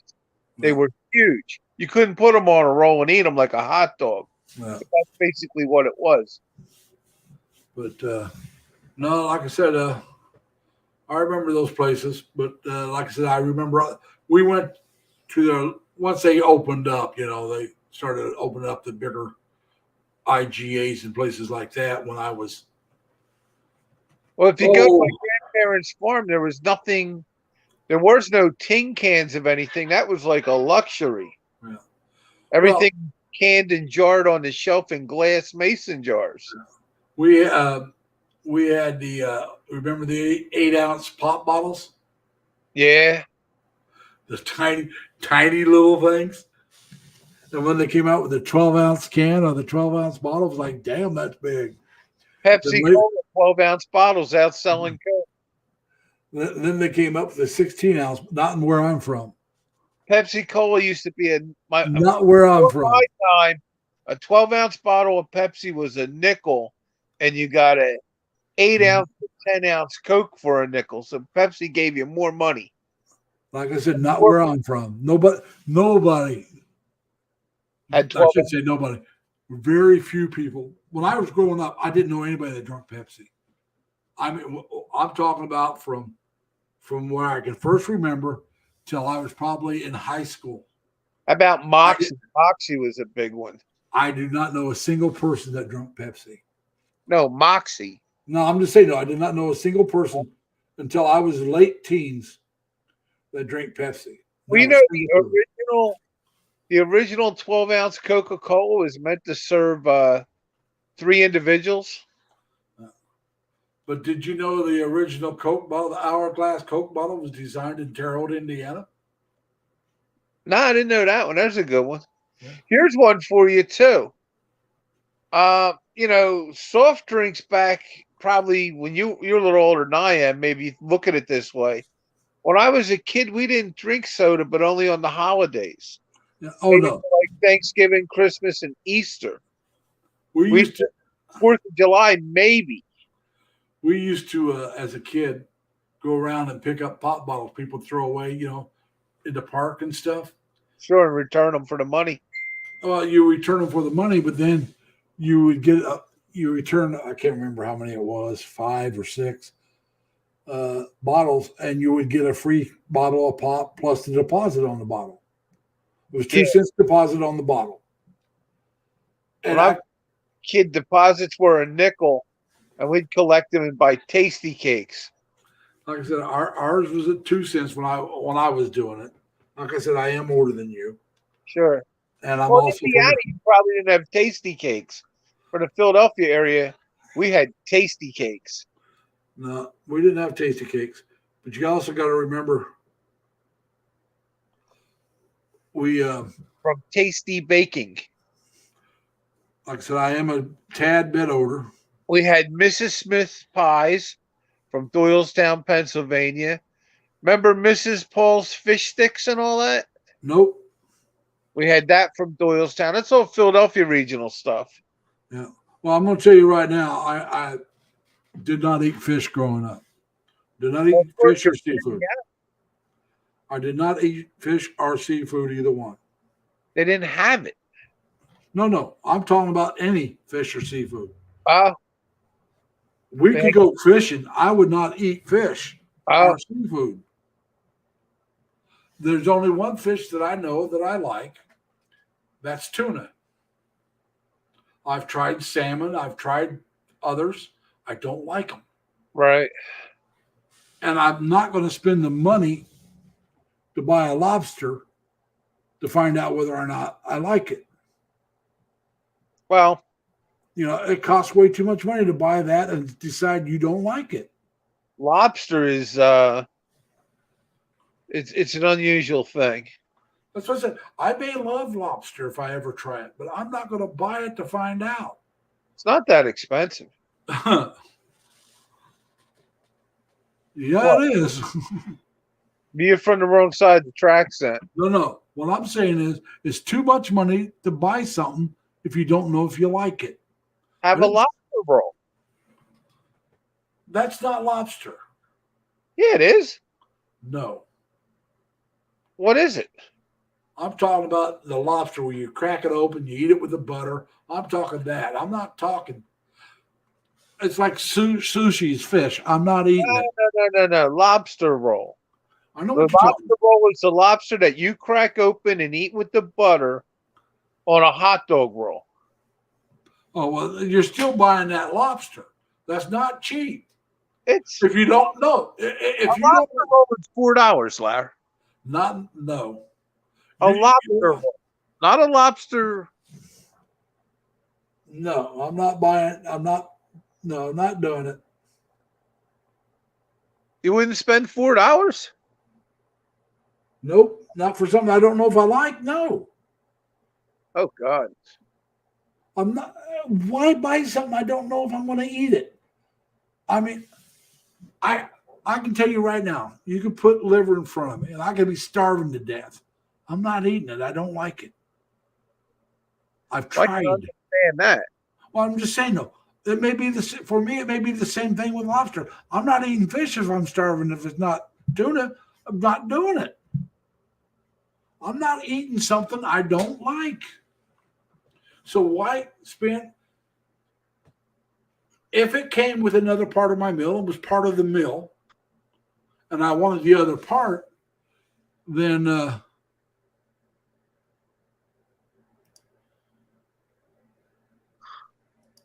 whoops. I've- All right. How did I get two McDaddies? I don't know. I'm trying to get back up.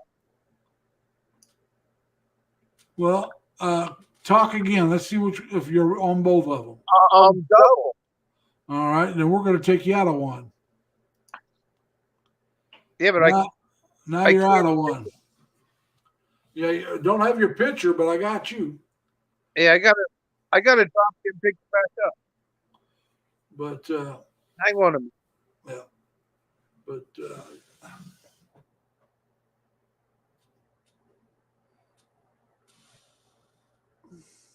oh, good. Now I didn't know if it'd do that, Chappelle. So, pal, put the triple L's there, then type it in your message. It still drops you. Cool. I like that. I like that. It's good to know.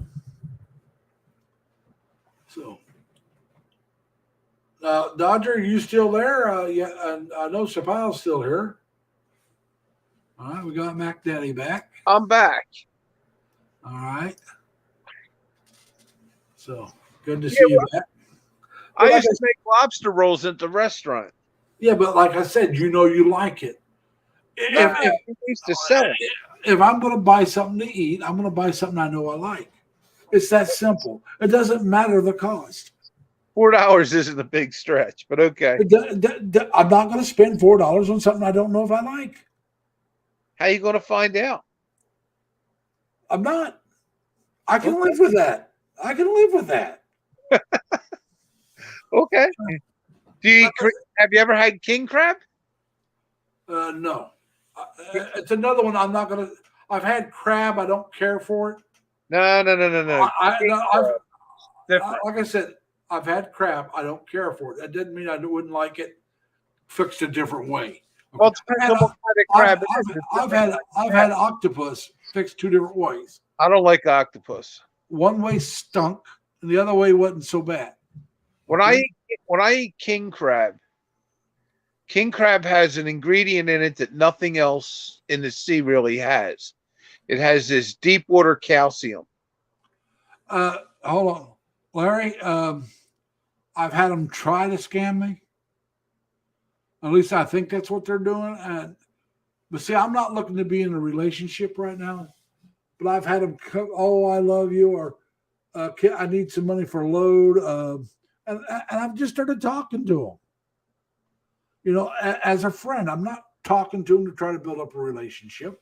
This is they asked to be part of my if I would let them into my YouTube Facebook page, and I say okay. They requested me for a friendship, so I say okay, come on in.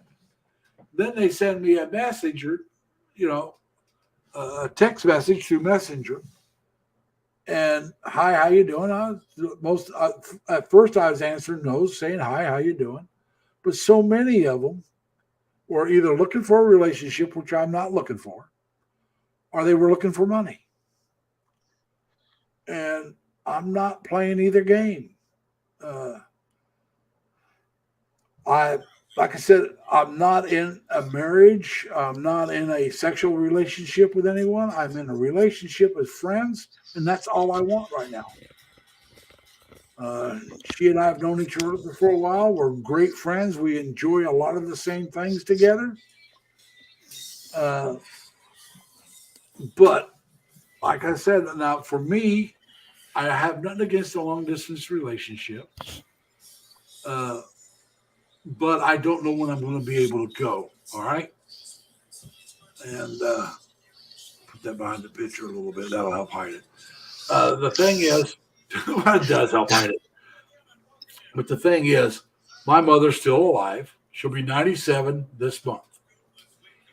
I'm not going anywhere that far away as long as my mother's alive. I hate to be that blunt, but that's that blunt. So that means if I started talking to somebody today, it may be 3 or 4 years before I can go. I'm not doing that. I'm not going to start a relationship or try to get a relationship started if I don't have a date in my mind that I'm going to go meet the person. Okay? That simple. It's not happening. Well, I think you put. Hey, Norlin. Hey, Norlin. How you doing? Oh, hi, Norlin. Larry, I don't talk about sexual relationships. It's nobody's business but mine.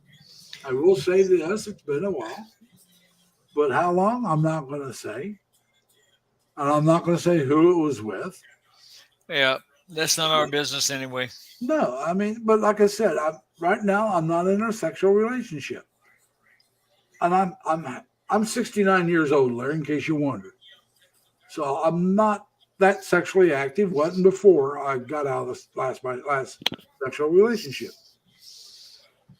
But like I said, I'm not looking to start a relationship because I don't know when I'd be able to go see them. And if I can't meet them, I'm not starting it. So, I mean, if my mother passed away in the next year or two, then I could start making plans to get a relationship going. I think you put too much on relationship. No, I'm just saying these women, that's what they're either looking to rip me off or they're wanting a relationship. Well, there's different kinds of relationship. You can call it a friendship. Friendship, but that's not what they're looking for. Well, that's all they can get over the phone. Come on. I'm not wasting their time if they're looking for something more. That's not right to them. They're wasting your time. You're not wasting their time.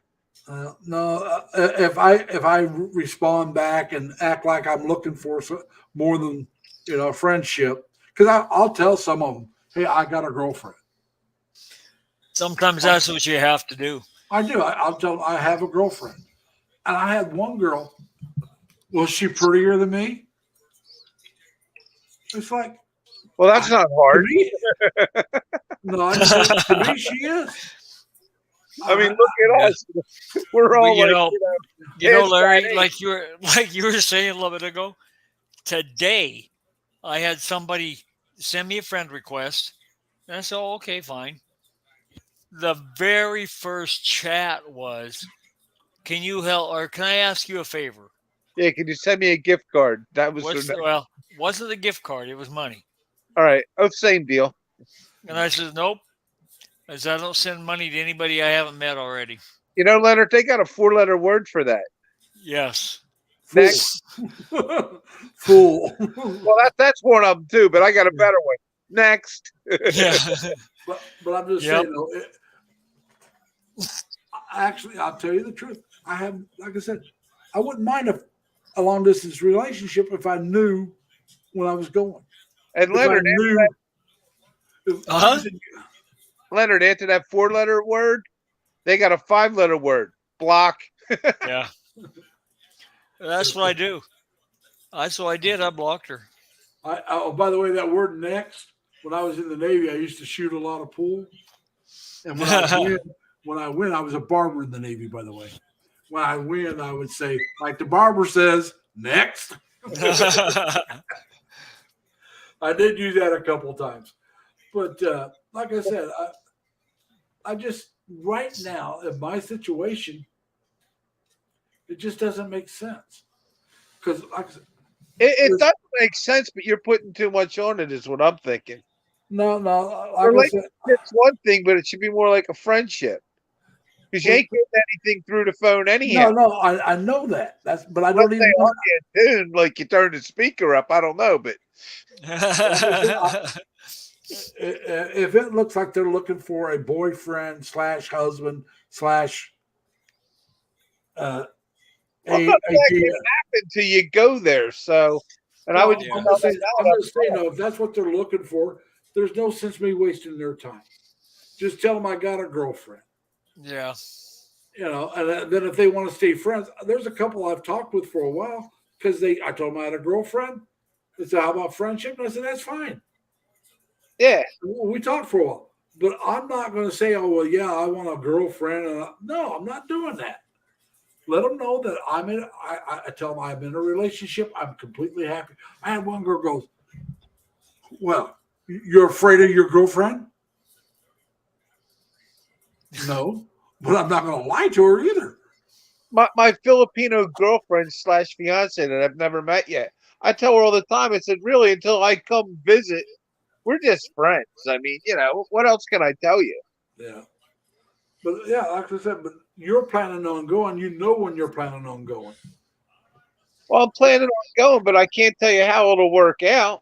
No, but I mean, nobody can You know tell what you I'm that. saying? I mean, I don't want to sound like a wise guy. I don't like the way that came off, but you know what I'm saying. I mean, it's Yeah, that's what I'm saying. When you go to meet the person, you don't know how it's going to work out. You just know, all right, hey, I'm interested. They seem to be interested in me. I'm not going to a house either. I'm going to like the resort in Onda. There's Yeah, a but bunch I'm of just resorts right Yeah. there. And that first time you actually meet them, be a coffee shop or a lunch or something. Probably like the bar restaurant in the resort because she Well, lives down the street. I'm going to tell you Yeah. the Or truth. drinks by the pool or something, nothing. Yeah. I'm going to tell you the truth now. If I go over to meet somebody that I've been chatting with, they're not going to know the exact day I get in. They're going to know it's a day later or something. Because when I first get there, I'm going to want to sleep. And one of the vloggers, Yeah. That goes without saying. but one of the You're going to vloggers get I off the talked plane to, with jet lag. You're going to need it. Yeah. By the way, if you spend a little bit more money, some of these airlines like Singapore Air, they got this like flight seat that's like a bed. You can literally lay down and sleep. They bring you blankets and everything. only if they got a plug in because I have to use a CPAP. They got everything. But I'm just saying though. But what And I'm by saying the is time though, you get to go, Larry, they're going to have your CPAP will be able to plug into like a USB port almost, and they're going to have whatchamacallit on all Wi-Fi is going to be the new thing on all the jets starting like next month. oh yeah, I believe it. But what I'm saying is though, one of the vloggers I followed now, it worked out. They're married now, have been married for 5-6 years, maybe longer. But one of the vloggers, he was talking about when he first went there, that she met him at the airport with her family and picked him up and went back. And then they met more family on the way. Forget it. That ain't happening. Well, he told her when he was coming in. Like I said, Yeah. and he's thinking, I should have just said a day later, or hey, I got a room made up. You want to come yourself? That's fine, but I'm sleeping in this room. Just you can come, or you can come the next day and get me. I'm getting some sleep. And Yeah. like I said, that's it'd be that simple. It's like, look, you want to meet up? That's fine, but I'm going to be sleeping. I'm going to be at this hotel. Well, I Like, wouldn't bring them in till you're ready to meet them. Like you said, you're going to get in, you're going to rest for a day, and then I'd have them like come to the hotel lobby and meet you. Yeah, Yeah. that's what I'm saying. Do an introduction. But room. I you got don't know this first. but you got to let them know up front that you got that room and you're spending the night. You don't have to tell them what room. You don't even have to tell them what hotel if you don't want. Well, I'll Yeah, tell them really. what resort No, I'm I just can tell them, too. where to meet, where you're meeting at. Yeah. I'm with you. I tell them the hotel, give them the lobby. I'm going to get a special deal because she works for this one resort. Yeah, but I'm Yeah. just saying. I would make sure that they know, hey, I need a day of rest. I can stay for a month Exactly. for like 175 hours in this resort. Dang. Well, I'm going to tell you the truth. Now, any of you follow If I want to manage stuff, it costs a little bit. Lady Enchantress Travel and no, Lady Enchantress Garden and Travel? No, I don't never heard of that one.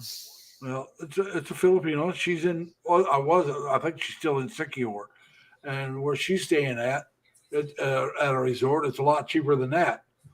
So, but Siquijor is one of these islands. It's not a whole lot there. Yeah, well, you're probably staying in like a bamboo hut too. With air No. She's got a real nice place.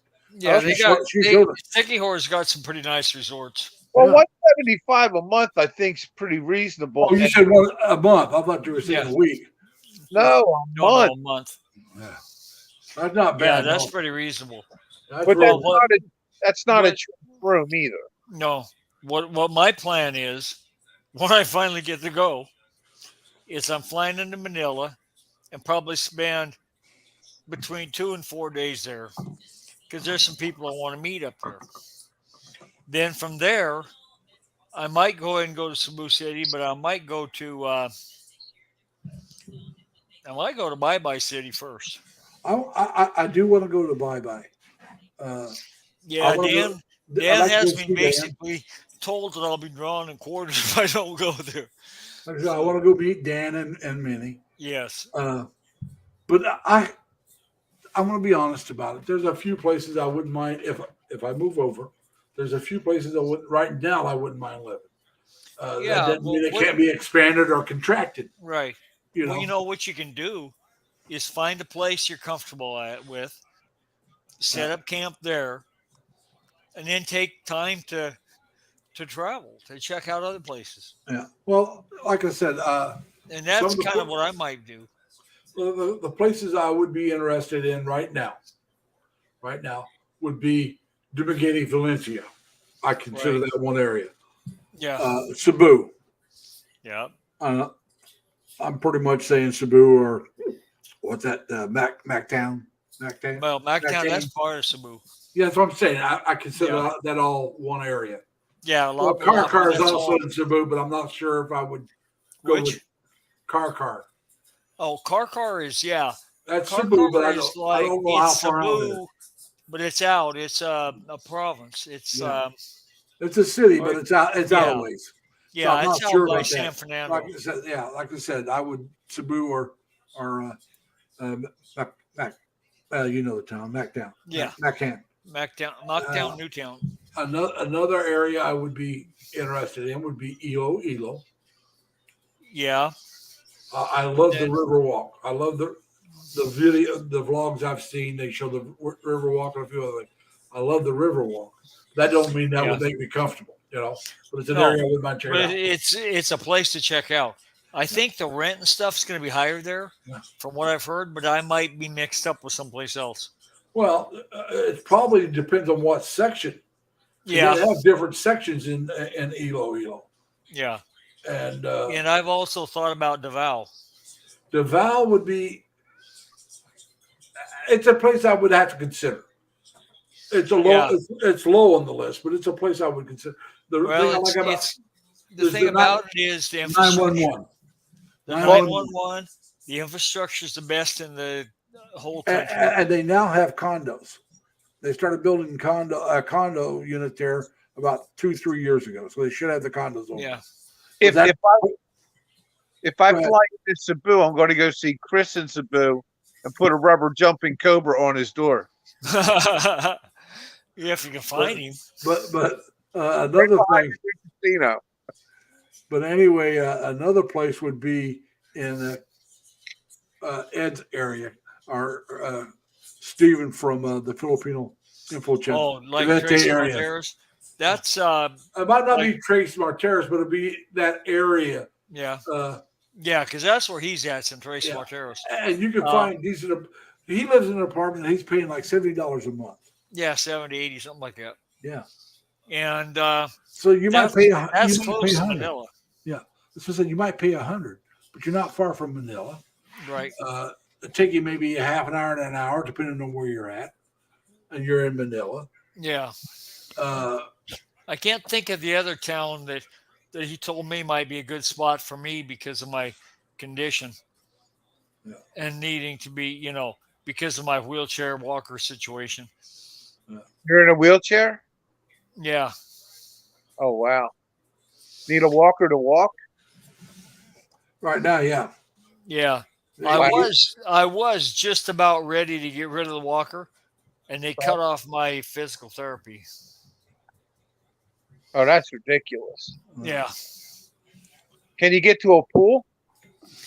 Not now. Wow. Because you can build up a lot working your legs out in a pool. Exactly. Well, the swimming pool is going swimming as that actually happens to be the best overall exercise of all. Yeah. It's one of them. Yeah, definitely. You work almost every major muscle group. Right. And you So, can't put a toss pool, Well, what? no, a toss pool where you're at because you live in an apartment. Right. No, I'm in a base. I'm in a 4-bedroom house. It's basically set up like a boarding house. Would they let you put a pool in the backyard? I doubt it. Interlock makes there's a actually toss no pool. place for it. also, Right. I got to respond to Larry XD. Yeah, Larry, that would be crazy. And that would be me down the road. Now, I have nothing against homosexuals or Oh, geez. well, he said it would be crazy if you got the whole way there over there and they had a penis. Yeah, I read his. Oh, that's real nice. Yeah. Yeah. Like I said, I mean, Well, there are lady boys over there that look more like women. Than Oh, women. yeah. Well, it would be real crazy if I went over there and they had a penis and I showed up with a baseball bat. no, you Oh, end up they don't let you do that over there. no, you end up in jail. Believe me. But All right. no, like I said, there's And nothing wrong with that. I really, but if you're talking to somebody and That they misled you the whole way. yeah, Right. Well, then you know it's a no go. yeah. I mean, if they tell you up front and you decide, well, I like this person enough that I want to be with them. All right, then you're making an informed decision. But if they're Right. telling you, "Oh, I'm a real woman," and they're not, Right. Well, now we all know someone in that situation, and well, we know someone that's not a real woman, but they tell you, yeah, right. And they have recently came out that they're in a relationship with a guy we know. yeah, oh yeah. I know. So, I mean, I'm not mentioning any names. No, it's not our position to do it. But if you follow them, then you know. That's, right, and it's all out in the open. Everybody knows what's going on. Everybody knows. When I met this person, Well, they can do their thing like play ball. well, like I said, when I met this person that's a lady boy, they asked if they could friend me on Facebook, and I said sure. And then the first thing they said is, I'm not a real girl. I had That's one. the first thing they I told had me. one friend me on Facebook here. I don't know, a couple months ago. And I told, and I'm going to say her because she, prefers to Presents be herself as a woman, right? Yeah. That's the way this I goes told her- too. I just told her that's okay. We're just friends. No problem. Yeah, and that's what I told her. I said, I had a roommate that was gay. He wasn't a lady boy. He was just gay. yeah, Now, he tried to hide it from me for a while, and I let him try because I knew he was, but I let him try. And Well, then, but he wasn't coming at you with it. Did he well, want to be the pitcher or the catcher? I think he'd rather be the catcher, but I won't bet my life on it. Well, see, what happened was, and I know Ally was pretty sure before he ever told me, but I never Yeah. told him I knew for a long time. I was, well, I said, they were talking about roommates and stuff. I said, I prefer to live by myself because if I want, I can sleep nude, get up and walk around my apartment and not worry about anything. Because Exactly. if somebody's there, I know it. He goes, well, we can walk around nude. I said, no, thank you. And this is right after I moved in. So, like I said, I suspected before he said that, but that just Yeah. convinced me he was. Right. But I never said anything, and he never hit on me. And I mean, even after he found out I knew he was gay, he never hit on me. His gay friends would come over, and he'd tell his gay friends, Larry's straight, don't bother him. He's a nice guy, but he's straight. You know, just leave Yeah. him alone. And they Well, would. see, he respected your friendship. Well, he got mad at me. Yeah, it was his place. He got mad at me and had me move out because it was Gore and Bush running. All right. Yeah. And I've told you before, I'm pro-military. I didn't trust Gore with the military. Gore's the one that after Vietnam went to the White House and threw his medals across the fence and just really anti-military. At least he went. Yeah, but I'm just saying, Bush didn't even go. He bought his way out. no, he went like a lot of people, even the poor. There was a lot of people that were able to get in the guards and went that way. That's what he did. He went into guards. That's better than some of them. All right. Yeah, that's true. But like I said, I trusted Bush more with the military than Gore. So this made him mad because Gore was more pro gay marriage than Bush. Yeah. I'm sorry. The thing that, like I said, the thing I care about more is the military. And so, you know, if I couldn't support his gay marriage, which I didn't care if he got married or not. I was surprised he wasn't for Dukakis. Well, Dukakis wasn't running there. Yeah, he wasn't in the race at that time. That was Dukakis and the Bush back then. No. No, it was Gore, Quayle in the Bush. Yeah, Quayle and Bush. And then Bush Jr. was Cheney. Yeah, Dick Cheney. But anyway, so he asked me to move out, so I did. You know. Yeah. But after he found out that I knew he was gay, he ended up having a boyfriend live with him. I got along with both of them. Gay marriage, personally. I think they deserve to be as miserable as the rest of us. Yeah. Like I said, I'm not against gay marriage, but you know, just don't want one for me. No, it was just that I had to choose between Gore and Bush, and I thought Bush was the lesser of two evils on my points of view. I had, like I grew up in, right before I moved out of there, I had these two gay guys move in across the street. The whole block was in like an uproar. And I got to tell you, they were the best neighbors I ever had. Yeah. They were through the best parties. They were the most fun. What I tell you? You know, like I said, I lived with a gay man. So. Yeah. But like I said, for a couple of years, I lived for about 4 years. For a couple of years, he didn't even know I knew he was gay. It was just, you know, don't bring it up. He didn't bring his boyfriends around when I was there. You know, well, TV's oldest gay couple was Ernie and Bert. Yeah. Yeah. I would think so. But anyway, so it was just, it's not a big deal. But keeping it from me would be a big deal. Yeah. And like I said, I happen to be straight, but, you know, and that's what gets me about some of these other people. to get on the woke system. They tell you, well, you know, if you can't be with a trans woman when you're like, what you're gay, I'm attracted to women. Women have something I want. Yes. What's that? A bank account? Yeah, Yeah, some of them a huge bank account, do. sugar mama. Yep. But you know, now the trans woman may have something I like, but they got something I don't want. Exactly.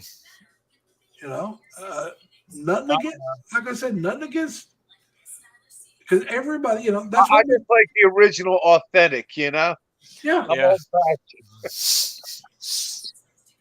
but I'm talking about, you know, a lot of trans women have no desire to go through the operation. Right. So we're not talking about the ones that have had that. And even then, that would be a little strange for me. Yeah. But, If you knew. yeah.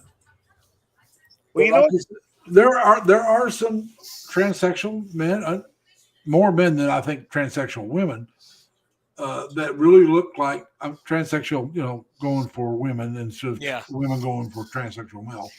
Yeah. The more of the men, especially in the Asian countries, I think look more like women than most women trying to look like men without Yeah. without surgery. Without Yeah. surgery. Yeah. you know what's cracking me up here where I live? They're having drag queen bingo everywhere, and it's popular. They sell out all over. They wanted to bring it to our social club. It was like, and I sit on the board. I was like, excuse me, no. Yeah. Well, I mean, if people want to watch it, that's fine. That's right. What The Blues gets Club, me the is, American Legion, the VFW, the Polish Falcons down the street. But the Wimber Slovak Club will not be doing drag bingo. Thank you very much.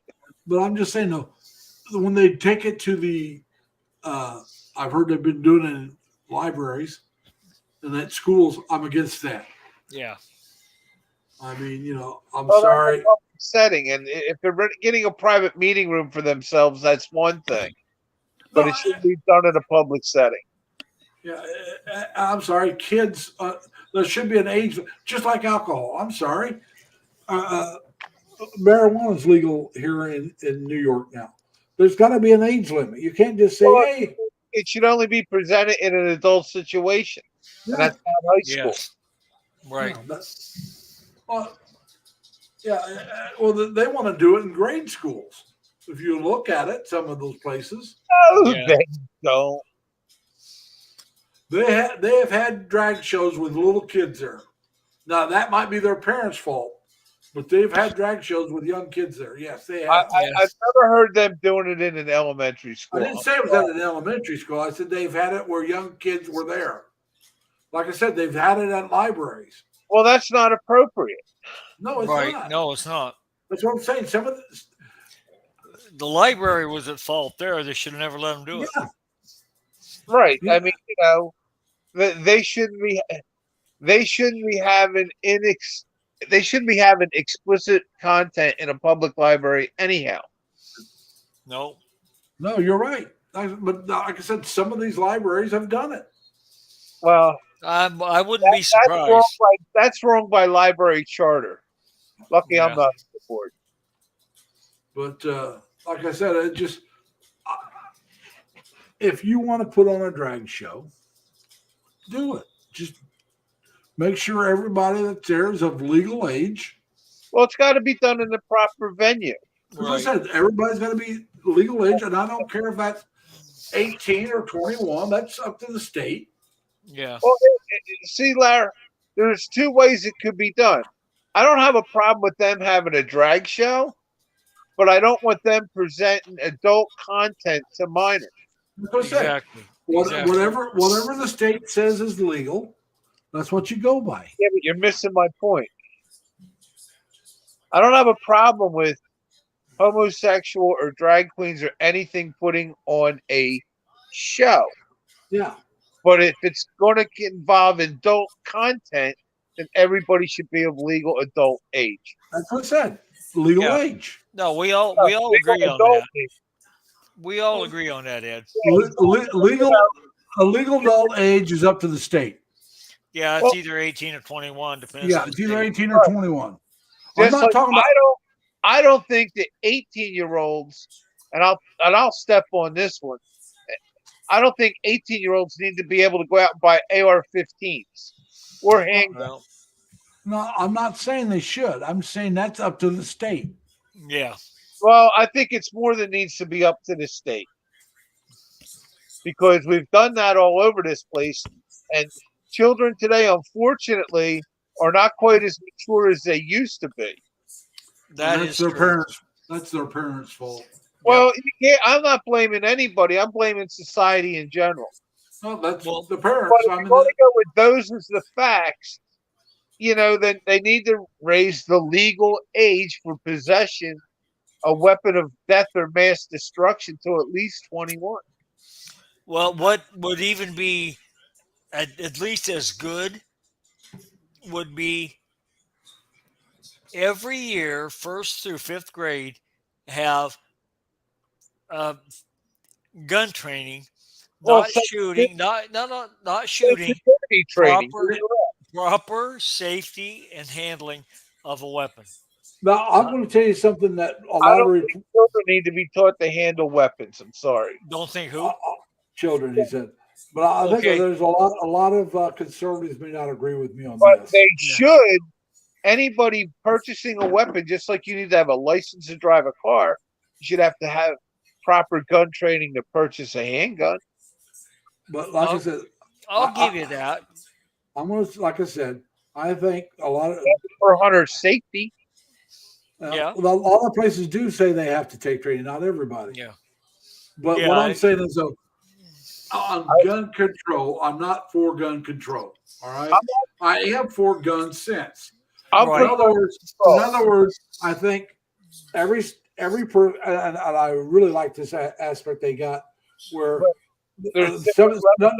hold on. They got this system out now that they can make it where only your hand can shoot that gun. They've had that forever. That's what Yeah, I'm they saying. just don't I'm implement just saying they need to implement it. Yeah. And so if you want to sell that gun, you got to go to a legal person that can change that gun over from your hand to whoever you're selling it. So it's not done under the table. Right. And your kid's not going to grab that gun and accidentally shoot somebody. And I'm not against making gun locks mandatory. Like I said, a lot of conservatives aren't for any of that. The real conservatives I'm talking about. Yeah. The extremes. The point I was trying to make about all the kids having a gun safety course every year, not just once and not just for a week, but have it every year as part of their school. And the thing about Well, it they is, used to do that years ago. Well, it wasn't first and third grade, but it was later on. But that's back when a lot of people had to hunt for food to help. Right. To help. but the thing yeah, about it is, They should be taught not to pick it up or touch it, Leonard. Really. well, but they there's were that. also taught the proper handling of it. Exactly. And the first thing you got to teach them is Not to handle if the first thing you teach them is if you handle it, clear it. Well, no, they're too young to be taught that. No, No, they're not. I'm not talking I about I don't want children picking up a weapon and clearing it. They may not even have enough hand dexterity and strength to clear a handgun. Well, that might be true on some of the bigger magnums and stuff. Well, I'm talking 9mm. I'm talking third. He's talking first in kindergarten and all that. Yeah. I'm not talking that. I'm talking about they used to when about the time sixth grade or so, seventh grade, about the time they would be legally allowed to go hunting. There is a legal age. You can't go hunting until you're a certain age. Right. In a lot of Like states. the state of Pennsylvania to your 12-year-old with a hunter safety course and That's adult. what I said. That's most states. I think it's about 12. But 10 they to 12. Yeah, 10 to 12, somewhere there. guns. If Uh, children find a gun, and they should get an adult. That's the best thing you can tell them, because it could be a weapon of crime. Yeah, but what I'm saying is, though, they need to be taught the safety too. Yes. Well, that is the safety But aspect. let's be honest about this here. A lot of kids pick up a gun and play with it. Yep. That's why I say don't pick it up. Yeah, but the thing You're is, never going to make that work, though. Yeah. Remember Nancy Reagan? Don't do drugs. Did Yeah. it work? Nope. That's what she don't And the do thing drugs. is, It doesn't your- work. Right. It does work. To an No, Yeah. it doesn't. Your kid might not pick it up, but the other 12 around him might. You don't Well, have any way of knowing how those kids were That's what I taught. said. They all, yeah, because like I Well, said, they Nancy gotta be Reagan had that. No. Just say no. That was it. Just say no. Just say When no. it comes Yep. to Nancy Reagan, her thing was about drugs and just say no. Yep. I never understood why they were making breakfast in a frying pan. Because that's Telling what they you had. drugs. That's what they had. Oh, yeah. They were telling Yeah. you, this is your brain on drugs. This is your brain That's on how I drugs. make You're frying an egg. Yeah, frying the egg. That's how I Hey make guys, breakfast. hey guys, I'm gonna have to go. Okay, Larry, it's getting late for me, too. Oh so- God, it is late. Look at that, it's 12:35. I'm gonna get less than 5 hours sleep, guys. I gotta get up a little after 5. Oh, Talk to shoot. you You then. got to work tomorrow. Yeah, 12 I hour gotta day run. tomorrow. I gotta go use the comfort room. Yep. No, Guys, I will take here care. tonight. I'll see you next week. I don't know All who, right. if anybody's left besides us. Share the love. Yeah. Yep. Now I want to tell everybody that is left, please be nice to each other. Take care of yourselves. Stay safe and healthy. Plus, as always, try to have fun, everybody. Take care. I love your All right. closing statement, Larry. All right. Take it easy, guys. All right, Bye. you too.